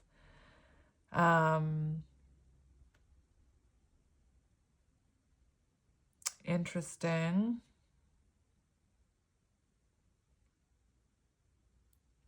I don't know, I don't want to read too much into it, but I did see it. So for some of you, I know this is going to resonate for some of you. This could be someone new that you meet while you're in the process of letting someone else go. And I don't mean that you're cheating. Like, I don't mean that you're, like, maybe you're with someone when you meet this person and, like, you see this person has all these great qualities and you feel so great with them and it feels like a breath of fresh air. But to me, it more so feels like you could be hanging on to someone else energetically or thinking about, like, a past person when you meet this person and all of a sudden it's like, well, crap, I thought I wanted that past person, but this person is really freaking great, you know? So interesting energy coming through. So did I already cut the deck? I don't think I did, but when I cut it and checked, when I looked at it, no, I didn't cut the deck. We have the Fool, the Child, New Beginnings, just saying. We have the Sun. That's gorgeous. I've got sunshine on a cloudy day. And it's just been shining sun on your reading non-stop. So keep going. This happiness is coming. This breath of fresh air is coming. This is the Yes card, confirmation that yes, this is coming. You have to believe is what I'm hearing. This is beautiful. I just want to look up the Sun because it feels like this is the energy of this connection of this person. Happiness, success, optimism. So remain optimistic. Vitality, joy, confidence. I'm seeing the Moon card. Confidence is key. So this person could be very attracted to your confidence. So make sure you have that confidence. Make sure to let that confidence shine through. Love it. There is so much joy and happiness coming your way. It says it right here. Happiness and love in a relationship. Positivity is attractive. Feeling radiant. So remain positive, my friend. And this person could come into your life when you are in an energy of confidence. The sun is shining your way as you reach the goals you have set. That's beautiful. All right. And on the Sun card, we have a child. I know that it kind of looks like a child in this deck, but in a lot of Sun cards, you see like a baby on the horse. So, you know, there's that child energy again. So we're going to see what energy you're going to be in when this person comes into your life. So let's look at your future energy when you meet this person. So what energy will you be in? We have the Two of Wands. Interesting. That is very interesting. There's an energy of trying to make a decision. There's an energy of trying to look at things logically. So you could be looking at things very logically when this person comes into your life. You could be making a lot of plans for your life. Let's look at the Two of Wands. That's about choices, planning, leaving home, moving, relocating. Take it as it resonates. So yeah, planning, first steps, making decisions, leaving comfort zone. So what did I say about socializing? I said I don't like to socialize, and you might not like to socialize either, but you may need to leave your comfort zone in order to meet this person. Maybe leaving your comfort zone, that can be anything. Like that could be you joining, like you could start working out. Maybe you're someone who's not comfortable working out in public at a gym, and maybe you're leaving your comfort zone, joining a gym. Maybe you're leaving a situation that doesn't feel like it's working anymore. Maybe you're starting a new job, moving to a new city, relocating. Take it as it resonates.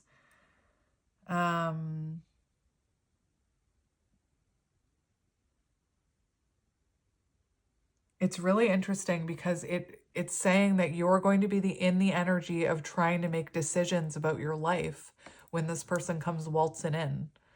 So you could be trying to make a decision about a past connection. You could be trying to make a decision about your lifestyle, about where you see your life going, about what you want to do for your career. Take it as it resonates. You're going to be kind of grounded, planning about what you want in life, what you want in a partner, what you want in your future.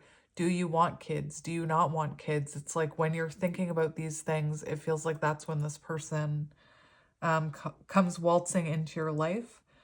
For some of you, you could be in the middle of planning to switch careers. It talks about planning your career, taking first steps in your career, planning your long-term financial future, laying foundations. So it really looks like this person comes in when you're busy making other plans. And that's how they say life happens when you're busy making other plans. The Two of Wands can also be an energy of looking at yourself and looking at your own patterns. So maybe this person comes into your life when you're looking at the way you show up in connections and how you want to move forward when it comes to love. And like I said, I am getting heavily that for some of you, it could be that you're thinking about releasing a past energy when this person comes waltzing into your life.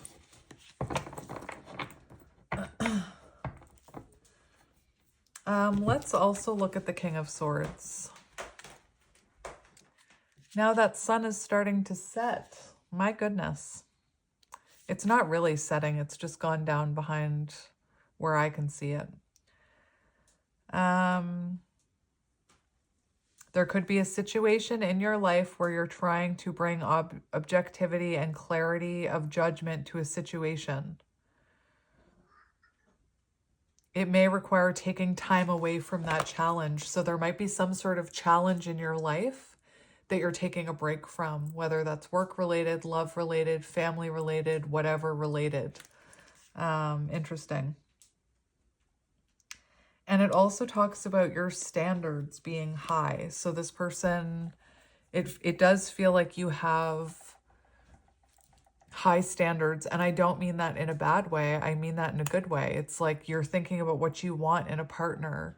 You know what I'm seeing? I'm seeing the scene from Mary Poppins where they write the letter about Mary Poppins and then they rip it up and it goes off into the air and then she shows up. So if you are someone who's spending a lot of time envisioning what you want in a partner, I mentioned like you could have been someone who was dating someone who wasn't quite giving you what you deserved, meeting your needs. I mentioned that this could be a situation where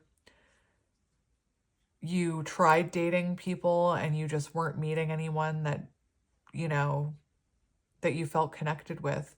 It does talk about having high standards. So it feels like this person comes into your life once you decide, you know, what you want, in a partner, in love. Again, I'm seeing the scene from Mary Poppins where they write it down, they release it to the universe, and bam, there she is. All right, so let's look at them and their general disposition and how they will act with you. So let's look at them. How will this person act with you?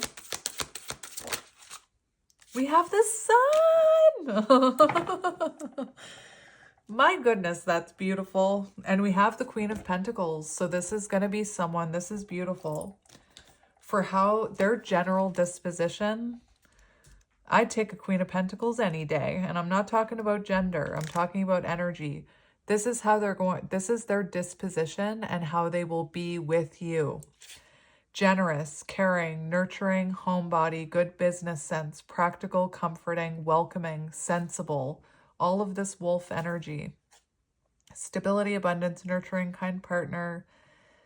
This could be a very talented business person, a mentor. And didn't the wolf say that this could be a mentor? Mentor? I don't know. Someone who has financial security, someone who's responsible with their finances, someone who enjoys finding a good deal even though they have financial stability. They don't just waste it. And this also symbolizes success after a long period of effort. Your uphill journey is reaching completion. You're almost there, my friend. The sun is about to shine for you. I'm sorry. This is really nice. And again, I've already read the sun card. So this person is going to be like a ray of sunshine in your life. Think of that My Girl song. And how they will act with you, like young at heart, this person, very childlike and not in an immature way, you know? This person is going to be really happy with you, really positive, really healing is what I'm hearing. Beautiful, beautiful, beautiful, beautiful. Now I'm hearing some sort of dance song. I listen to... On Spotify, don't know why I'm telling you this. there's a Spotify playlist called Happy Beats, and I listen to it because it's like really high vibrational music. It's upbeat, it's positive. And I couldn't tell you what song it is on that list because I'm not familiar with the actual songs, I am familiar with the songs, not the names of them or who sings them. But there's a line that it just says, beautiful, beautiful. I feel like this person is going to find you very beautiful, is what I'm hearing. Yeah. And this is someone who can take care of themselves with the Queen of Pentacles. Very good partner, like good partner material here with this person. Could be an earth sign, could be a Leo. And let's see how you will feel with them. So we're going to look at shared energy. So how will you feel when you're around them? How will you feel when you're with this person?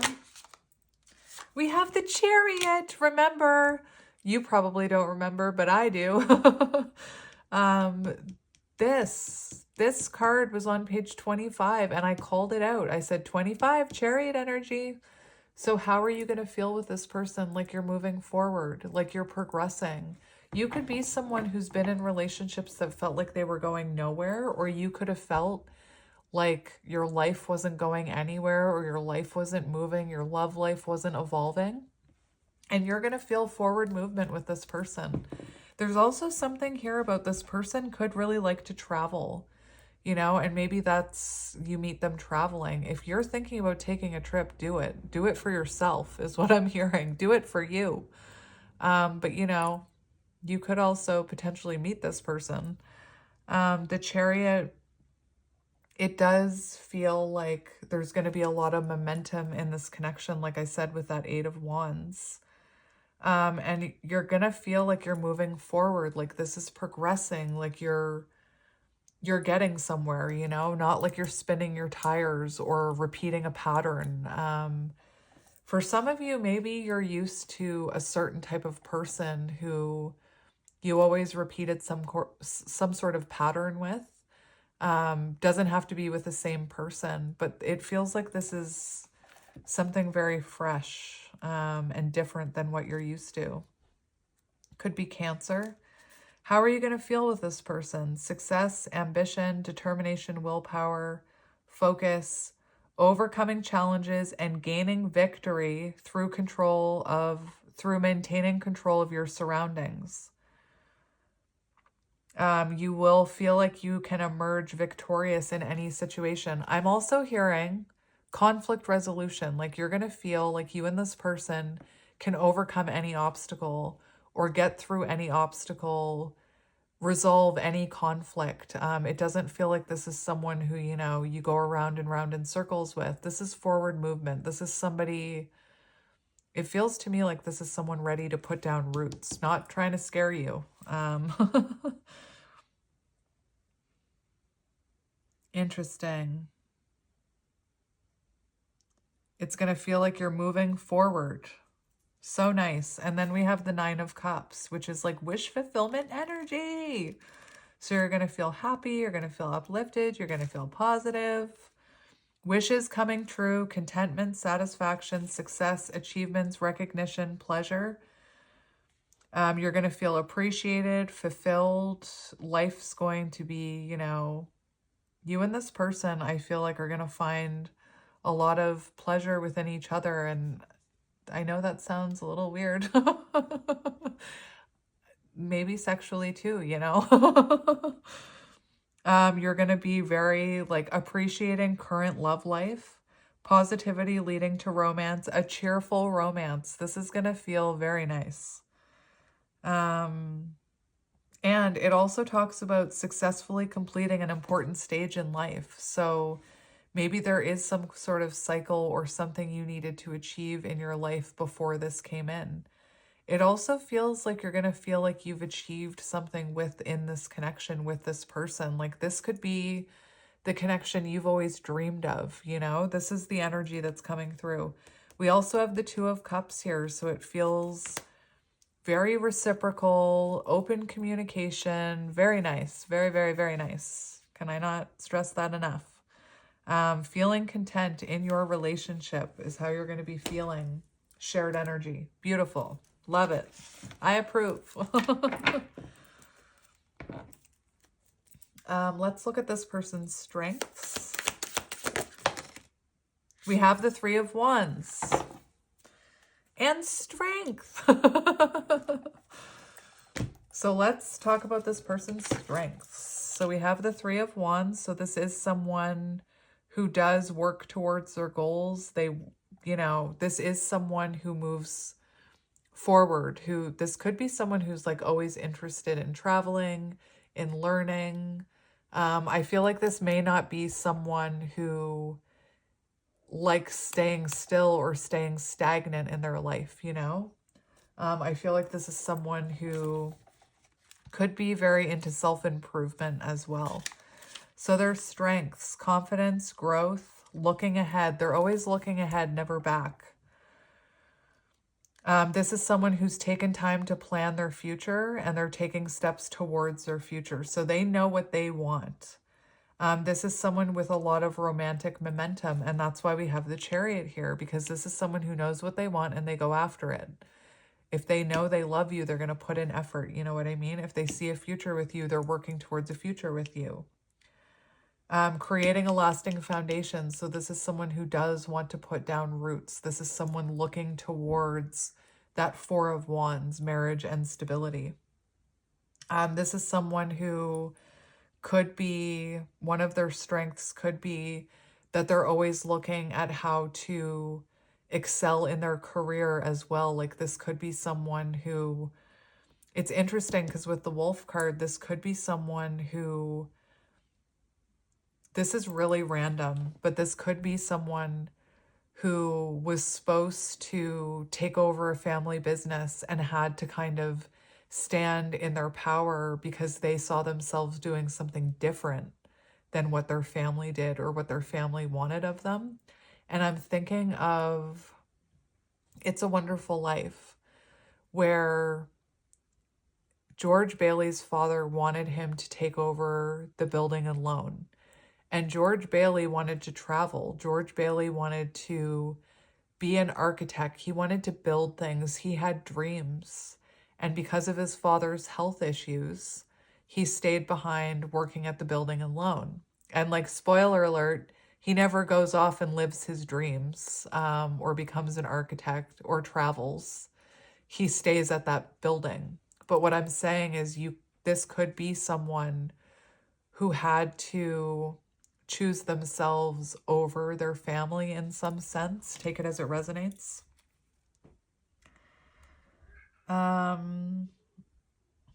This person has a lot of foresight and vision, however that's resonating with you.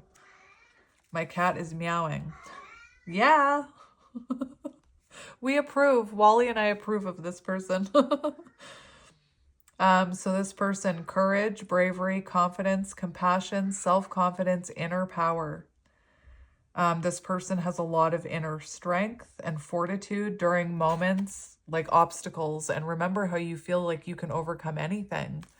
I feel with this person, I feel it's because I feel like this is someone...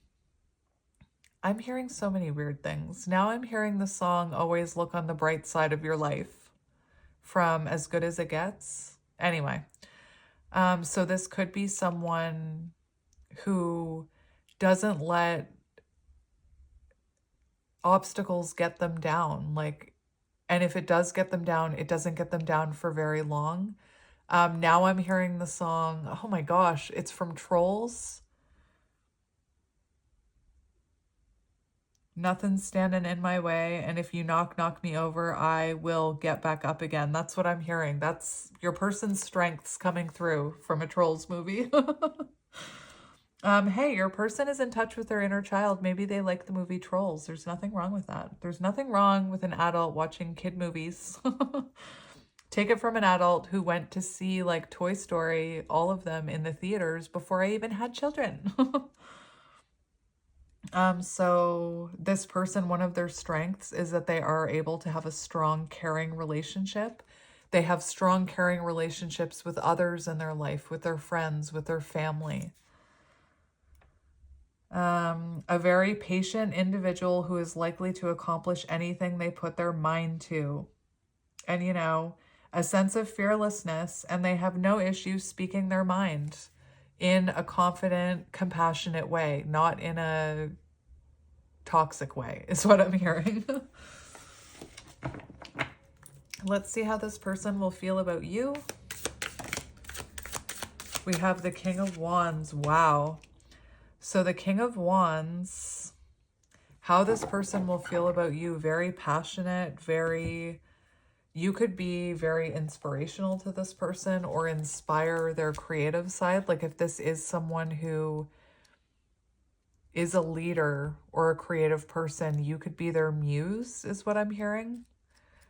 Clearly this person will be very sexually attracted to you with the King of Wands. And I think I mentioned something like that earlier where it came out.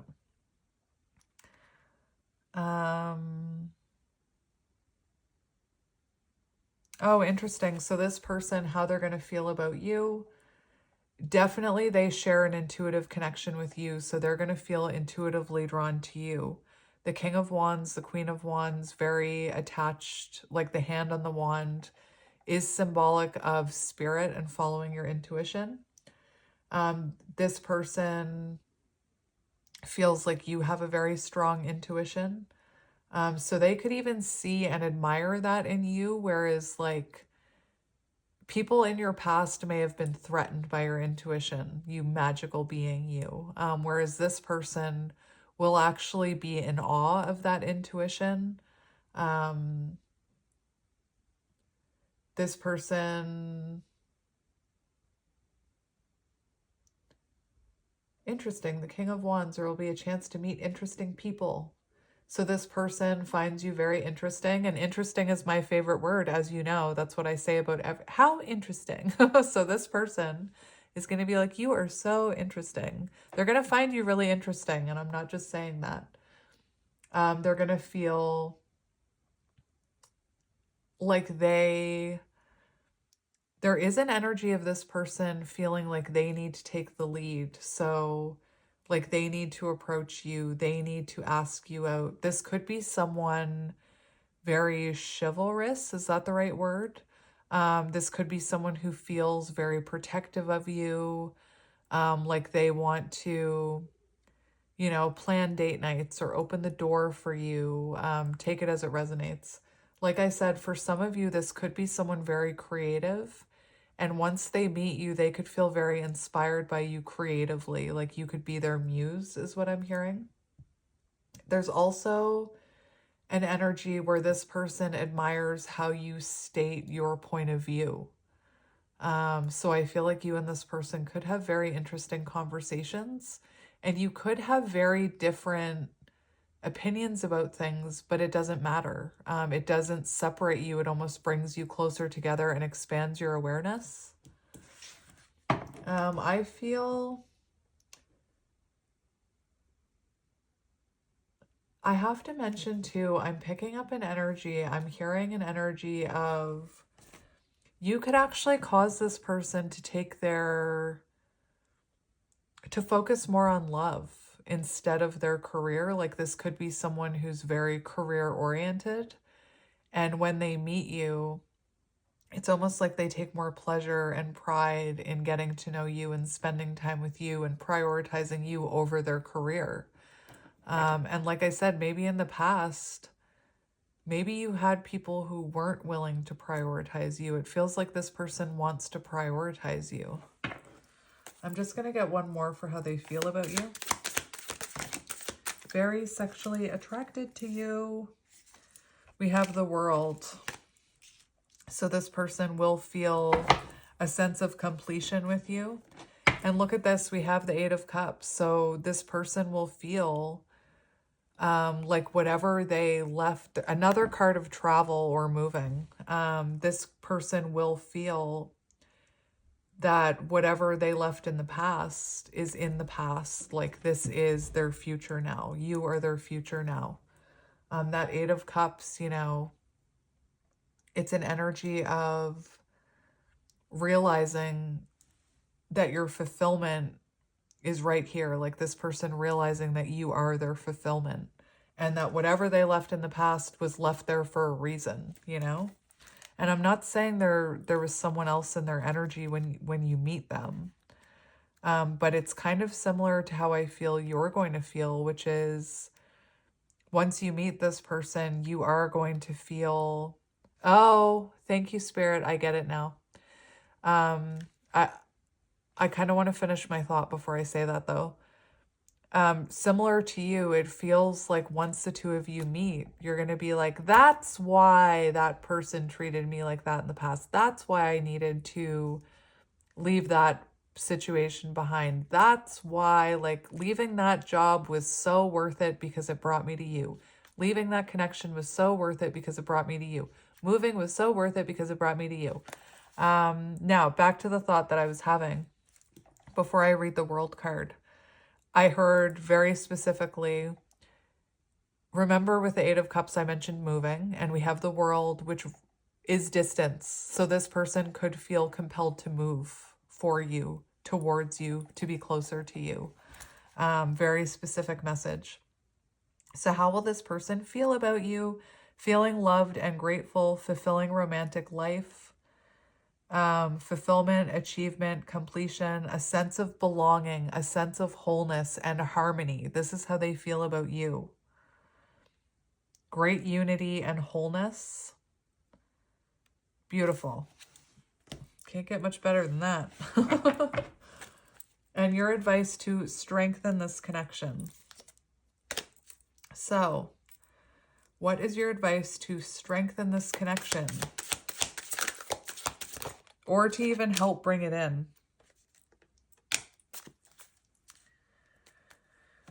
We have the Four of Wands, which is marriage. So marriage is on the cards. And we have the King of Swords. So what can you do to strengthen this connection? Be very honest with this person. Be very truthful. about what your expectations are. I'm seeing, like, I watch a lot of reality TV show because I don't know how else I would know how humans interact with each other.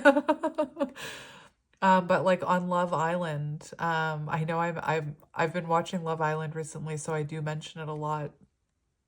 But one thing that I admire about the people on Love Island is they're there, and like Love is Blind, right? I can use Love is Blind as an example as well. One thing that I really admire about those shows is that, yes, a lot of them end in tears and a lot of them don't end up together. But the lessons they learn, I find, are really important. But they go into those shows knowing they're looking for love, and they, because of the dynamics of the show, they can be very open and honest about what they want, or they're supposed to be open and honest about what they want. So there is a message here of you being very open and honest about what you want in a relationship, what your standards are. Keep your high standards. Don't settle for less, you know? Remember the King of Swords. This person is going to come into your life when you know what you want. And that's your advice for strengthening this relationship, is to be authentic and truthful about what you want. Don't hold back. Like, if you are someone who wants 4 dogs and 5 kids, be honest about that, you know, so that you can build towards that future together. So you're not wasting your time with someone who doesn't want kids and 4 dogs. You know what I mean? So be very open and authentic. Speak your truth with this person. Keep your high standards. Don't settle. Don't settle for anything less than what you know you deserve, is what I'm hearing. And that's that's also to help you bring this person in, I think. King of Swords, where are you? Maybe your reading will be as long as everybody else's.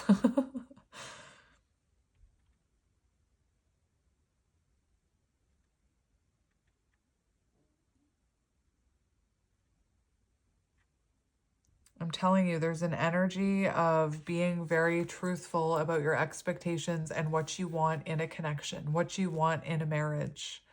For 4 of Wands, for how to strengthen this connection, it does say community. So you could, you know, you and this person may need to spend time with the community where you met, or with a certain community. And what I'm hearing is like, don't just make each other your whole lives and like live in each other's pockets and not do anything else. It's important for you both to have your own separate lives as well, your own interests. We do have to stabilize this connection, or to help strengthen this connection. It talks about joyful celebration, relaxation, weddings, engagements, gatherings, public celebrations of love. So maybe like being honest about how you feel about this person, like not being afraid to show this person how you feel, not being afraid to be, I'm hearing PDA, so public displays of affection.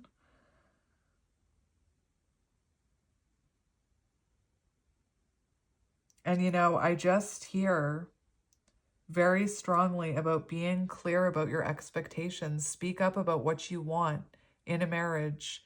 If you want marriage, be honest about it. Like, again, when 2 people come together and they aren't honest about what they want in life, and they build an attachment, and then later on they figure out, oh, I want kids, but you don't. Like, how's that going to work?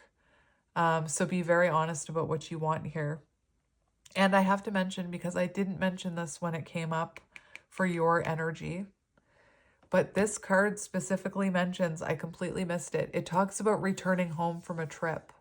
So for some of you, you could meet this person after you take a trip somewhere. I know I've mentioned travel a bunch of times, but just that little synchronicity about meeting someone after a trip.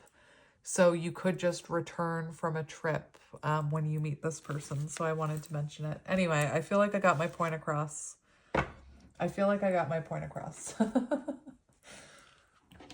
So we're going to look at these cards now and see who this could be. We have Elder, Wisdom Bearer, Experience, Tradition, Kindness, Health.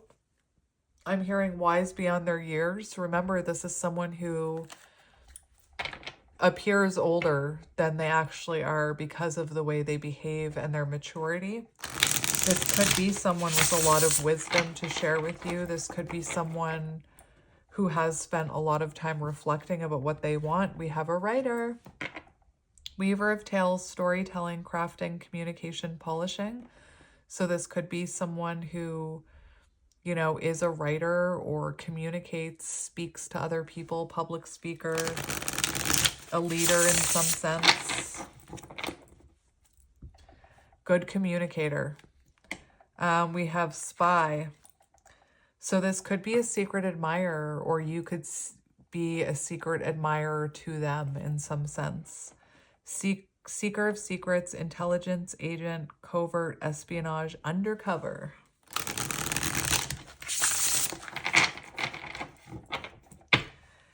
Maybe this person is in your energy right now. We have courier, messenger of connections, delivery, information, transmission, gift. This relationship is going to feel like a gift. This person is going to feel like a gift, is what I'm hearing.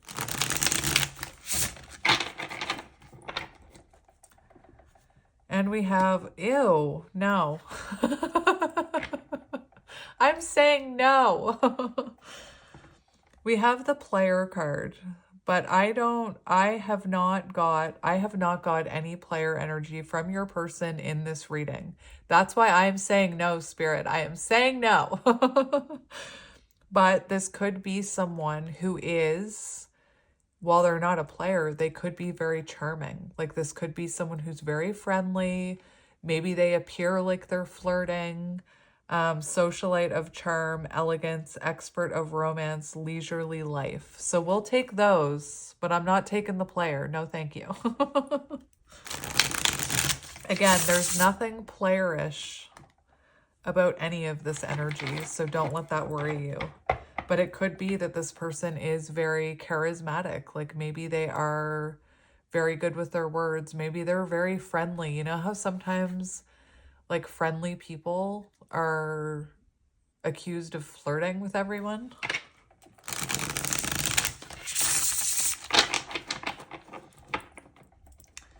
So let's cut the deck. We have Hunter on the bottom. And look, there's a little doggy there. Stalker of prey, aim, strategy, pursuit, survival. So it does feel like this person is someone who can provide for themselves, provide for you. They know how to survive. They know how to take care of themselves. Maybe they are into hunting. I don't know how I'd feel about that, but I don't know. I love animals. I don't know how I'd feel about that, but anyway. Let's keep going. So let's see who this is. And again, I don't think your person is part of a gang. I'm just going to be honest. We have journalist. Maybe they are. Chronicle of stories, reporting, interview, inquiry, promotion. Maybe you meet this person after a promotion. I also, did I or did I not mention the show You? Because this guy kind of, not really, but kind of, when I first saw him, reminded me of Joe off of that show. We do have gang, Brotherhood of Shadows, Underworld, transactions, violence, criminality. I don't think so, Spirit. I don't think so. I'm saying no again. Again, do you notice how high my standards are here? That's you.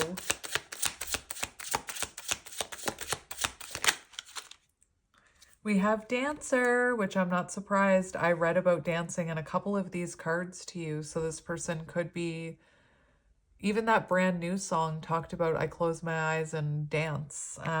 So Weaver of Grace, movement, harmony, rhythm, passion. Again, I'm telling you, I'm just taking this card away. Standards. Maybe your person is in a gang, but I really don't think so. I'm saying no. We have creator, weaver of imagination, creativity, innovation, invention, realization. And we have soldier, guardian of nations, loyalty, honor, integrity, selfless service. Like, to me, that feels more in line with the energy of this reading. But anyway, we have elder, confirmation, wisdom bearer, could be an old soul, experience, tradition, kindness, health. We have civil servant, guardian of public good, public official, administrative duty, public administration. And we have spiritual seeker, devotee of the inner faith, meditation, insight, practice. We have singer and educator and friend with a dog. Oh, I love it. I love it. Look, doggy. Keeper of trust, companion, support, sharing joy. So this could be someone who, you know, is a friend right now or becomes a friend first. Or, you know, this is someone, I'm just thinking about, like, maybe you've been manifesting a lover that is also a best friend. We have educator, imparter, mentor, guide, teacher. And we have singer, resonance, moving hearts, harmony, emotion, performance. So this person could like singing, even if they're not a professional singer, this could be someone who sings to you. And we have reader, seeker of knowledge. And I said this could be someone who loves to learn, loves to grow, knowledge pursuer, explorer of information. We also have king, sovereign of realms, monarch, authority, rule, inheritance. So maybe this is someone who, you know, has some sort of inheritance from a family, because they are coming up as financially stable. Not that that should matter. Anyway, I'm going to leave it here, my friends. So thank you for sitting through this reading. I know my readings are long.